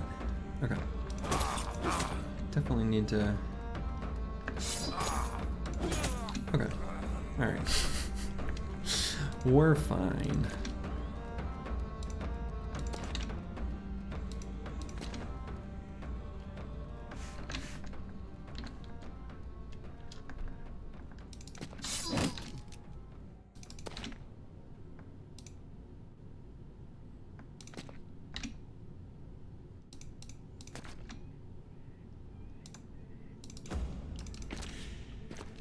I think it's looks to me like time for the drummer to flee. In fact, everyone who isn't just this poor singular barb. No need to get caught out with a big giant hammer to the face while they're running away. I'll let him go. Did get the heavy rusty axe. I'm not 100% sure I'm using that this run, which feels utterly bizarre to even say out loud. But I think every fatigue neutral that we've got already has mastery. And we're not picking up another one. So... yeah, I guess I'm just not.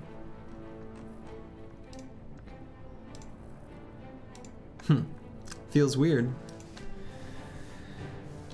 No bro with axe mastery. Definitely not my norm. Cut leg muscles on the Catal bro is pretty bad.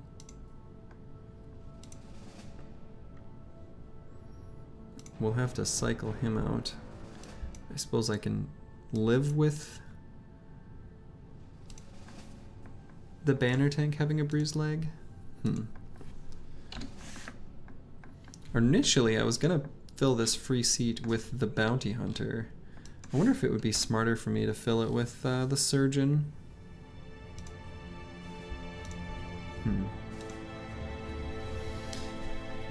Can give my cleaver bro nimble. And then give this armor to someone else.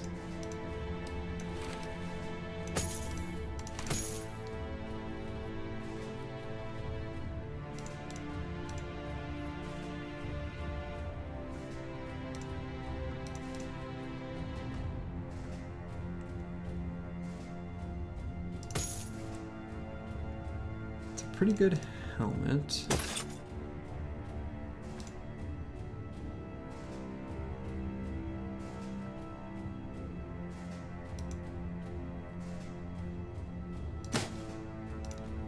Maybe I should just give the armor to the tank, since I don't have recover yet.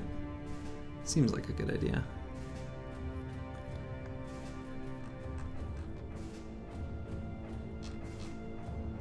Yeah, I like it.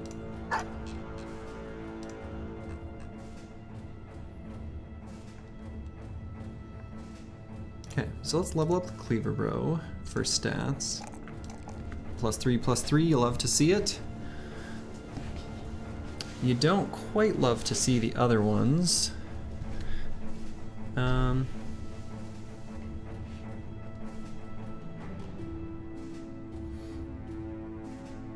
happy giving him just a little bit more resolve, putting him up to 58. He's definitely not gonna need any more past this. We'll be taking +3s or +4s in hit points or fatigue for the other levels now. Pole arm, bro. What do we want for the final perk here? It could be quick hands. I like the ability to swap between sword lance and billhook before moving and attacking. I also like the ability to use a heavy rusty axe as a secondary weapon for when you need to just hit something real big in melee. Probably the billhook has less value then. So the sword lance and the heavy rusty axe are probably the weapon pair that I'd like here. And so then if that's going to be the case, I'm going to give him quick hands. I think I like this build. I think this ends up performing pretty well in most situations. I'd like him to have a smidge higher melee skill, but that's fine. Look at that, 121 hit points.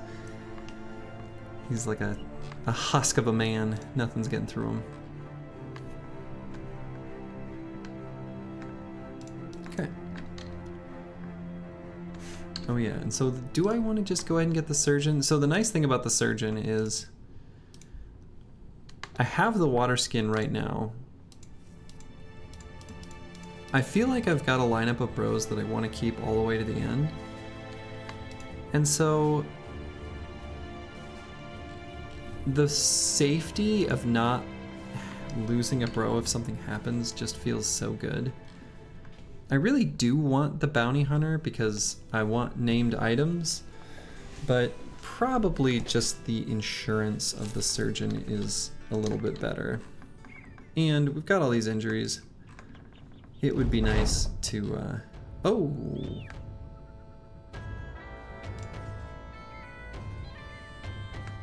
Okay. More barbarians attacking.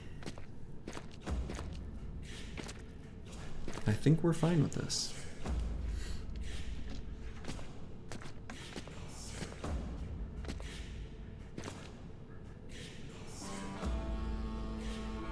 And I think we just push forward and attack them all.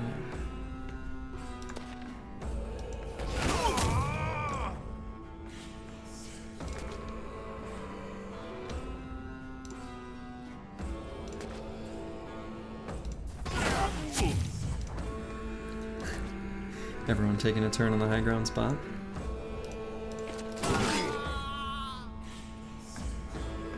The other nice thing about quick hands on a polearm bro is there are situations where if then you're in contact with an enemy, you can pull out the dagger. And even if it's not a ton of damage, sometimes all you really need is just another resolve check.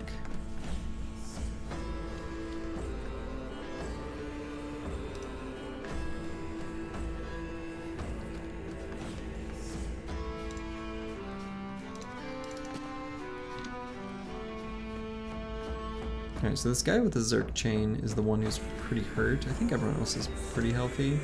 This guy's kind of hurt too. So this guy can go and occupy that hex, so this hex is fine.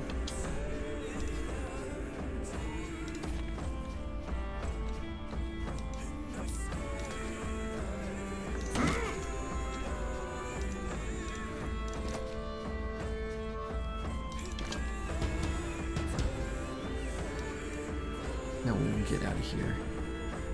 Spam. Report. Spam. Spam. Spam. Block. Close.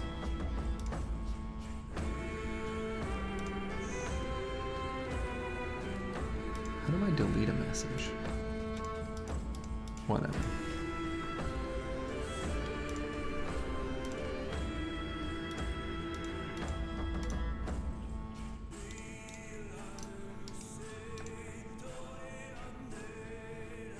Okay.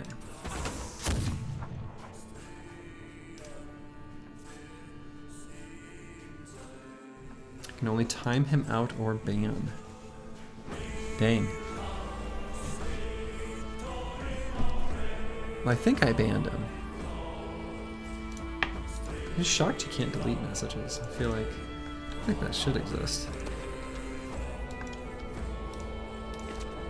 Or maybe I'm just not powerful enough.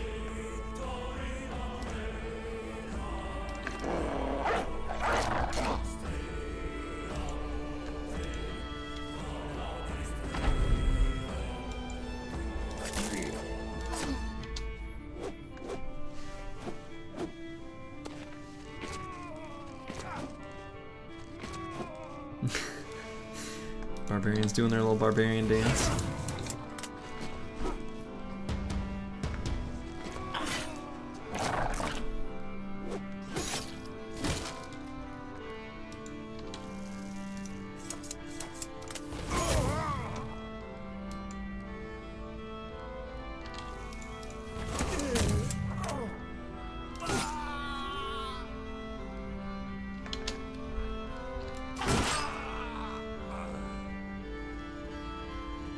So I've got 20 fatigue remaining.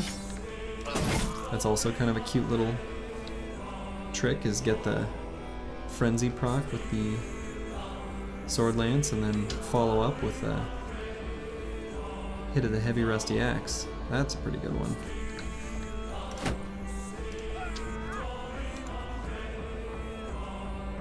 Do I dare put this guy in range? I don't think I do. Oh. Alright, that's an enemy.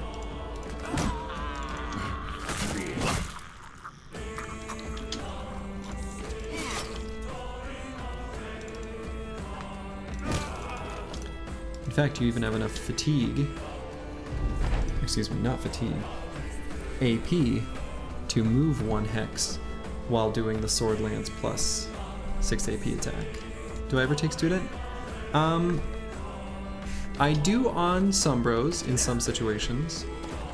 Usually I try to avoid it because, you know, perks that give you value, you know, in combat are gonna be better. There's an argument to be made for just rushing to certain perks like Nimble, for example, as fast as possible. I think that's a valid line of thought, but I still feel like I would rather just have more power on the battlefield. But I will occasionally take student if there's like a build where I haven't made up my mind yet on exactly what I want him to be. I have one bro, I think this is the only bro with student, and I took student after Colossus, Pathfinder, and Gifted because I didn't know exactly what I wanted him to be yet, and then I killed the Barbarian Madman, got a really good cleaver, and it was like, oh, okay. Decision has been made. And it also helps this bro catch up in levels to everyone else. So, and he needed to rush Nimble. So it was kind of like all of them all at once there. So yeah, I'll take student sometimes. That was a very long-winded answer, but yeah, I take student sometimes.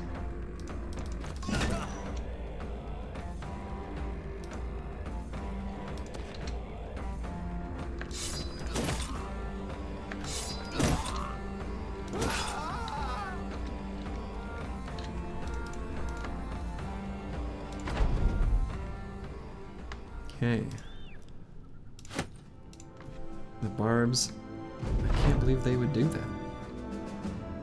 Hard day's work. So yeah, I think that's the only bro I have with student. Let me double check that that's true. Yeah, so there he is. Yeah, he's the only one this run. But I wouldn't be surprised if in other runs, you know, I wouldn't be embarrassed to take student, I guess. Do Chosen have Steel Brow? I don't think so. They have Underdog, though. Pretty sure they don't have Steel Brow. I'm like 99% sure they do not. Correct, they do not. Ancient Dead do, which is kind of annoying, but does sort of make sense, I guess. I don't know. Maybe it doesn't make sense.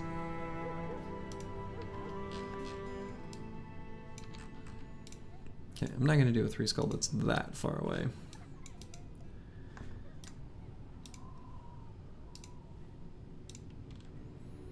So let's see. I need a place to sell stuff, and then I'm going to make another journey out to the wilderness, the wilds out beyond, seeking named items. All right. Fat man, race that horse. I love that event. Little resolve, little euphoria. You love to see it.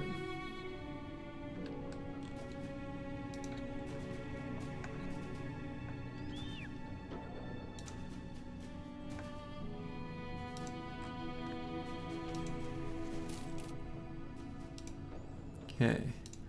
We did kill more unholds, so we could do bone plating, and could even get more heavy war dog armor, which feels good. And find a thing, destroy ruins, blah blah blah.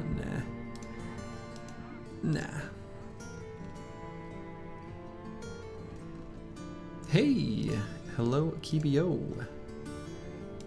Back and better than ever.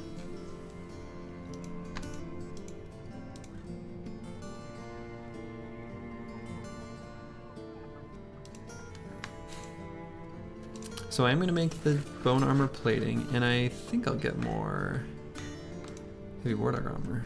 Right. Presumably with, yeah, I was going to say, presumably with better internet, yeah.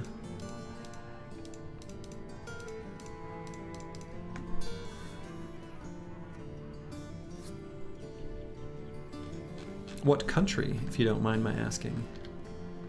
I'm curious. I'm assuming based on previous discussions of French and Spanish wine and taking the train that it is likely somewhere in Europe. Oh, okay. Never mind. New York City. Oh, yeah. Yeah, that makes sense then.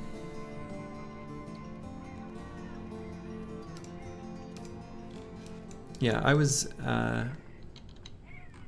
I remember being surprised that I had good cell reception when I was in the train when I was in New York City, but I think I was pretty exclusively like in like the touristy areas like Long Island kind of thing. So it's probably a pretty different experience there.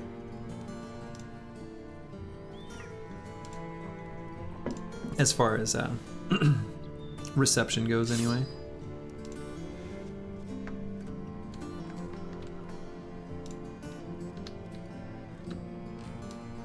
I'm gonna go Hammerguard to sell stuff, I think. Even though it's not the best place, it'll work.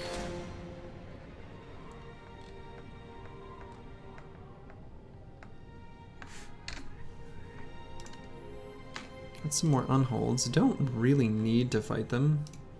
Oh yeah, so do I want to put this bone armor plating attachment on something? Let's see.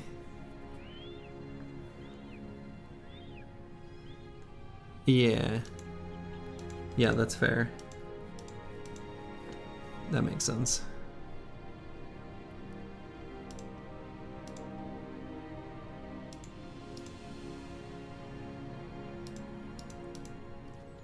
I mean, I could put bone armor plating on like the decayed coat of scales, but it feels kind of low value. Could put it on this stupid thing too. It's not very good, but it's my not very good item. Yeah, let's do it. It's better to just use it. So then maybe I should fight these 4 unholds, try to get more bone armor plating rolling. Or if I can find some dire wolves, then I can get additional fur padding as well.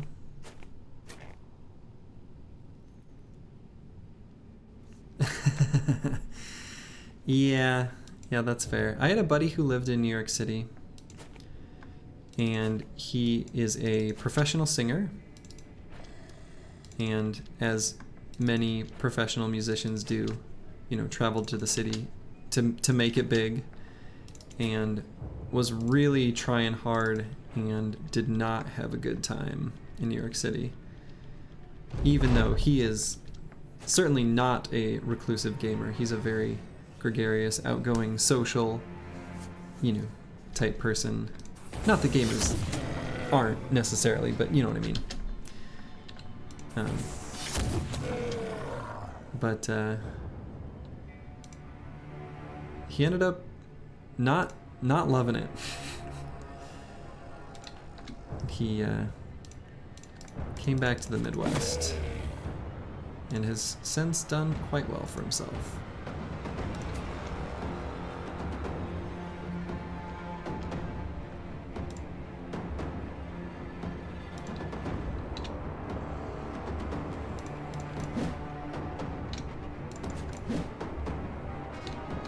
Dang, those are disappointing misses.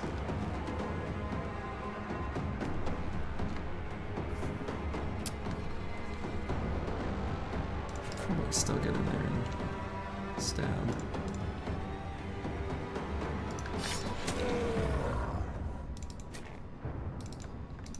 Which build would you like to see? The one that has student or a different one?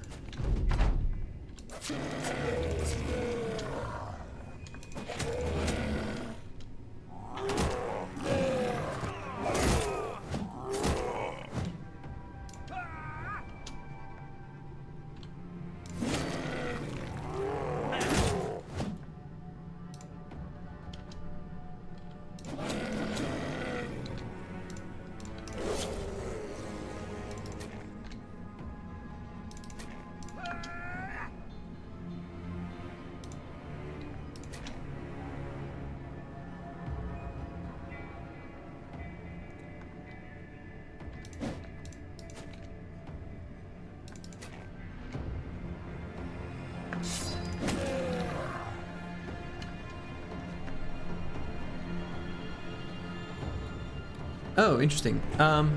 Yeah, luckily that is one nice thing about the overlay is if you don't see it in the overlay, you know I don't see it because that's directly what it's pulling from. Yeah, yeah, he is super tanky. He's pretty tanky. I built him as a like arrow magnet, basically. So he's kind of my. This is a build I do like to run for a banner is one that gets really high melee defense and range defense, and then gets indom, and you use him as like a nimble tank that, you know, he doesn't have much hit points, right? So I never want him surrounded or anything like that. Really, he's there to be an arrow magnet to sit in front of two ranged bros with anticipation and dodge and really high base range defense. And then also melee defense because he's in the front, right?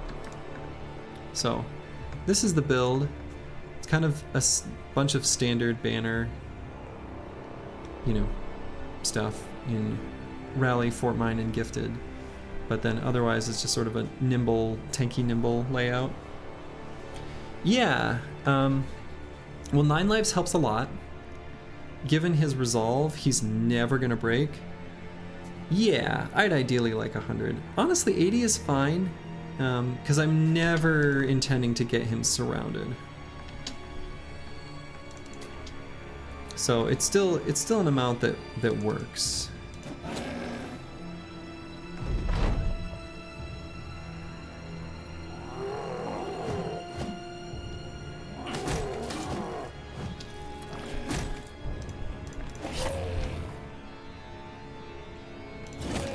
But certainly, you know, I can't be careless or reckless with him. That is very true.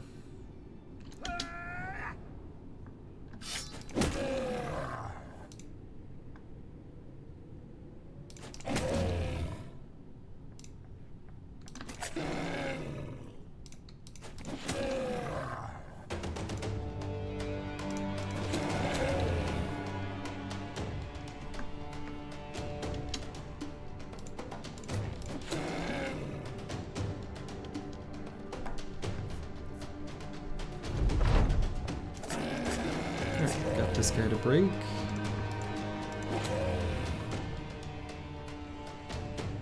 Just gonna fire lance through my own guy, sorry.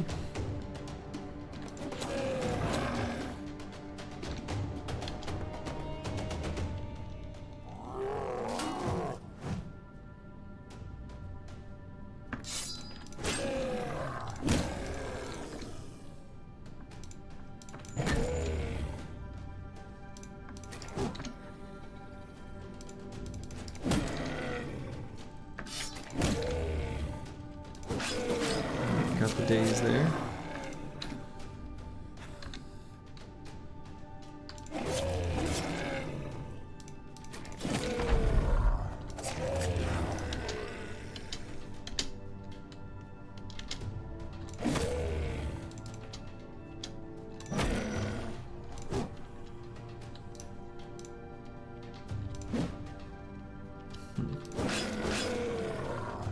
I know, the decap did some serious damage.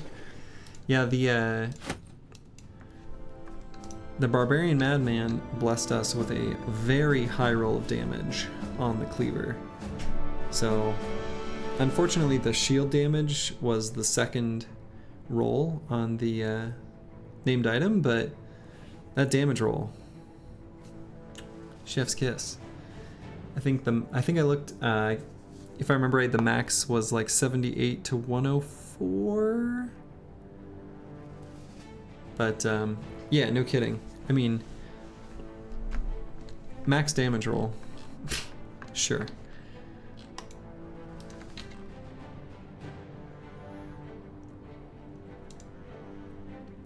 I'll trade a whiff for max damage or max pen.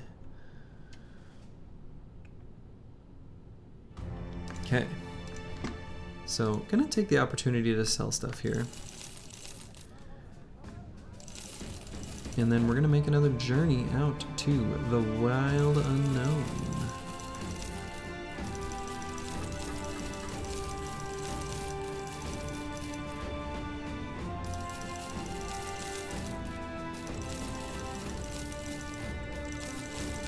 Maybe could have considered keeping one of those whips to give my cleaver bro. Probably should have. Oh yeah, it's a total shit price. It's terrible. Absolutely abysmal. However, current situation, to give some context, we're way up here in the north. There are only 4 allied towns that are worse.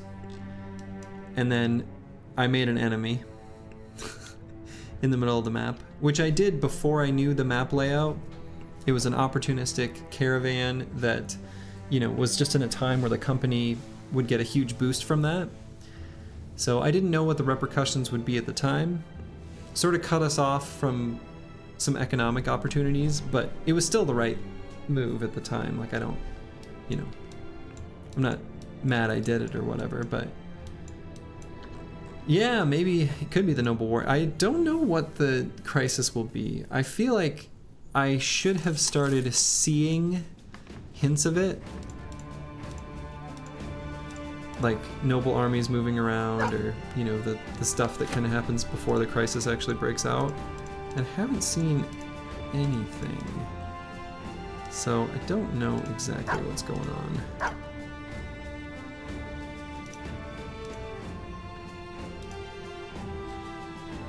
So yeah, that's why I'm selling stuff for what appears to be a completely terrible price. I'll keep the gemstones. We'll sell those for better. But yeah, it's pretty bad prices. I could see if there's any bros that I want to train up, but I kind of feel like sort of don't need to, so I'll probably save most of my money for random named items or even just good forge gear. Yeah, I mean that's the thing, is the 3.6k Oathbringer is very cheap. Oathtaker, sorry, Oathbringer's totally different, totally different. I mean, I could.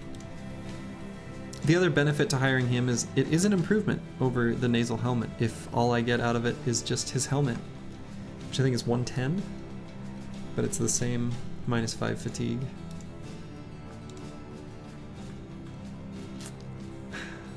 Kind of think I'll just save my money though.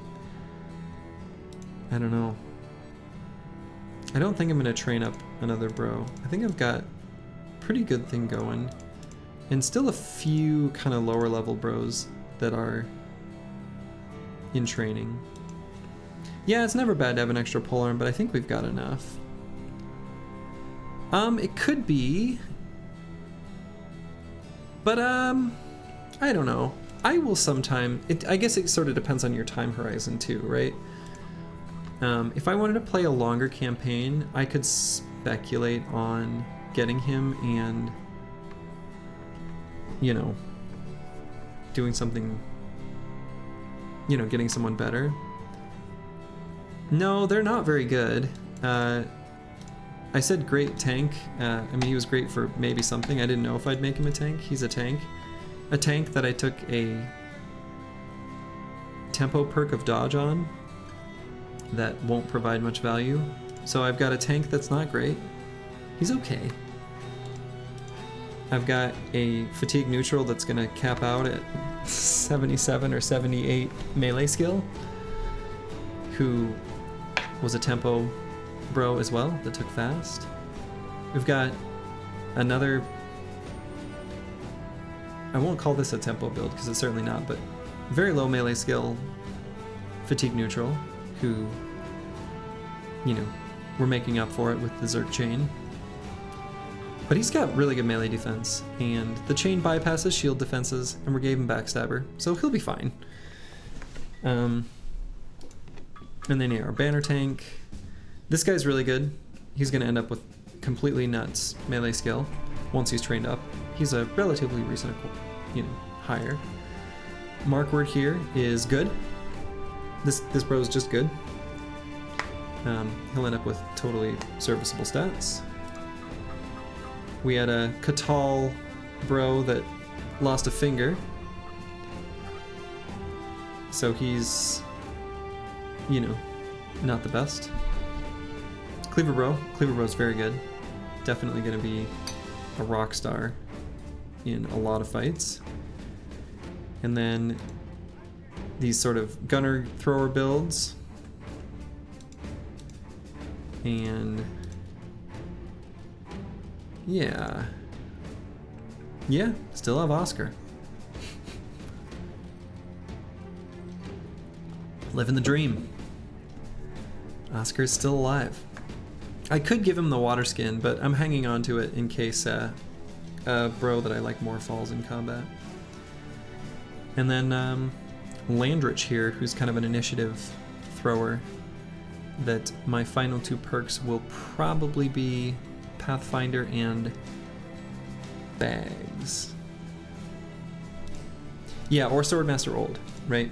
Because we do have Matisse. So definitely want to hang on to the water skin. I mean, this is a really cheap Oathie. Yeah, Oscar's not that good. So Oscar is one that I plan on not bringing into Monolith and not really using too much. I'll probably use Rashid in place. He's a lot better. But not even, I mean, he's better. He's not much better, just a little better. Yeah. Yeah, I honestly don't have the best bro quality this run. Haven't found many great bros generally, but it hasn't really been too much of a negative, honestly. And I do have a like potential okay bro sort of waiting in the wings if I want it. But yeah, bro quality is not super high, but it's fine. Like the team will be able to do what I need it to. Yeah, we're making do with what we've got, you know?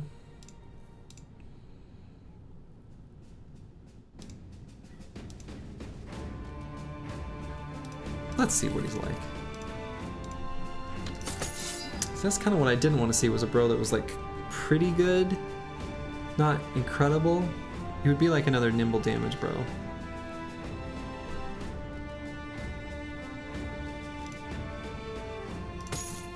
But I got a better hat out of it. Yeah, he's fine. Agreed.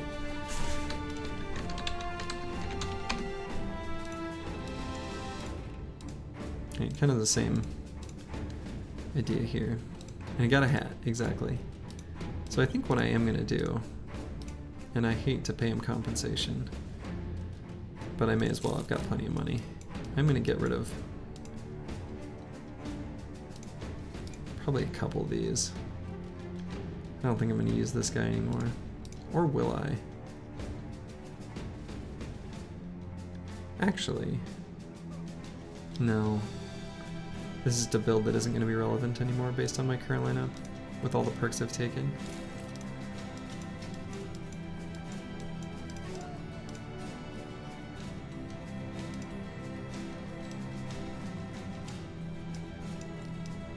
We'll move the naked boys over to the right.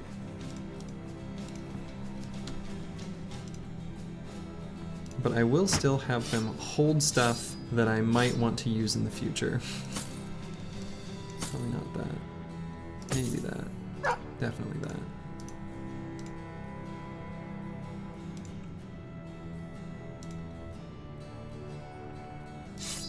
Might want the maces. Might want the impaler. Probably done with the polearm.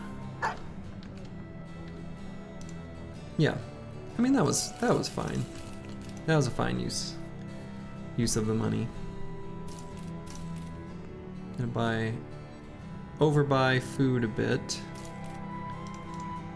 and then hopefully get more food in Torvastad. And did I buy all the tools? I did, but I do need to buy ammo. And then we'll make another trip out to the wild unknown. I'm hoping to find Goblin City. And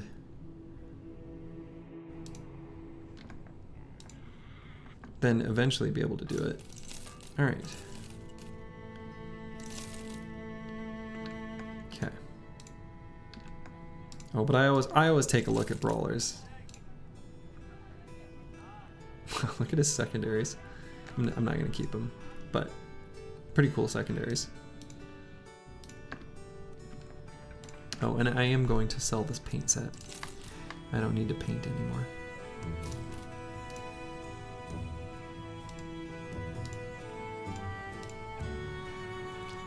Nah. Might do it anyway, but not through a contract. So I think what I'll do is head on through and carve out some of this unknown territory. Hopefully, possibly, maybe find Goblin City somewhere in here in amongst Goblin Land. And if not, head south and head towards where I saw some orcs and get this ambition completed. And I think, you know, got all the food that I can buy. Got enough ammo, got enough tools, got enough medical supplies. Bros are... there's a few injuries here and there, but that's okay. They'll heal up soon enough.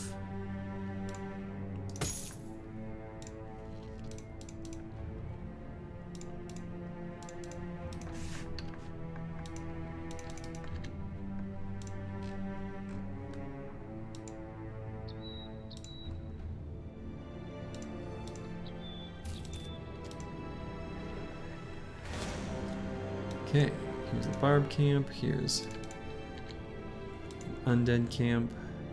Undead camp is in the direction we want to go. So, trivially easy fight,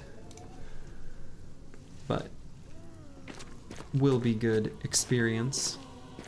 So, we'll do it quick.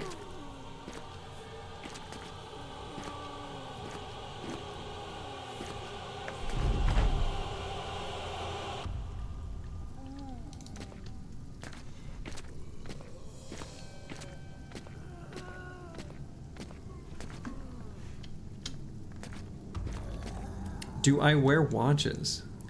Not usually.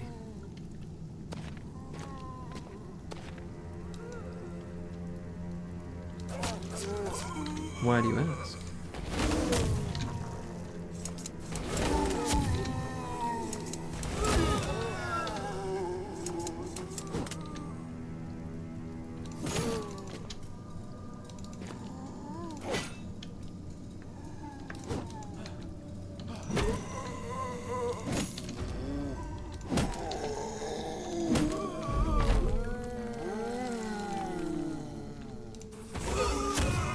are so good in these fights. It's very satisfying to just gun down a bunch of them. Oh, that's kind of cool. That's a cool hobby. No, not much of a watch wearer. That's a cool one though.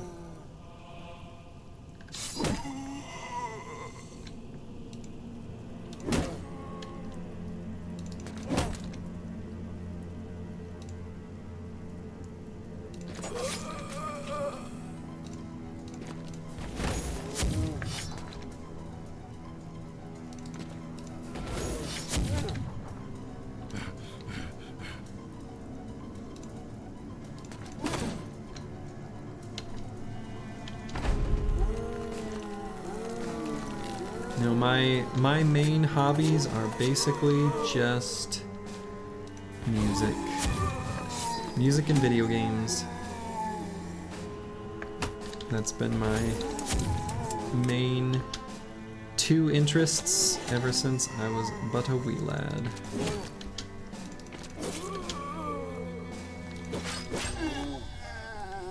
Okay, no damage taken, which is good. You wouldn't expect to.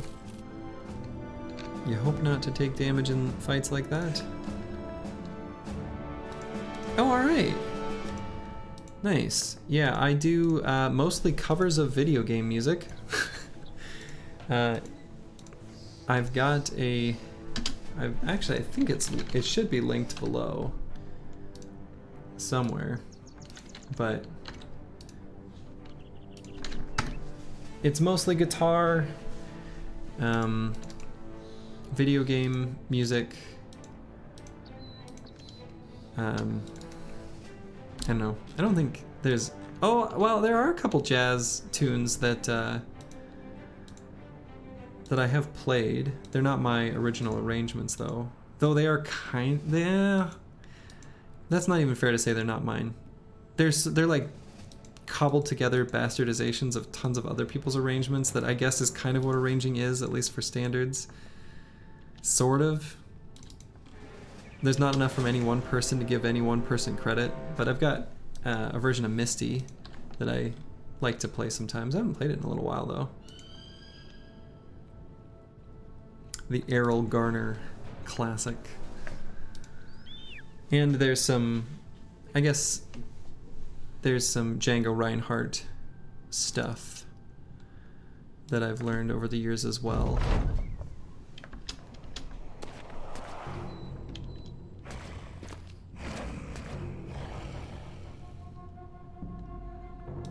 When I was in college. Oh yeah, dude, I've been around on the internet for a long time. I only started playing video games on the internet, like streaming, which is playing video games on the internet, but only started doing that very, very recently. All of my internet presence prior to this point has all just been music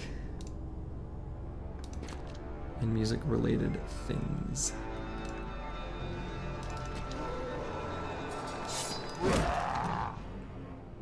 But yeah, there's a super old video of me and a buddy from college years playing the Super Mario Brothers 2 theme song, arranged for 2 guitars.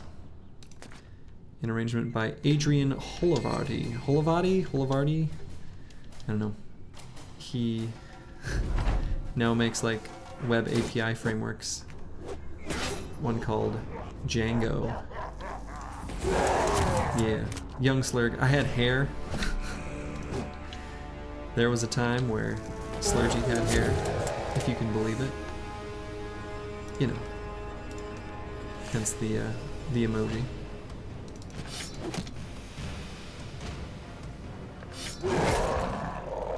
Oh yeah. Oh yeah, dude. Yeah. Those are great. That's great music. Yeah, I'm trying to think of what the name of the composer's name from Morrowind. I would recognize it. I never played Morrowind though, so I don't have the same like emotional connection to the music from that perspective.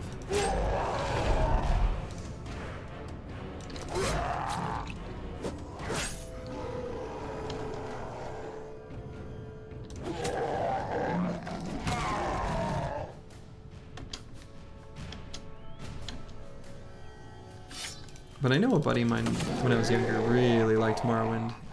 He was definitely into the music and would listen to it sometimes. I always really liked it. Oh man, Heroes of Might and Magic 3? Oh shit. Oh my god. I actually was going to do some arrangements of some stuff from Heroes of Might. I was going to do an arrangement of the what's the faction called? The Barbarian one, Stronghold from Heroes of Might and Magic 3. And then as I was like getting ready to do it, I'm like, wait a minute. It's what is it? It's like a 2-chord loop basically that just grows in intensity. Like the orchestration's really interesting, but making that be translated to guitar actually was not going to be good. But I've thought about maybe doing something from Heroes of Might and Magic, either 2, 3, or 5, but haven't done it.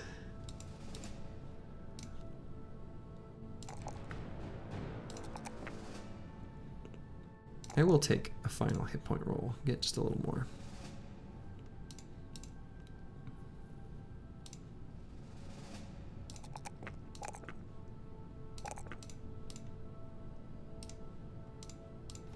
But yeah, Heroes of Might and Magic 3. That's a great game. Great fun. I feel like people who played the Heroes of Might and Magic games when they were younger, there's like a similar overall vibe to a game like Battle Brothers. It's a hex grid. I don't know. The overlap in fandom makes a lot of sense to me.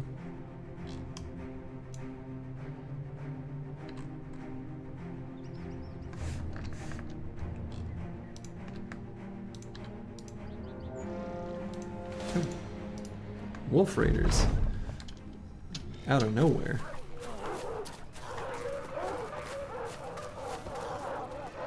Alright, we're gonna get up on this high ground, I guess.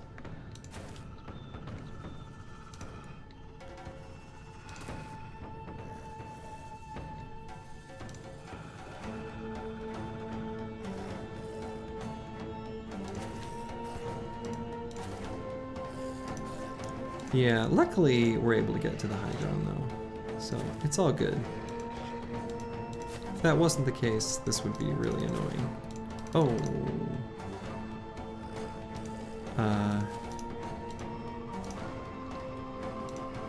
Let's make sure that guy doesn't get so surrounded.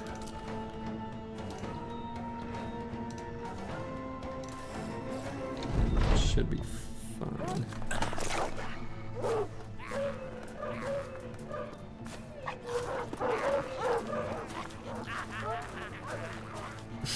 Wolf Riders, you're so silly.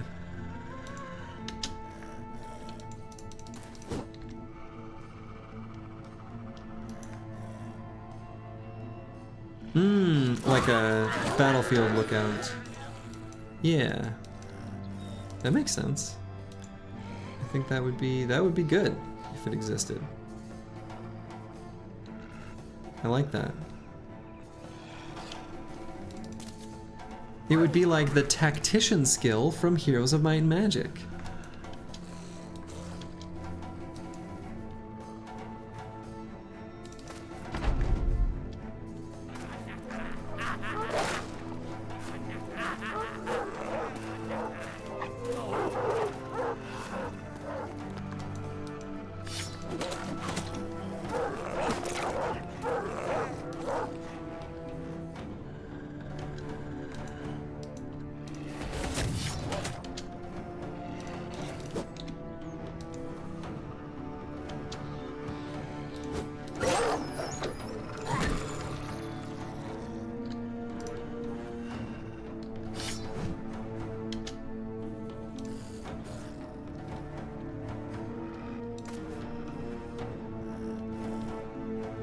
Yeah, I think that would be, honestly, that would be a very good addition to the game.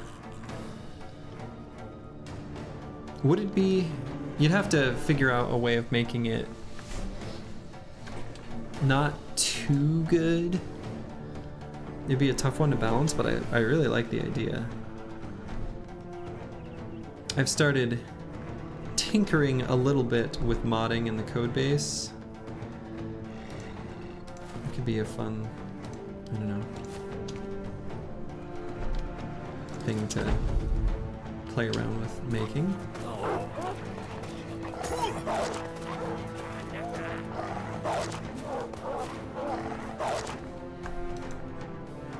I've got a couple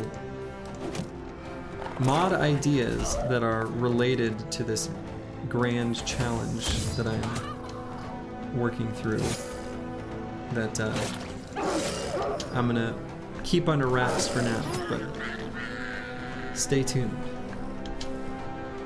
I've got some ideas cooking.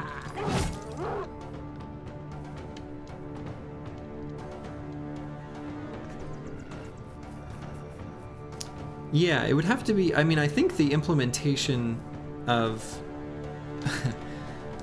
of tactics from Heroes 3 could be, it could be something pretty close to that. But yeah, I feel like you wouldn't want it to like totally override your starting formation. Like maybe it could be like where as a group you can sort of decide as a block where to start within a certain small radius or something.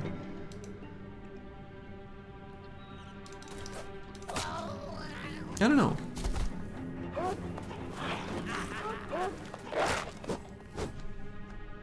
Wow, the wolf riders are running away? What cowards.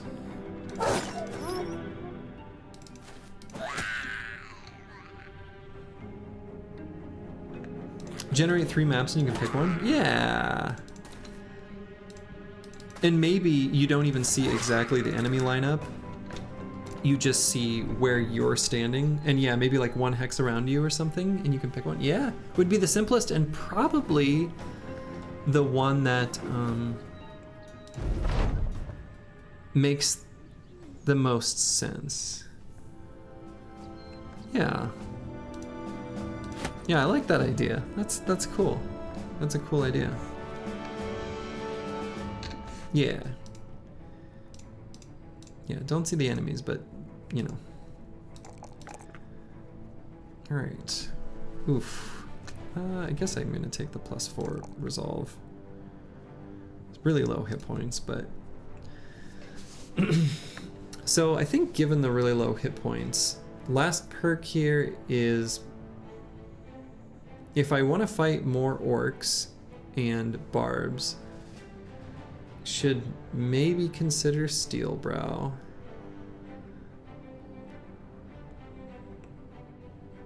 Could just take Fort Mine though. Could also take Backstabber.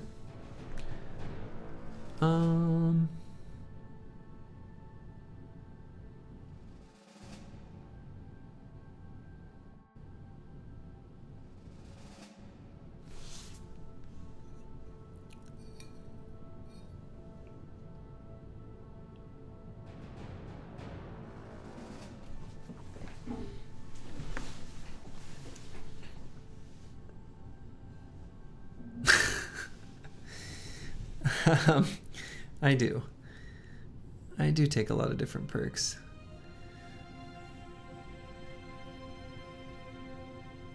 I think on a fatigue neutral like this guy, I never want to risk resolve checks ruining my day. I'm just gonna get Fort Mind. It's just too good at preventing the worst stuff from happening. I'm a resolve stan. It's just how it is.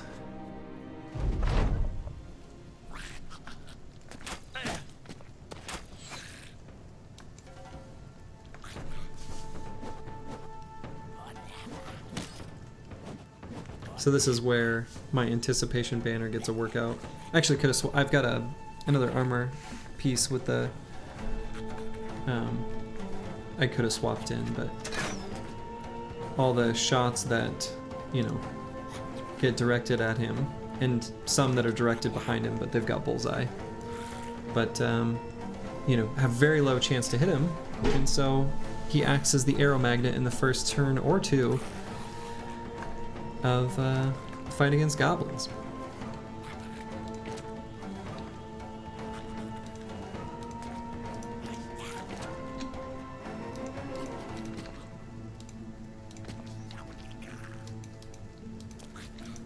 The goblin,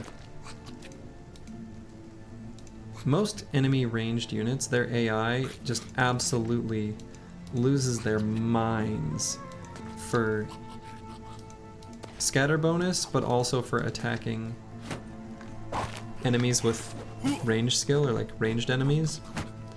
So they will absolutely target like this hex specifically and go for scatter bonus on the gunners, or just attack the gunners directly.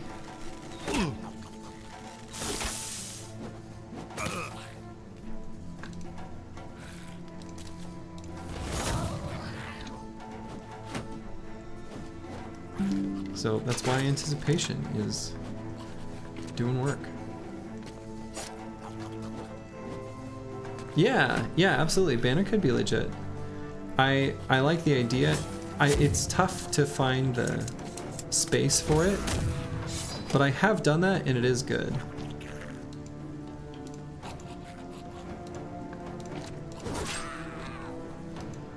Yeah, I've taken rotation on a thrower build, which was basically like a thrower tank? I don't know. I guess I'd call it that. God dang. And it was mostly irrelevant, but when it mattered, it was really good.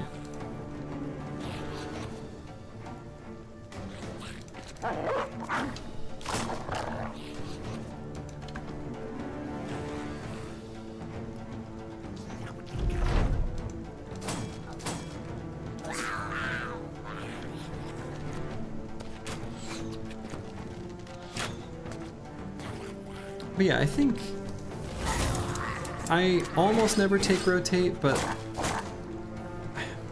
I think I want to keep my mind open to it. Like, it could be actually good on some builds that I'm neglecting.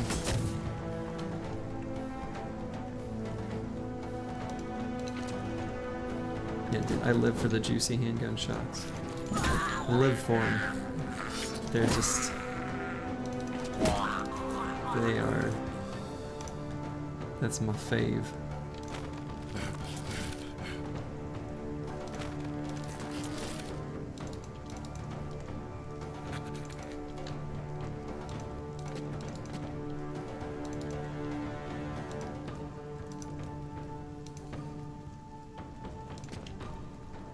I don't know if the enemy is to the point where they're going to start running.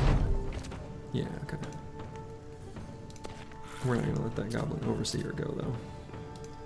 Everyone else can leave. Not the overseer.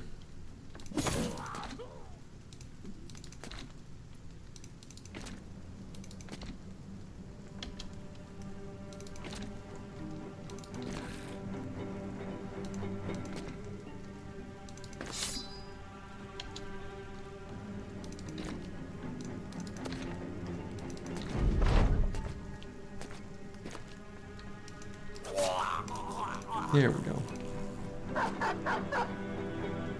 I'll let these three ambushers go.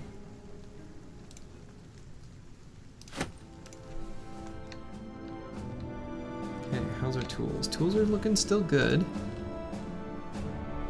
I am going to hang on to the spiked impaler and quiver, just in case there's a fight where I want to give that to the gunners instead of the handgun. You know, mostly I think I would do that maybe in the arena, but can't go to the arena because I sort of made myself an enemy of that particular city-state.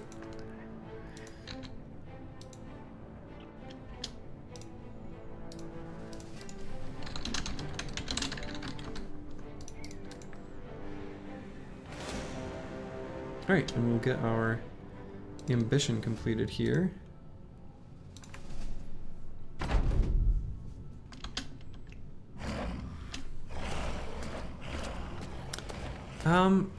I don't know. Arena's the only thing that comes to mind. Yeah, unholds. Yeah, unholds. There's gotta be others. There probably are.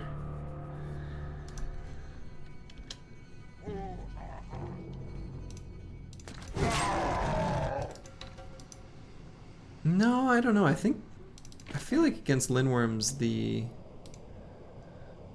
gun is pretty good, yeah.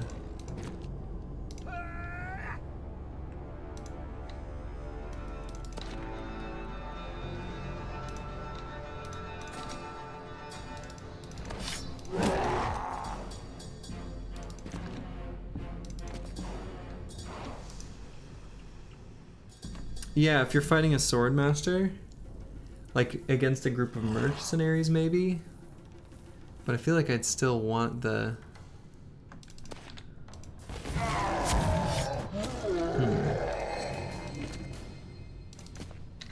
Yeah, I don't know.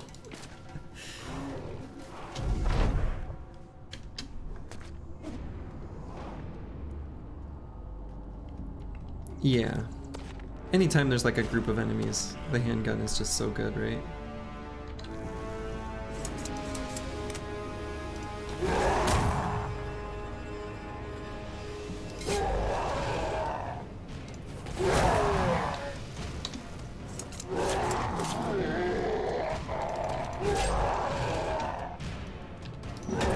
Chain versus chain.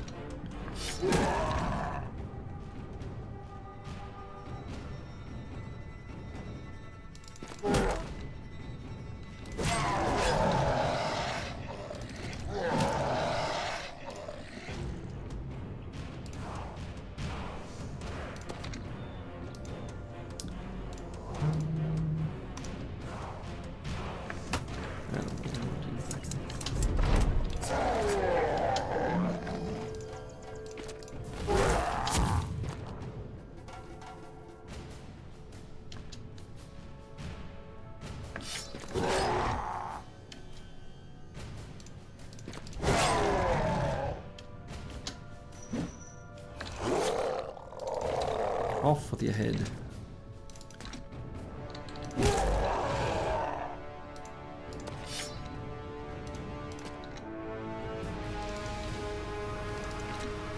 Shocked this guy is still got some fight left in him. I would have ran. Okay, no damage taken. Nothing meaningful looted. Another day, another fight.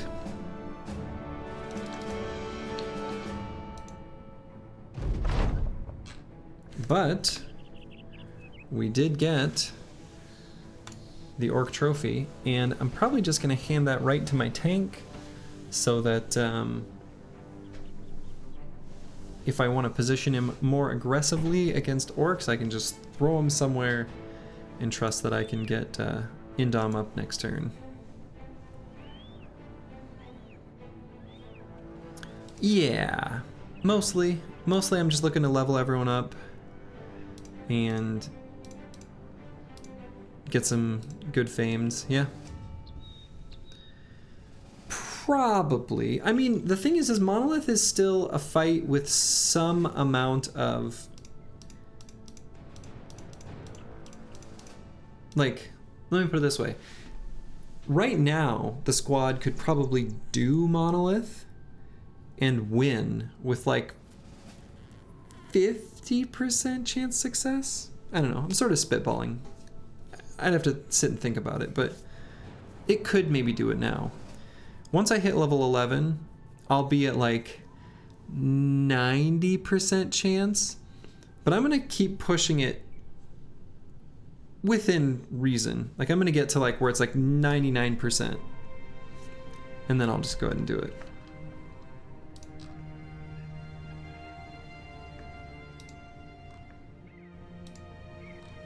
Let's see, will I get here before nighttime? Probably not. How many losses is acceptable for a win? So my only condition is that I don't team wipe. But I'm kind of hoping that I can do it where I don't have a single dead bro at the end of that fight, where, you know, they came back from surgeon or whatever. I don't know. What am I doing? I am gonna take that fight, so I'm gonna wait for daytime. But yeah, my version of success is just simply win the fight, because that's where I retire the squad anyway. So 150 days is definitely pretty, like, it's a very gentle time horizon, but my kind of purpose for doing this, or goal or objective or whatever, is to sort of just prove to myself, but also like, I guess, the world, since I'm recording all of this, that you can do this reliably with every single background, every run on the hardest difficulty settings, and, you know, it's always doable. That's kind of what I'm proving. And so it's a somewhat gentle time horizon, just in case Monolith is hard to find. I have terrible luck with bros, and it's a terrible seed, and there's like, you know, I have bad fights early or whatever, and I have to kind of play real scrappy for a long time. You know, that's sort of what I'm seeking to achieve and show.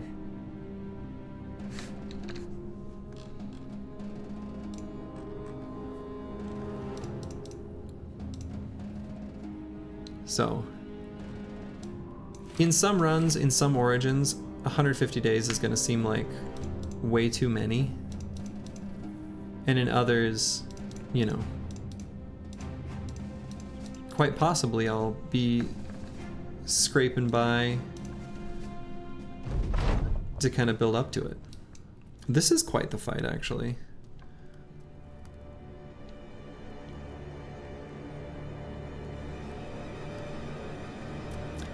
Yeah, I mean, I didn't want to set something specific.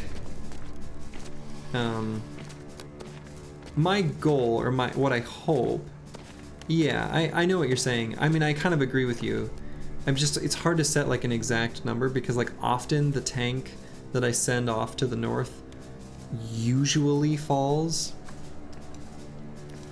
And so I sort of expect that to happen. So it's kind of hard for me to exactly, you know.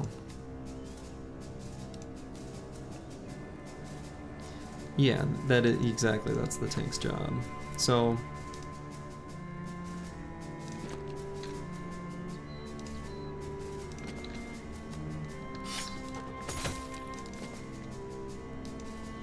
that's why I didn't set like anything specific for it, but my hope is that, you know, essentially I don't lose,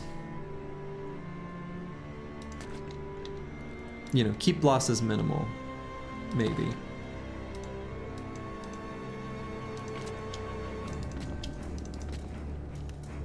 So that's the thought.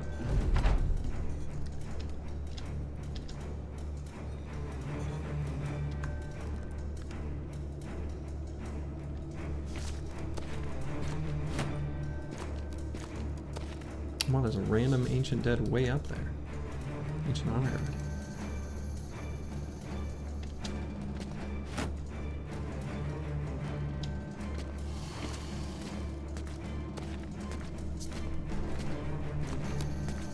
And the priest has moved forward all the way. That's kind of surprising. kind of thought he would, you know, just miasma somewhere.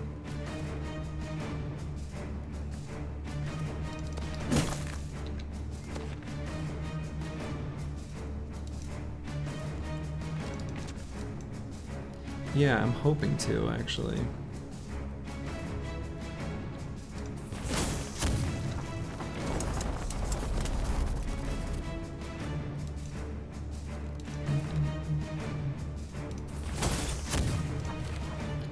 Wink.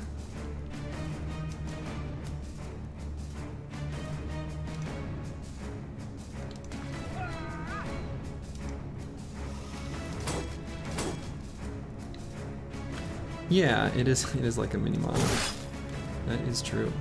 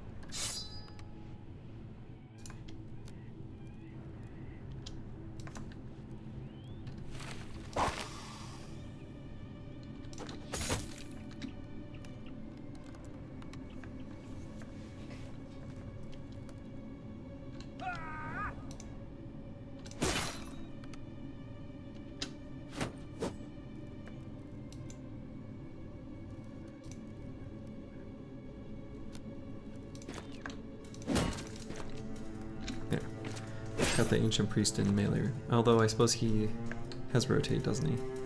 Should have thought that through. Whatever.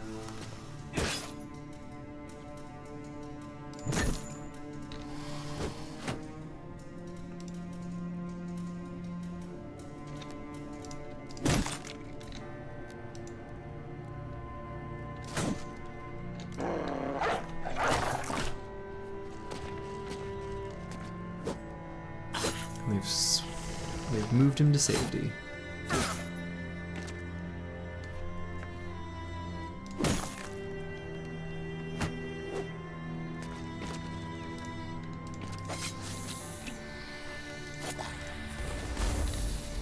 Yeah, that should be more than handleable by the Catal.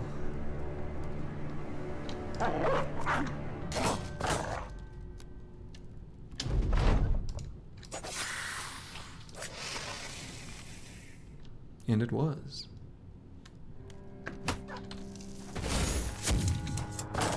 Sorry, tank.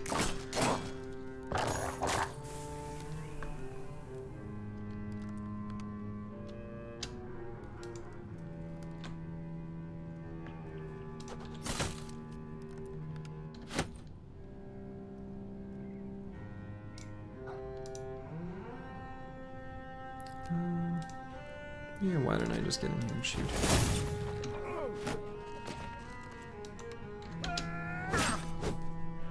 Softens up the armor. Not really a ton of value, but...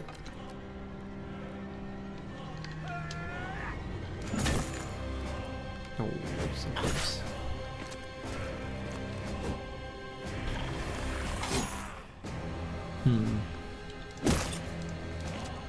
That guy's getting hit pretty bad. So is that guy. Oof. Yikes.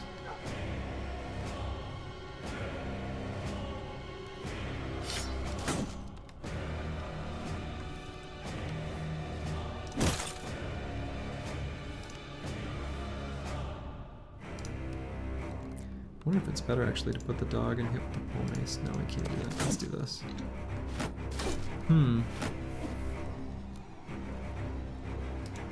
There's a couple bros in danger.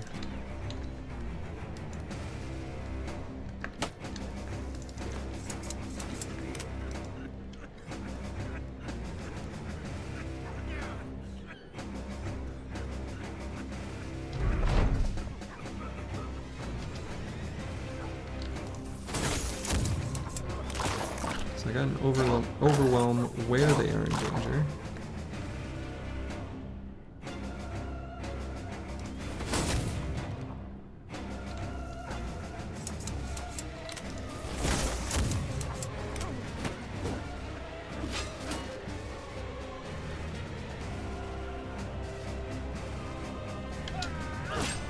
Oh no.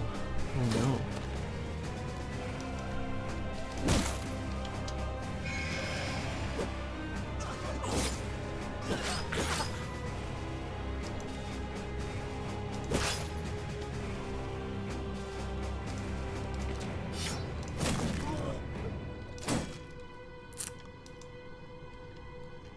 Ruh-roh.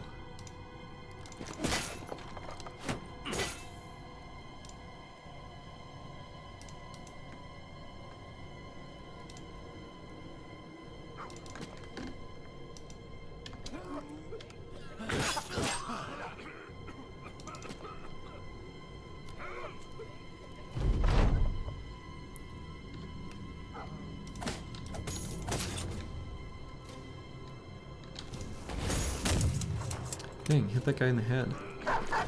Could have been lethal, but it was not.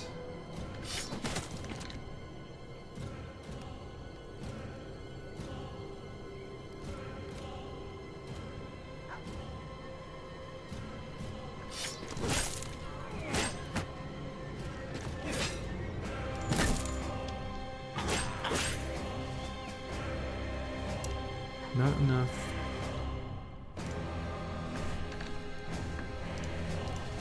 It does not have 9.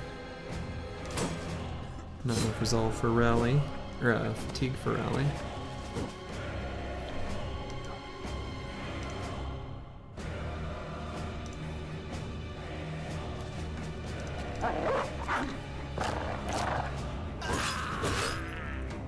Do have the water skin and the surgeon, so if I'd like to bring him back, depending on the injury, I can. Probably will. Banner rotation would have been clutch there. That is a fact.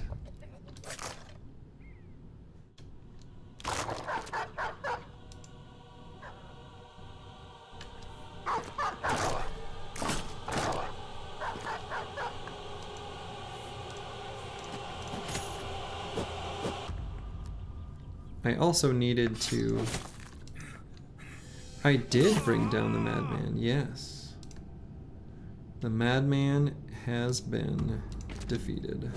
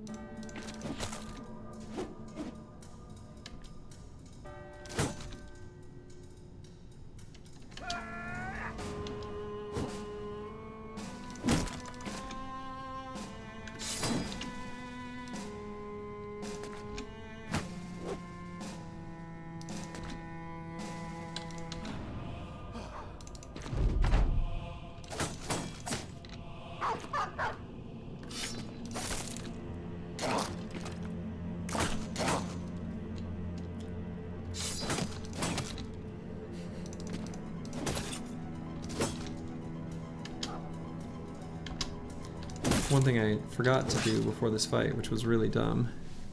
Okay, traumatized.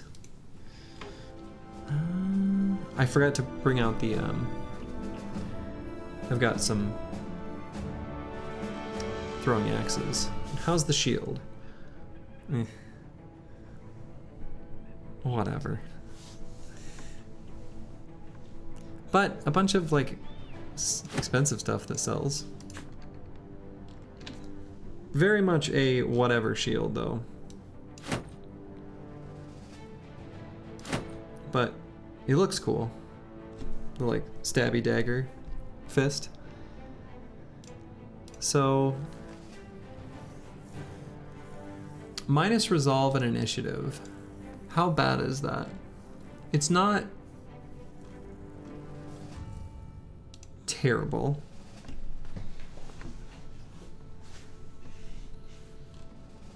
I haven't gotten the event where the Swordmaster says he's feeling like he's not doing, you know, picking up the pace or whatever he says, where he hasn't, I haven't got the, there's like a precursor to the Swordmaster getting old. Yeah, all for a fancy shield. And I haven't seen that yet. I feel like Traumatized is kind of bad. And I kind of like this, bro. Nah, I'm gonna use it. That's what I'm thinking. His resolve is like almost untenable. Anything bad that happens could cause him to start breaking. And losing initiative is really bad on a bro with dodge. I'm just gonna use it. I think it's the right thing to do.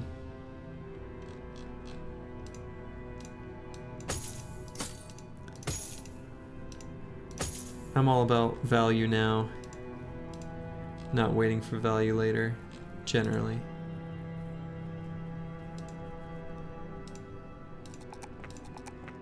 Okay, so let's think about what I want for the cleaver, bro.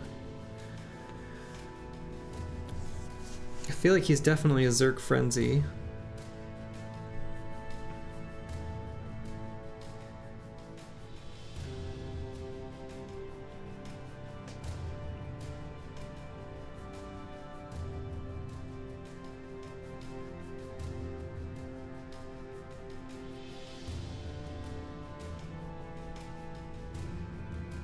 Well, he's got another even after that.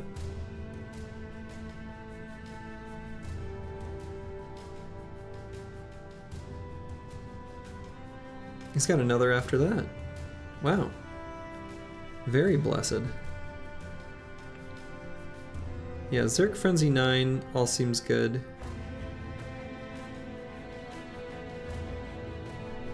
I might take Reach Advantage, but if I do, I think it'll be like one of the final perks I'd take for him. Definitely Zerk Frenzy though. So then do I take Fatigue or HP?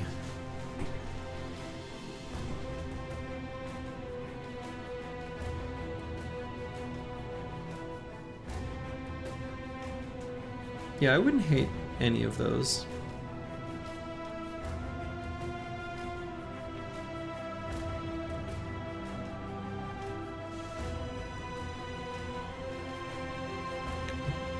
I don't think I would ever take Anticipation on this, bro. Fort, I don't think he needs.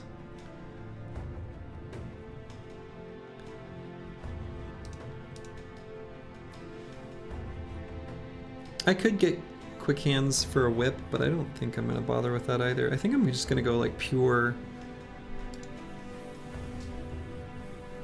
beefy man mode, kill, kill, kill. Yeah, I'm kind of thinking like Zerk Frenzy 9 are definitely top of mind. Maybe I could just take 9 now, just in case, I don't know.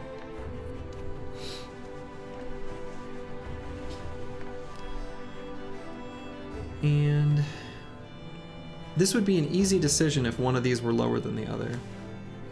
But I'm genuinely not sure which of these two I'd rather have, Fatigue or HP. I'm mildly leaning towards HP.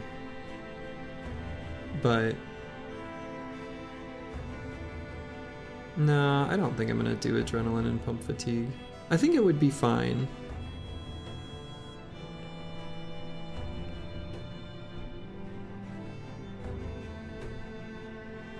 Yeah, it doesn't have dodge. Yeah. Yeah, I'm definitely gonna take Zerg Frenzy. I think I'm gonna do 9 Zerg Frenzy as the next 3 perks I take.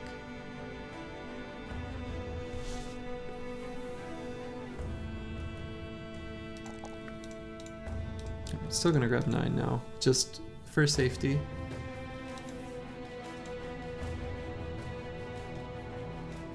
But he's got 4 more perks, because Student is in the mix here. So it'll probably, you know, yeah, Zerg Frenzy.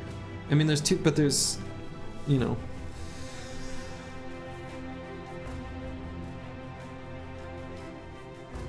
Okay, good, good. Approved.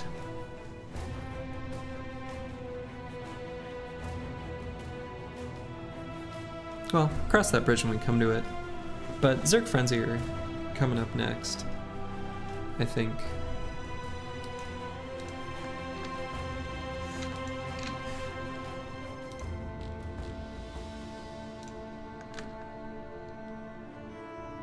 Team's got lots of tools. Team would like to take some more fights. Recover and forge and play him on flank. What?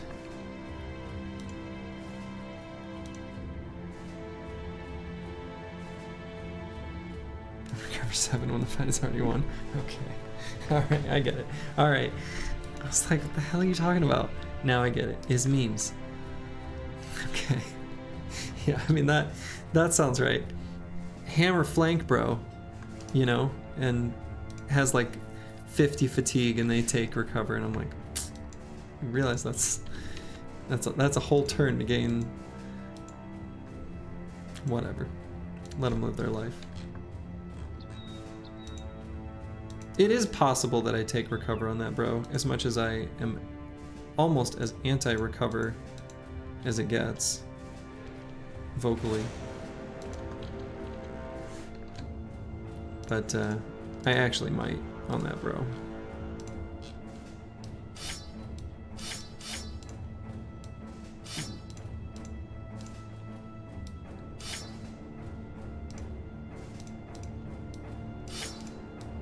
That's what I should have done for that last fight and screwed up. Oh yeah, I mean it'll be like probably once in Monolith.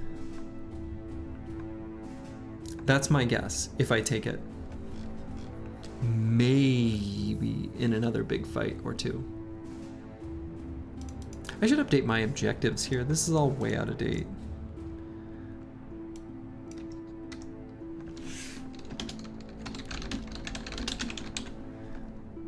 Boom. Now it's up to date. Oh yeah, I think the number of times I actually use recover will be really low.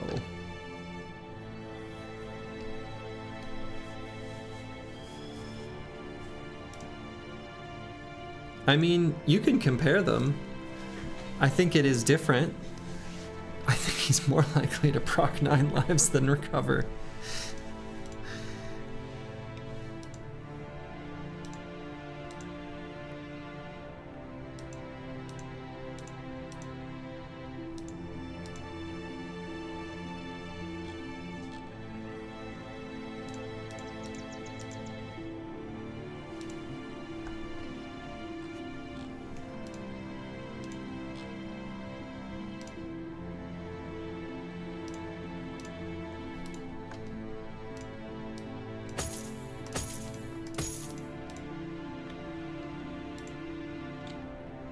But yeah, nine lives lets you do, like, so for example, this fight coming up right now,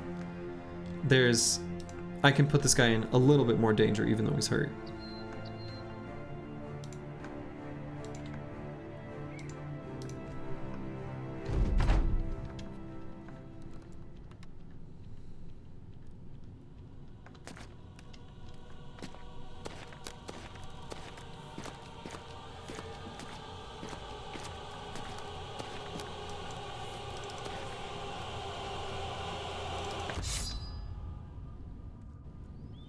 Oh, I should have put a different weapon on the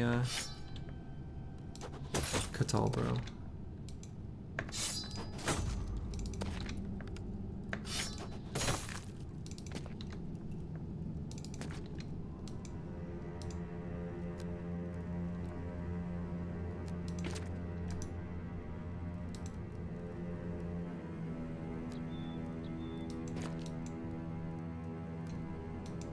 Rally is pro. Oh, interesting. I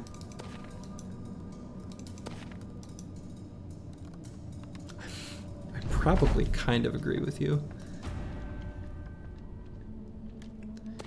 I think, don't get me wrong, if I take recover, which is unlikely, it would be the last perk I take. For sure.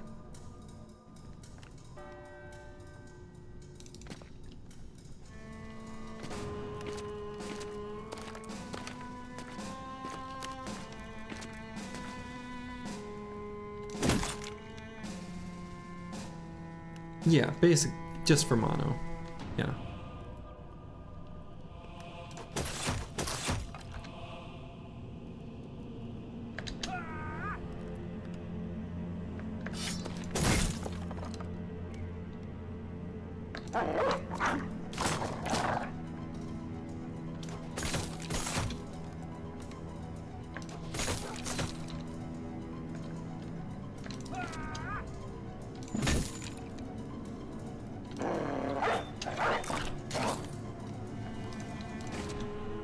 The Zerg chain neutral has been performing remarkably well. You took recover on a 2 and a cleaver and a no loss run and never used it once. I mean, I believe that. That sounds like almost the most likely scenario.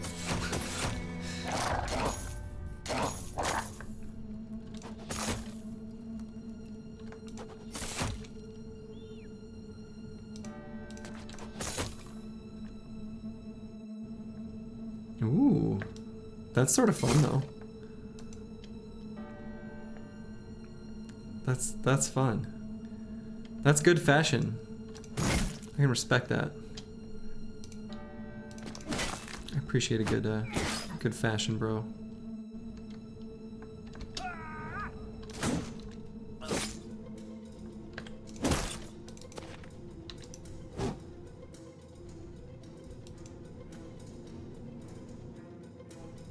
Haven't used it once?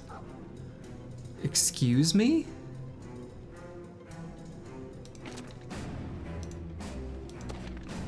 That seems completely insane. That must mean you've never perked it.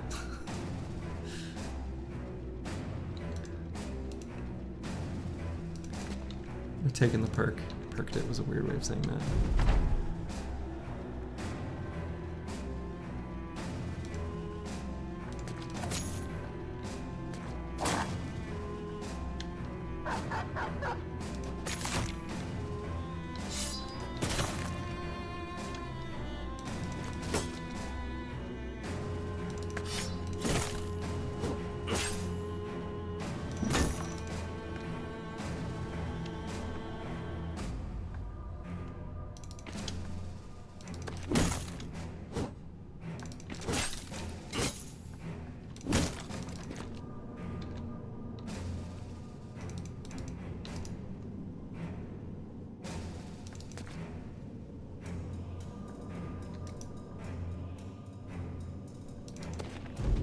Oh, like there were bros that took 9 that never had it proc. Sure. Yeah. I would expect that to happen sometimes.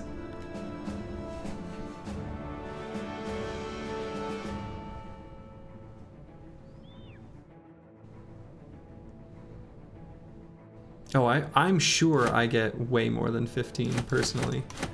I'm positive that I get way more than that.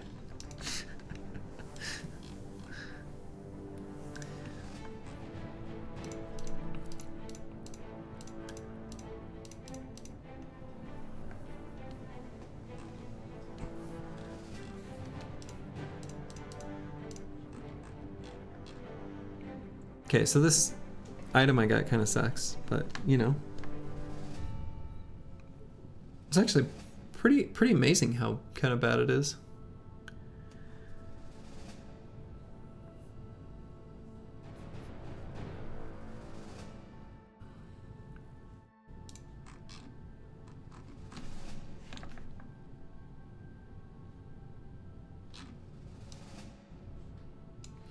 Still good on tools.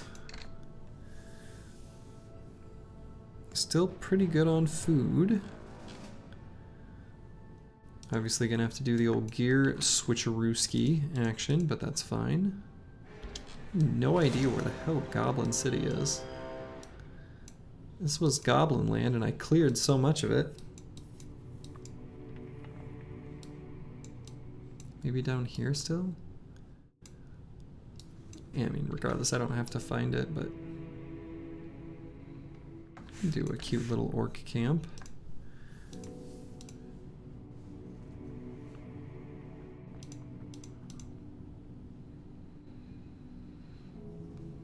Maybe I'm hurt enough. No.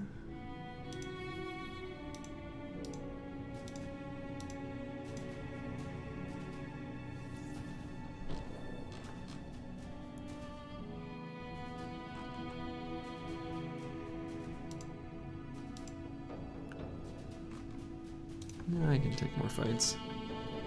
The little easier ones are no problem.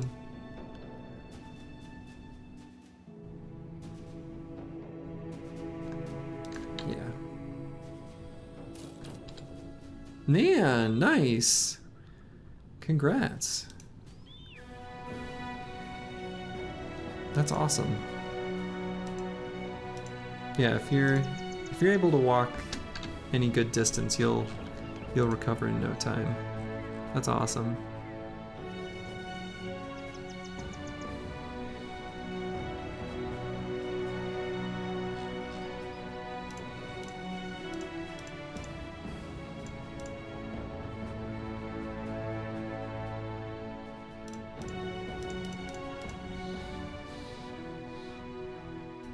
Not going to be able to be aggressive with this tank though. He's going to have to hang pretty far back.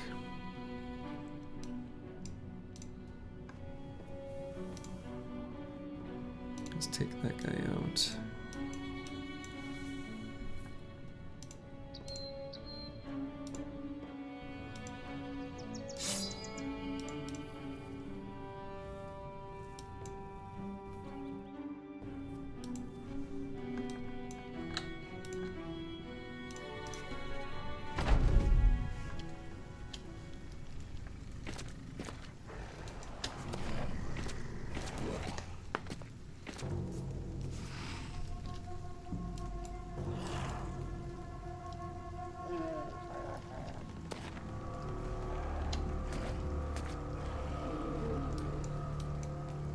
Yeah, changing the left tail of a distribution changes decision making. That is a great way to put it. I think I'm just gonna clog up the space and have 3 gunners here.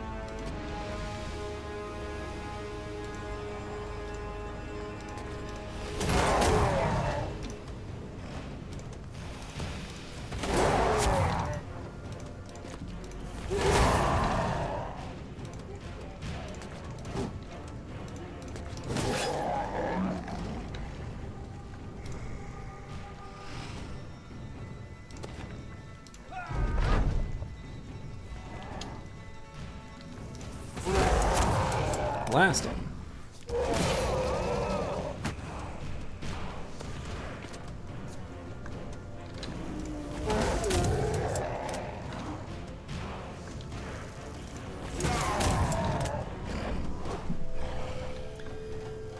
Fearsome gunners.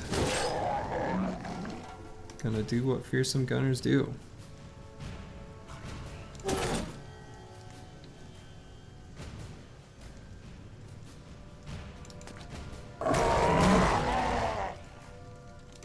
Interesting. That was a choice.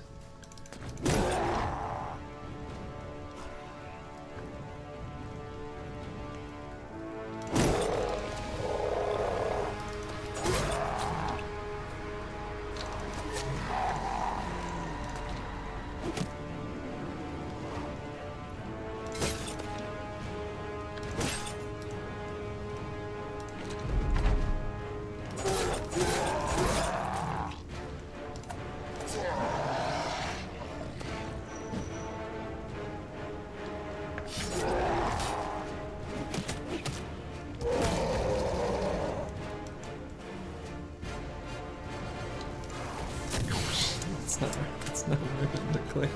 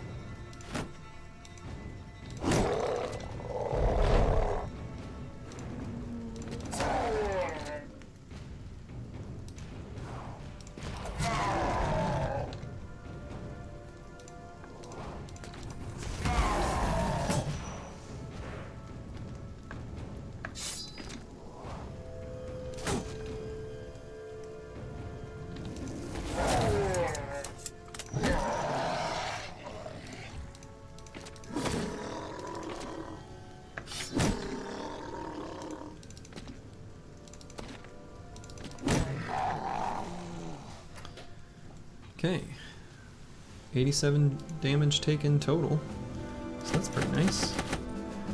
Get rid of the strange meat. And no, I should not get rid of other food actually.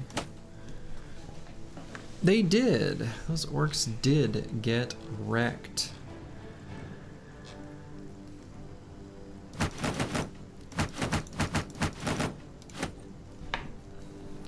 That's good enough equipment swapping for me.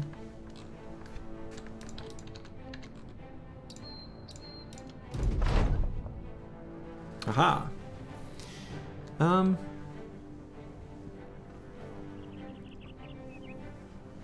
mean, the mercenary company is probably the one I'll complete first, but this is the one that I care about most in getting the undead necklace, so since this has been offered, I'm just gonna take this now.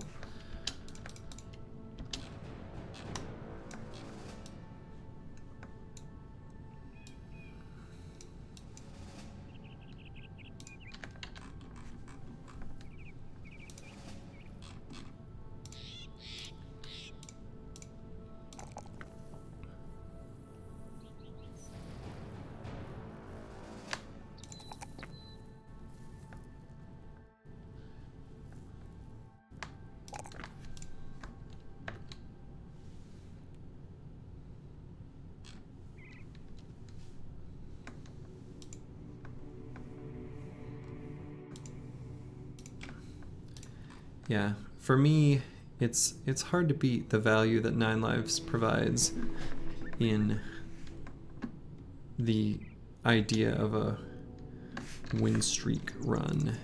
It's quite a lot. Shreds. I don't want to fight 6 shreds, really.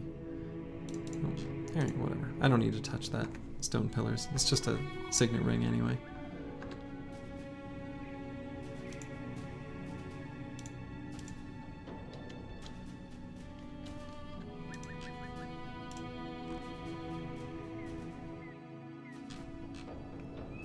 I wouldn't hate fighting Shrats in some contexts, like outside of the forest.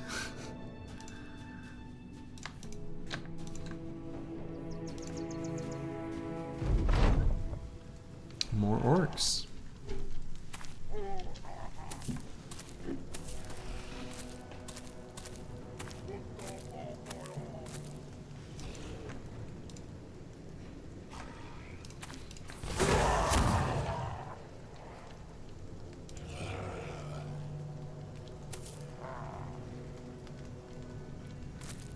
Okay, this is just more young. I was like, wait a minute.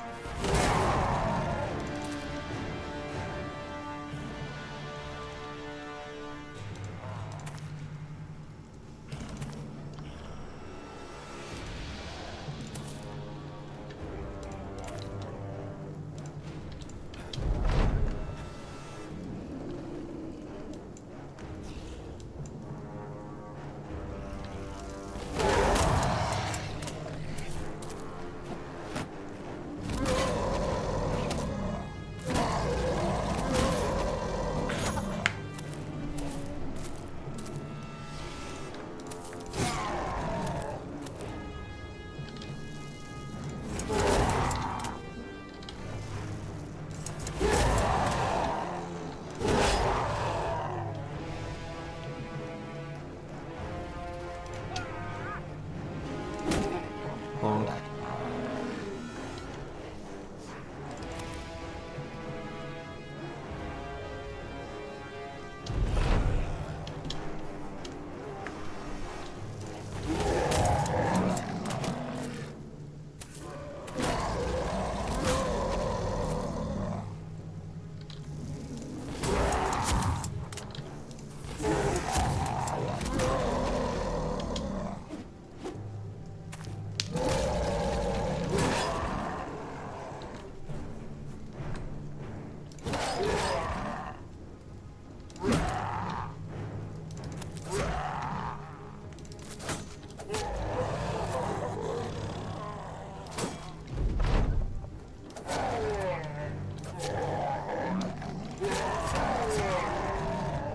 Man, that's a brave. Oh, never mind. Say brave orc young to stand that many resolve checks. And then he broke. So I guess not that brave.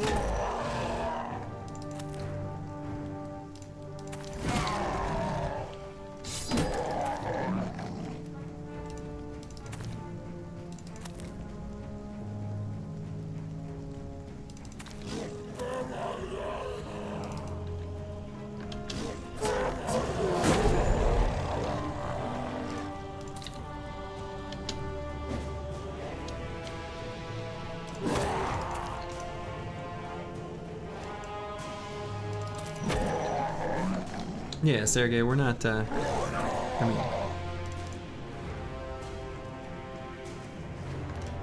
we're just saying there's different ways of playing the game that do have different perk valuations, so it can be hard in isolation anyway, determining what someone's values are or what their ID, you know, how they're trying to play the game that do impact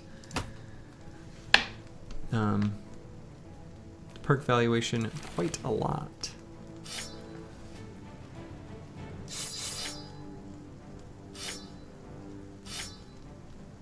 Maybe the hand is a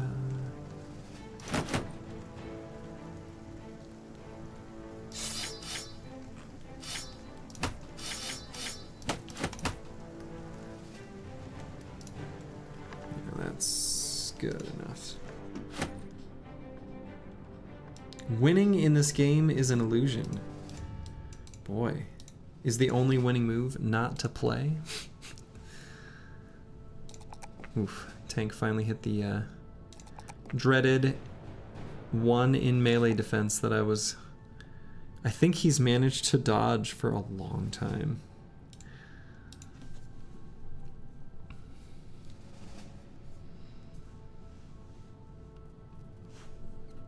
I think I'm gonna take Lone Wolf and Recover as the last 2 perks.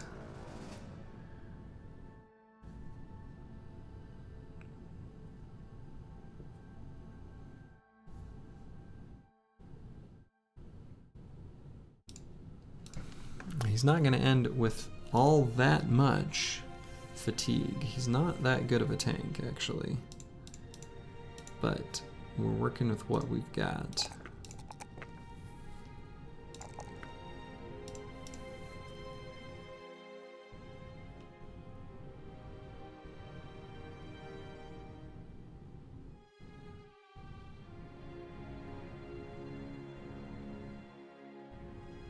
Yeah, I mean, I think that's a reasonable take. Different perk evaluations come from the sandbox nature of the game, and it's inherently hard to correctly evaluate how good something is. And to expand on that, it is very possible for an individual player to kind of, within a certain, even if 2 players are playing with the same objectives in mind, let's say, within one general play style, a certain perk might be correct, whereas in another general playstyle, a different perk might be correct. And they might be really close to around the same level of good, you know, of success or win rate or whatever. So like, a local maxima, if you will, to put it in math terms, right? So it's true. And so that's why we're just talking about, what, you know, it's a discussion about what perks are good in what situation. Just enjoying the game.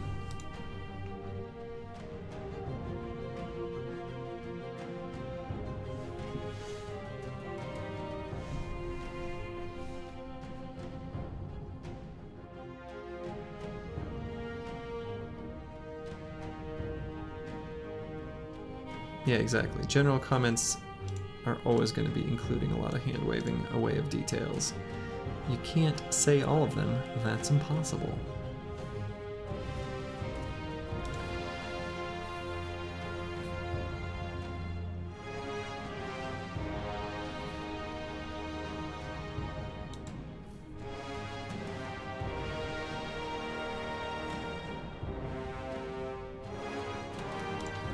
I'll just grab Underdog on this bro.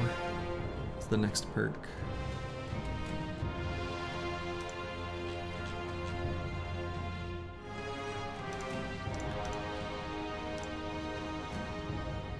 Catal Executioner, getting another level up.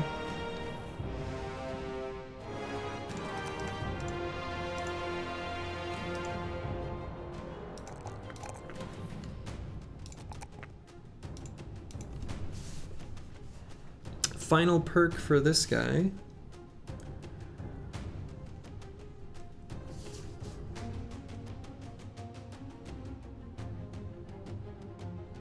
He's got a real good hit point total, so I'm not too worried about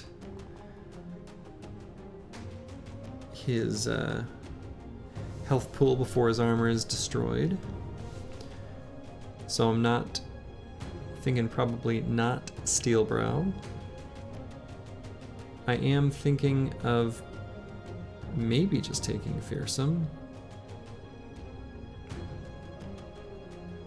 I think if his melee attack were just a bit higher, I'd even consider reach advantage. But I'm thinking probably, let's see, what else would I consider? No, probably just Fearsome.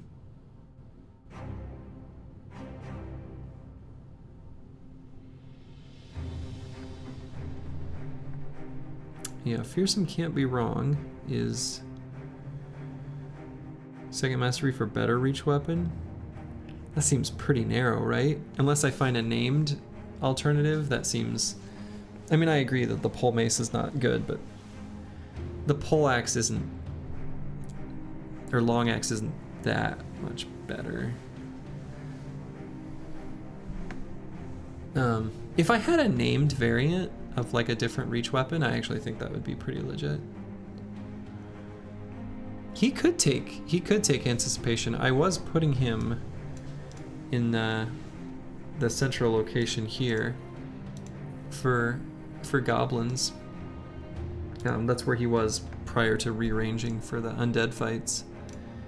And I was using him in that way as like the other target that could get hit instead of the banner. I actually don't hate that at all.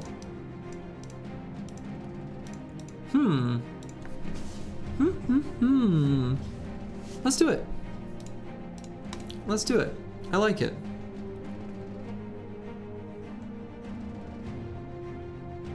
The crazy thing is I didn't level range defense on this guy at all. That was just a max roll plus paranoid. That's just flat. That's what he came with. He came with 18 range defense.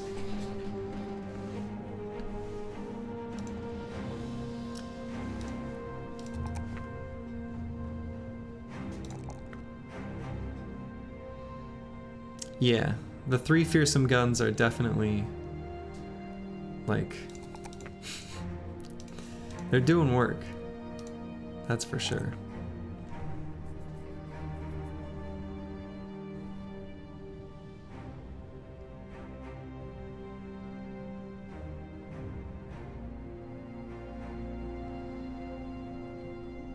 Pay no mind to what's happening here. This is a... Who knows what's going on here? I don't.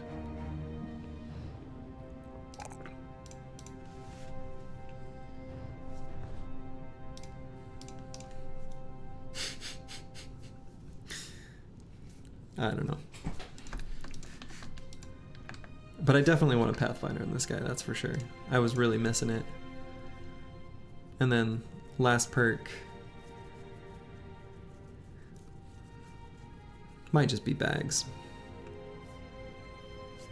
Probably will be.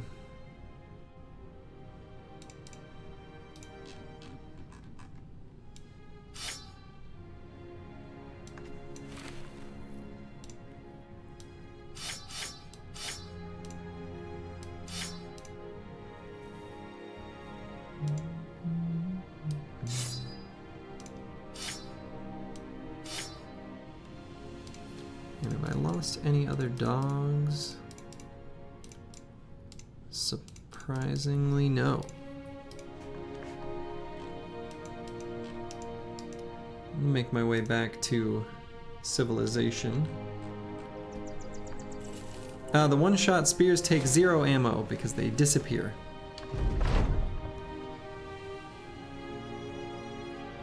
Mattis the Swordmaster seems to have a word. Nice. Many necrosavants. What is my net situation?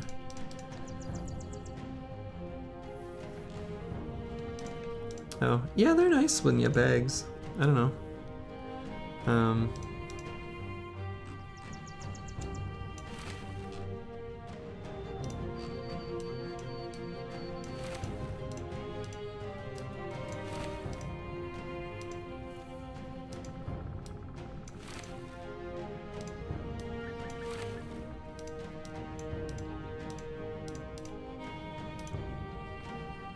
Many necrosavants.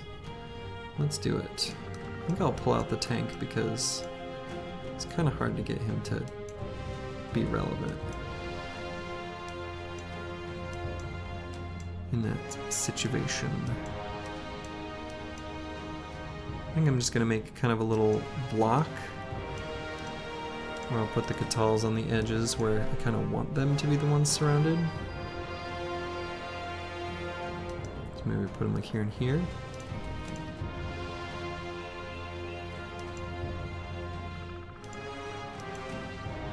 Something like this. I think should work. Just have to be super careful to not let this guy really get hit much at all. But he's got wildly good melee defense, actually.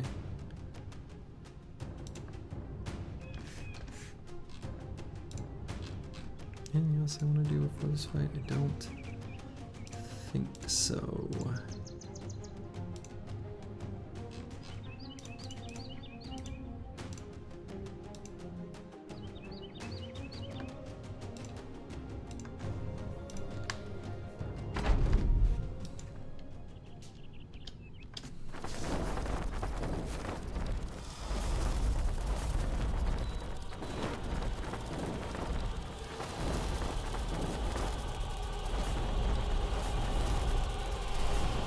Oh, actually, I know what I should have done because it's stupid. Because it's only Necro Savants, I should not have started with the guns out. I should have just started with like nets out in hand.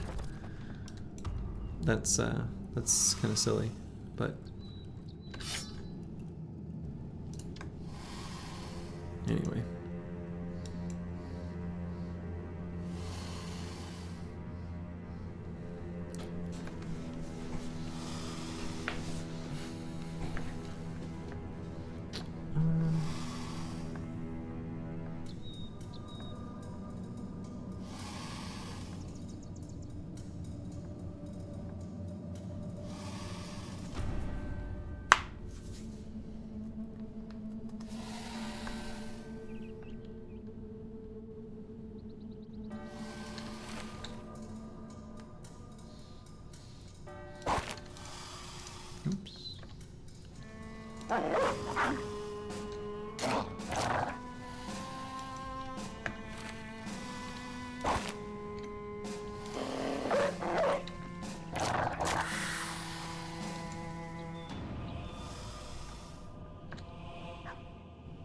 Bye, doggy. Okay.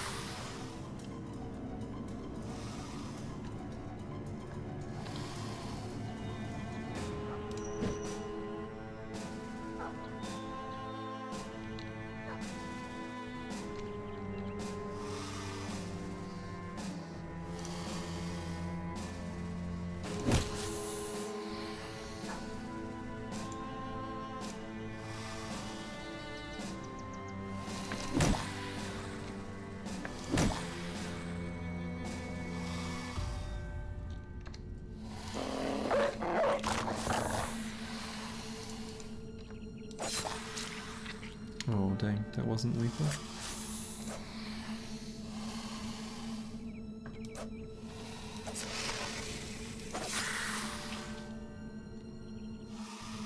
Yeah. Yeah, Savants don't have resilient. Oh, you're saying to use the stun.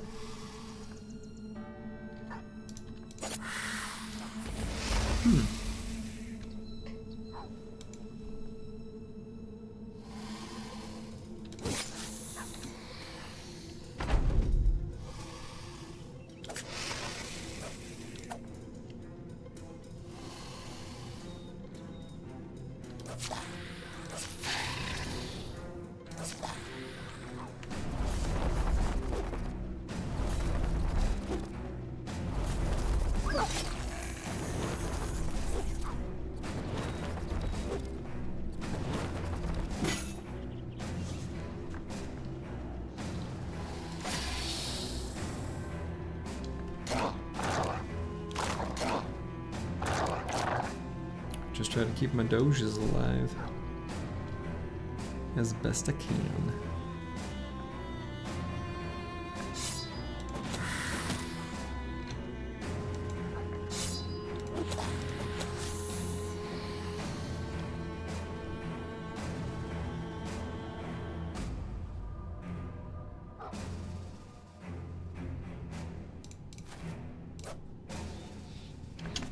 Dang.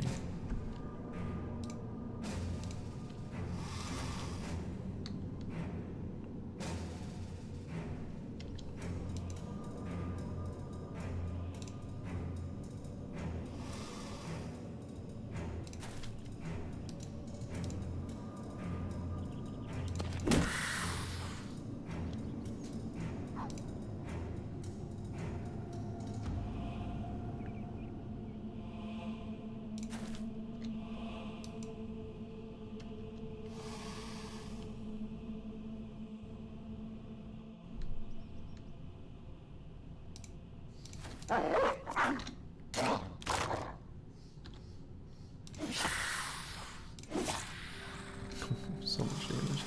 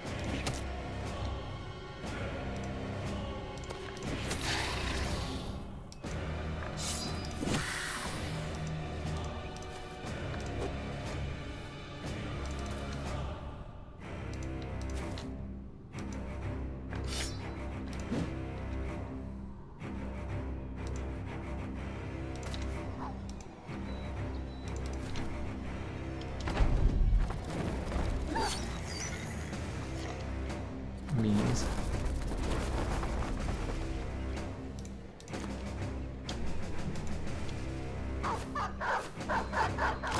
Killing my dogs. I've got more dogs than I need though. I know. It's very sad.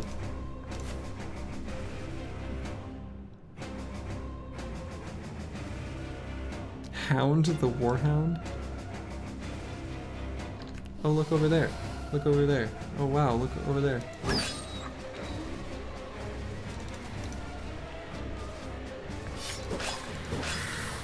I did something very terrible.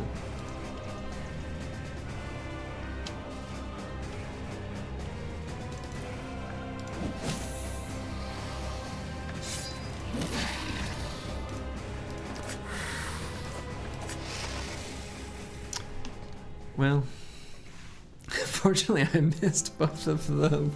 I missed both of the Necro Savants. So, I know. I know. I know. Don't show Susie and Mango. They get very upset. Those are my two little dogs. They're sound asleep now. They're unaware. They don't know what sort of monster their father is.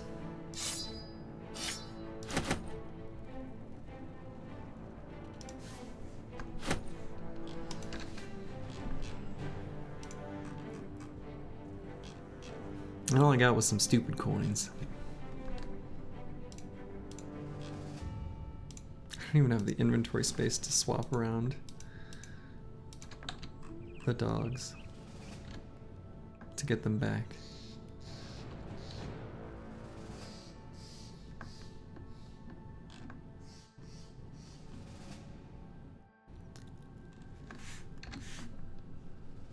Still don't. Thought maybe I'd have a consumed piece of food or something.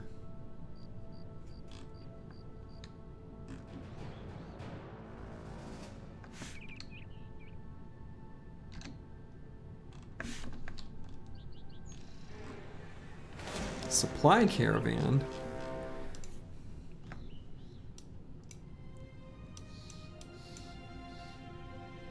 Okay, let's get the team back in formation.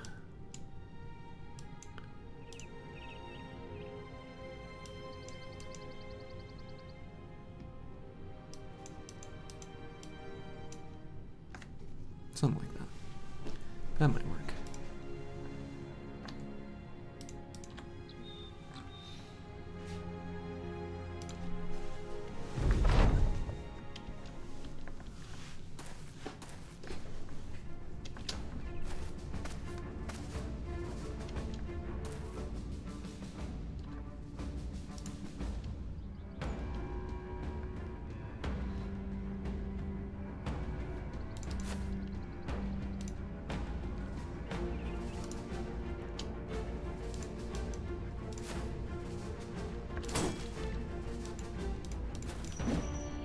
No.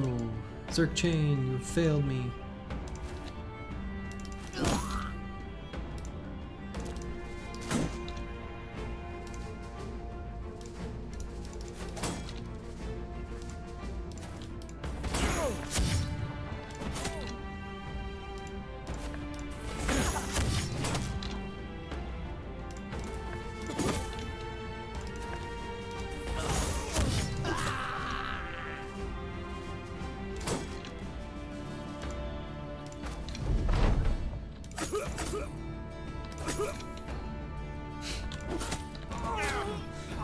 Sound effect on repeat.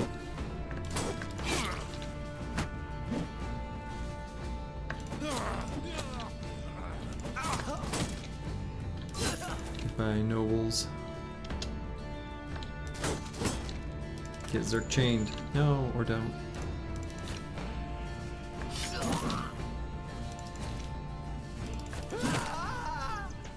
Okay.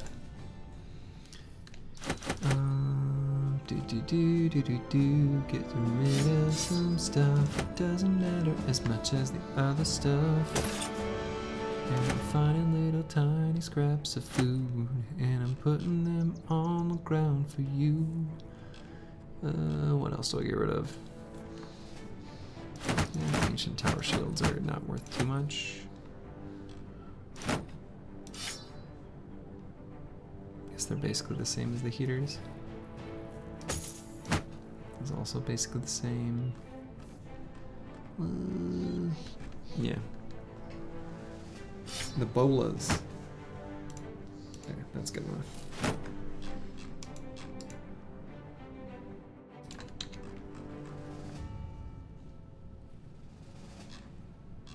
Heading back to civilization.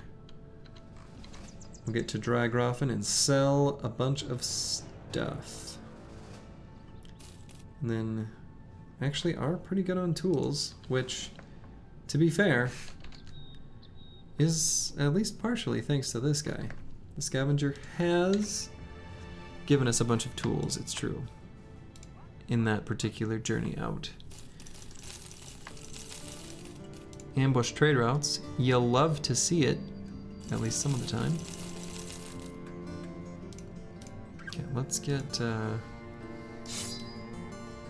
oops. Yeah, honestly, I should just sell this stupid thing. Yeah, actually, that would be a pretty easy thing, I think. That would be a... That's a good idea.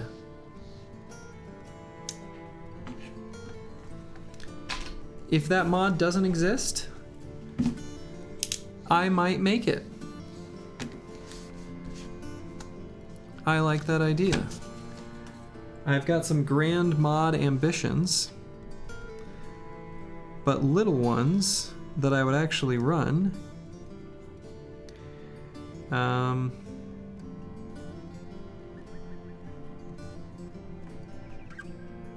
like that idea a lot. You could manually write it, or you could just have the computer do it for you. I mean, I could do that, right? Well, I don't know. That's hard to do.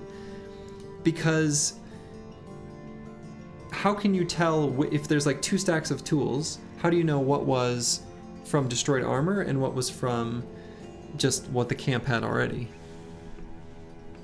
What are my ambitions? Like with modding? I've got a couple ideas cooking in my head of things that I could make. Some of them are more ambitious than others.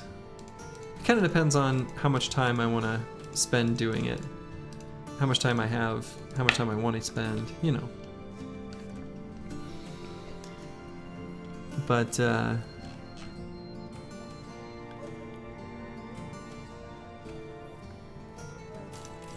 don't know, is it always... I like never run the scavenger, so maybe it is. I don't know.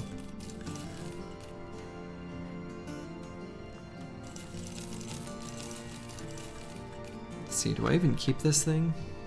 I think I don't. I can just get rid of this. Actually, I know what I'll do with it. I'll give it to someone.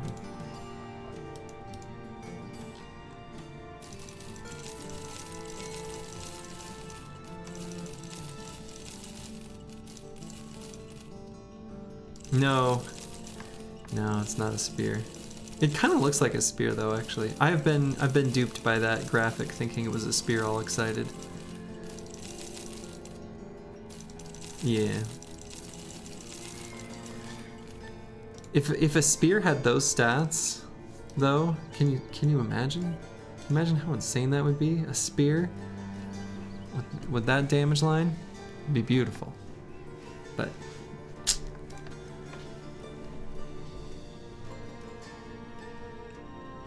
a quick fight mod to exist in the game and a proper non-cheat tactical tooltip. So quick fight, I think do you basically mean like a essentially auto battle? I think that does exist. Or do you mean like auto resolve like in Total War? Or quick fight mod like setting up scenarios for quick fights, like custom fights? Or what do you mean? And also, what do you mean by proper non-cheat tactical tooltip? What does that mean?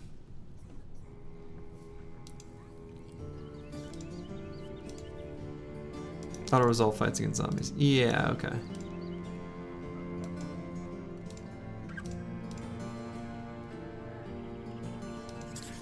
Hunt down lindworms. I think I'm gonna do it.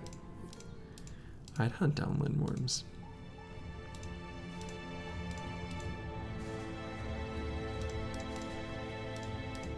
But if it's too many, I won't do it.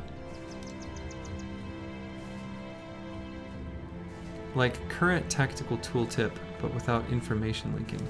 I don't know what the tactical tooltip is. Just like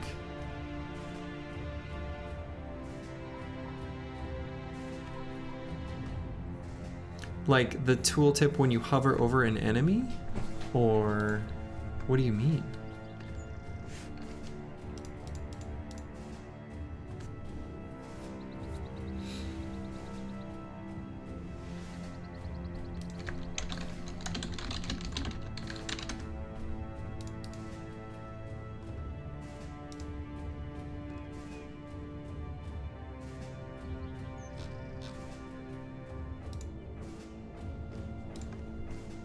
Yeah, okay.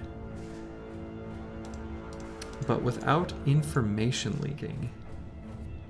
I mean, I think those exist. I don't know what information leaking means though. There are tooltip mods that add more information.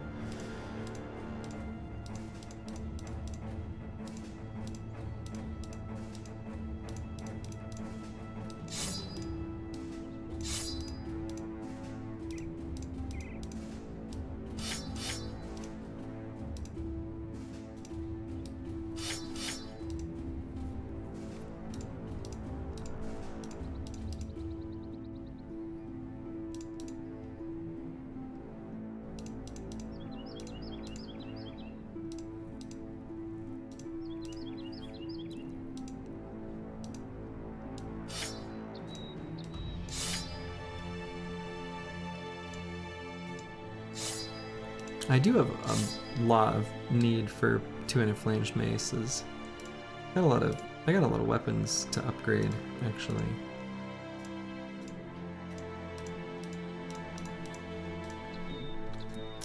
We'll see how many lindworms this is. If it's too many, I'll just dodge. I can fight 4, and I'm not fighting more than that. Oh, brigands. Those aren't lindworms.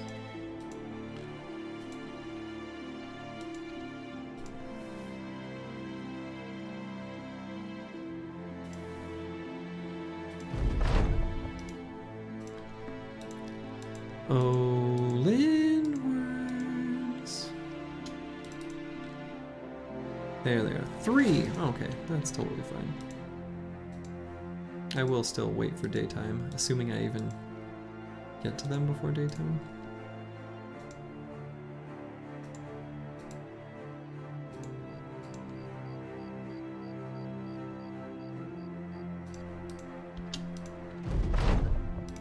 Charge!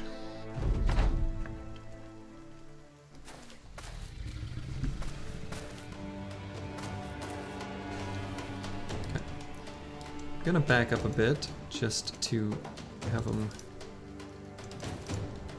clump up a smidge.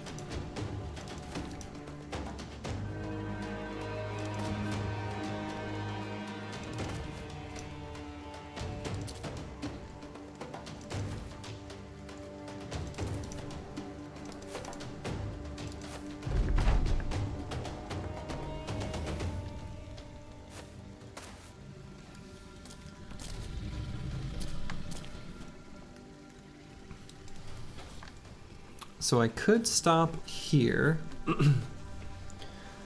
Lindworms can move 3 hexes. Just bring the tank down. That's a pretty good spot for him. You can kind of just have everyone chill right here.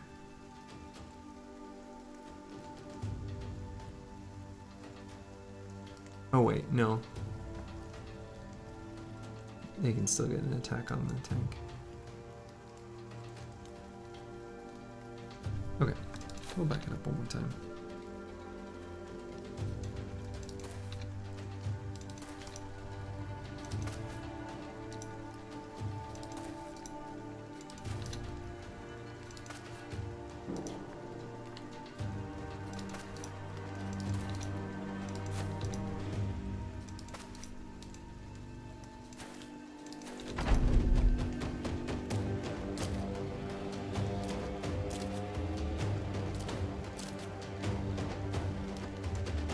Don't move all annoyingly, Lindworms. I mean, actually that's probably fine. It's probably an okay place.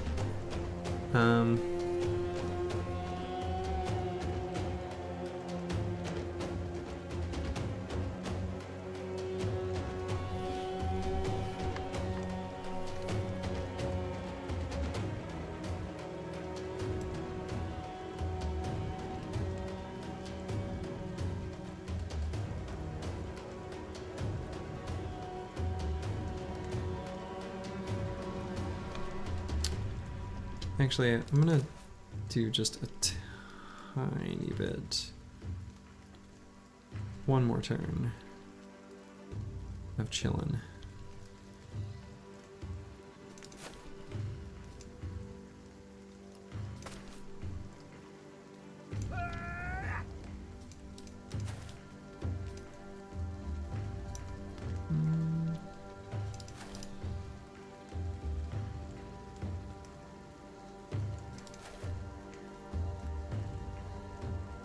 More or less just like this, I think.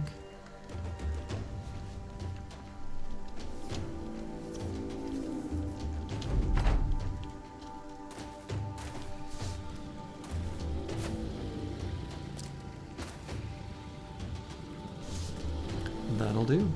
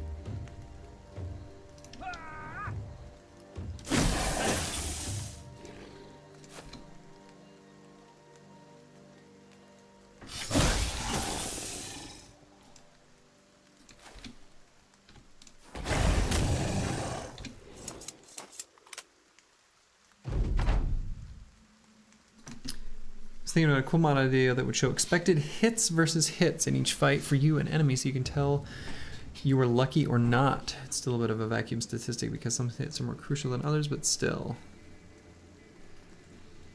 Yeah. Yeah. It's a cool idea.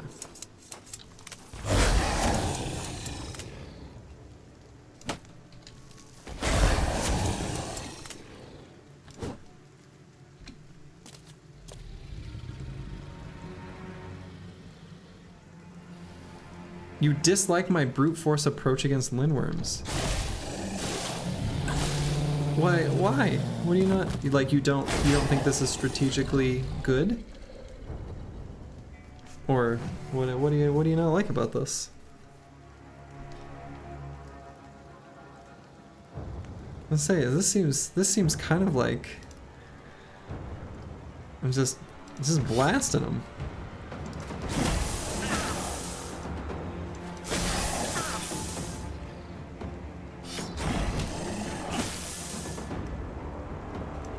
Yeah, the tank didn't do much. I agree.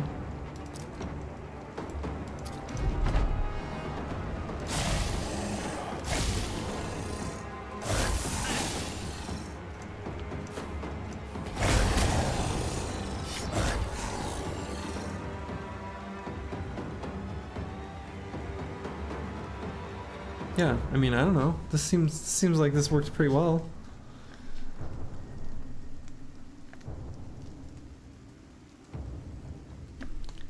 Days that had 2 instead of days in the ties, blind 1 or 2. Yeah. There were probably things in this fight that I did wrong, almost certainly. But waiting does also, oh my.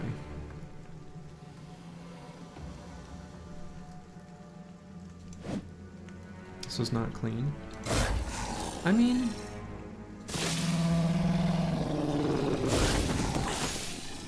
fair.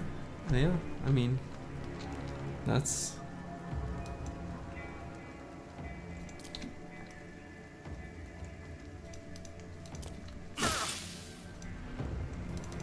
Yeah, I don't know. I'm curious what meaningful differences others would have done. I understand some of those things. Daze the head 2 instead of dazing the tail twice.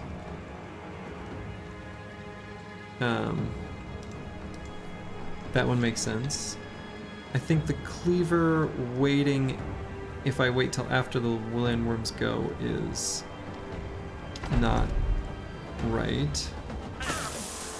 But the position, the important thing for me was just the positioning at the beginning, forcing them into just a big clump for my gunners to just destroy them.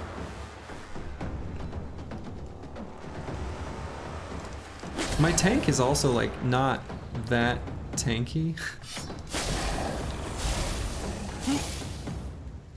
Like he's not, I should have stood on the high ground there before attacking, but like he's not...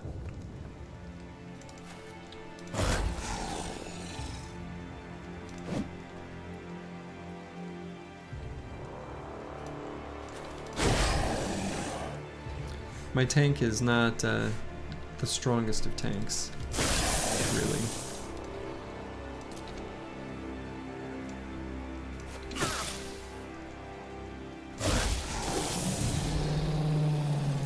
I don't know.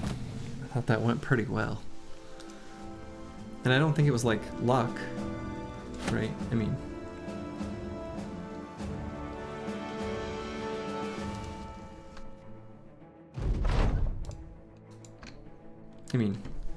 my shots hit.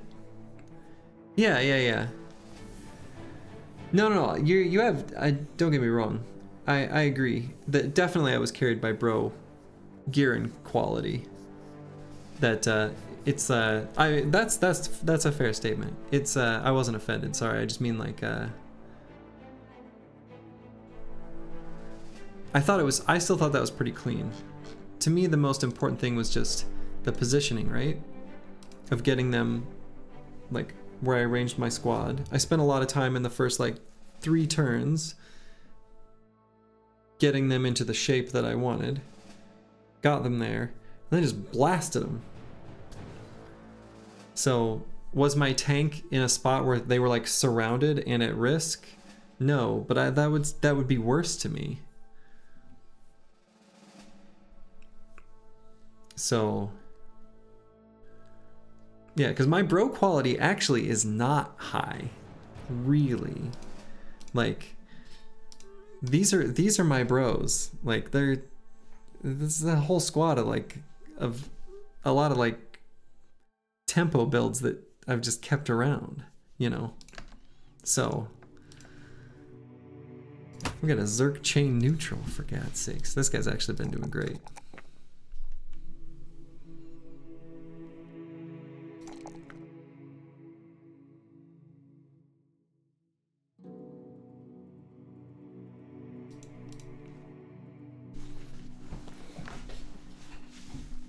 So yeah, the most important thing I thought from both a damage perspective, and keep in mind, this guy's got overwhelm. So at least one of these gunners was applying overwhelm stacks to, you know, 5 of the Lindworm diddly-doos.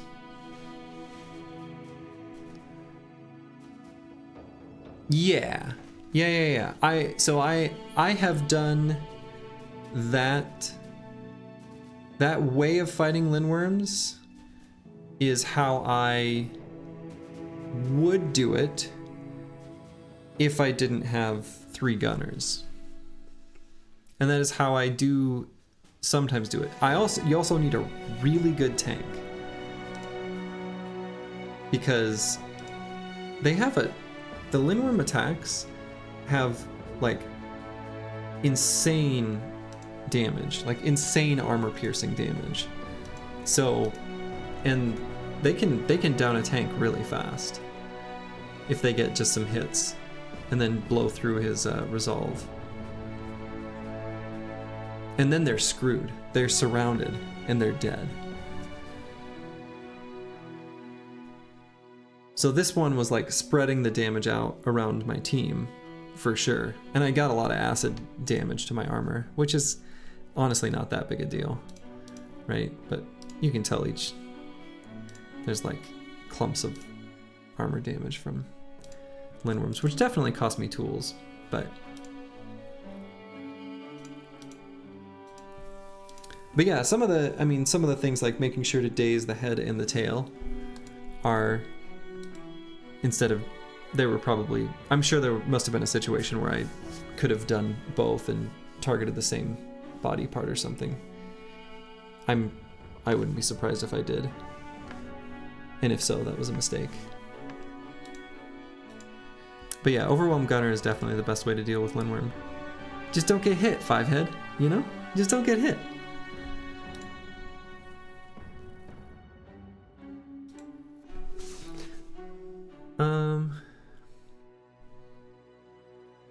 Yeah, especially big numbers, for sure.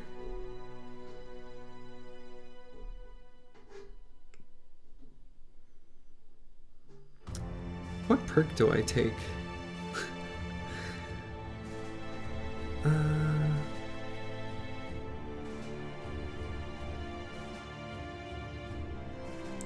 Could just be Fort Mind. Oh, Headhunter, yes. Yeah. I'll probably take Fort Mind as my last perk. There was something I felt like there was something I wasn't thinking of. That's it, Headhunter, no doubt, absolutely. Headhunter is the pick here. Agreed. Cleaver Row, now I'm gonna get Zerk rolling. Might need Brawny? Yeah, he might. I mean, right, he's gonna have some better gear on than this, but he's got a pretty decent fatigue pool. So I can still take 10 more. No, I can take 8 more fatigue worth of gear. So yeah, he might need Brawny. I think what I'd rather do is just give him like 4 more fatigue. Or named gear, but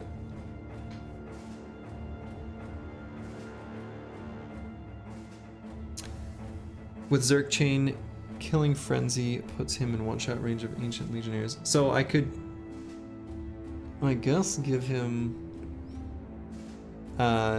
shrooms, but probably I'd have to run like Turtle's calculator on it, but what I suspect is the case is that it's probably all over the place because the flail is such a high damage range. As in, like, he can sometimes one-shot Ancient Legionaries, but with Killing Frenzy does it probably still not every time, just because 500 is such a low roll. I don't know, the Zerg chain is... Flails are so weird because of how wide their damage range is. But I don't hate Killing Frenzy. I think that's reasonable choice. Yeah, that's true. Sergei did do calculations of a bunch of weapons. Is the Zerg chain on there? I know you've got the Mansplitter. And I know you've got, I think just a regular flail. It is there? Okay. I'll take the +3 over the +2, but I do want a little more fatigue. Hey! It's a slug and a slurg.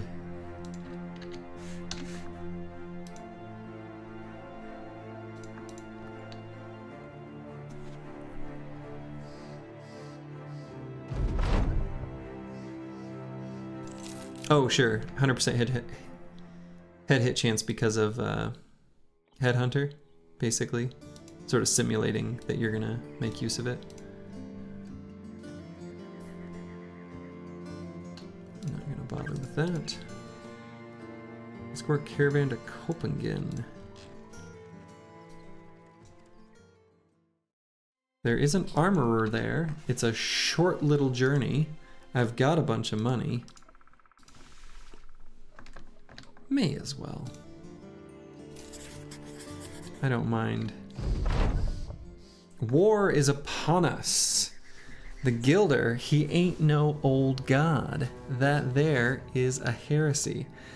So we've got the Holy War going on. Here's what's weird about the Holy War currently in this particular run is I'm at war with one noble house and one southern city-state.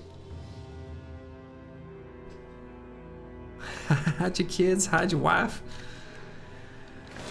So...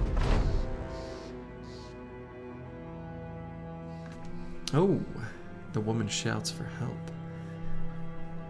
My favorite version of this event is... Yeah, I did aggro the arena.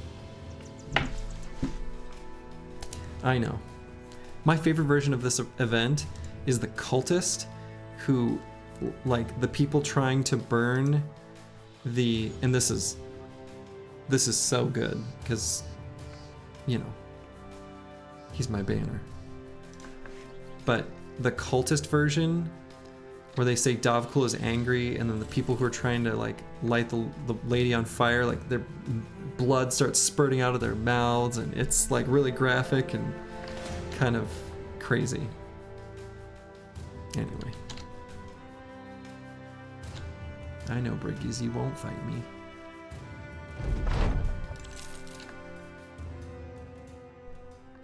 On-hold attacks. What is this nonsense? Always something ruining my well-supplied town.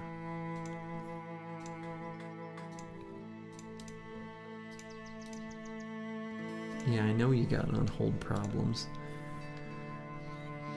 Is there any world in which I want the unhold shield? Not really.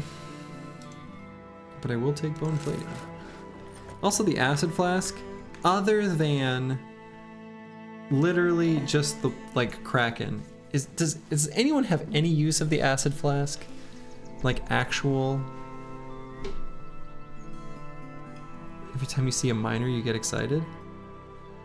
Are they good in Legends? Is that a thing? Huh. That's crazy. Cheap tools though. Fix up the old Lindworm armor damage.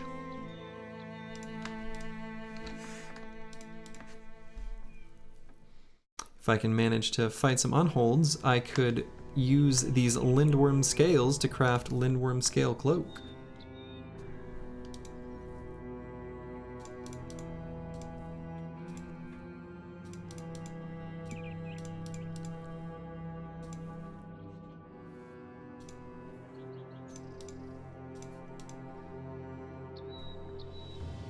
Miners can roll 70 what? Use acid flask, I mean, just so you can throw acid at them. I mean, that makes sense. So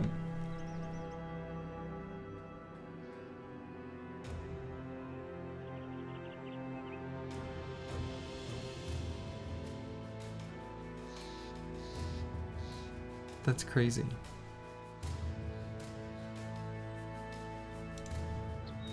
Crazy, crazy. Well, I think I should go to bed because I am a responsible adult human creature. And let's see. Who would I watch?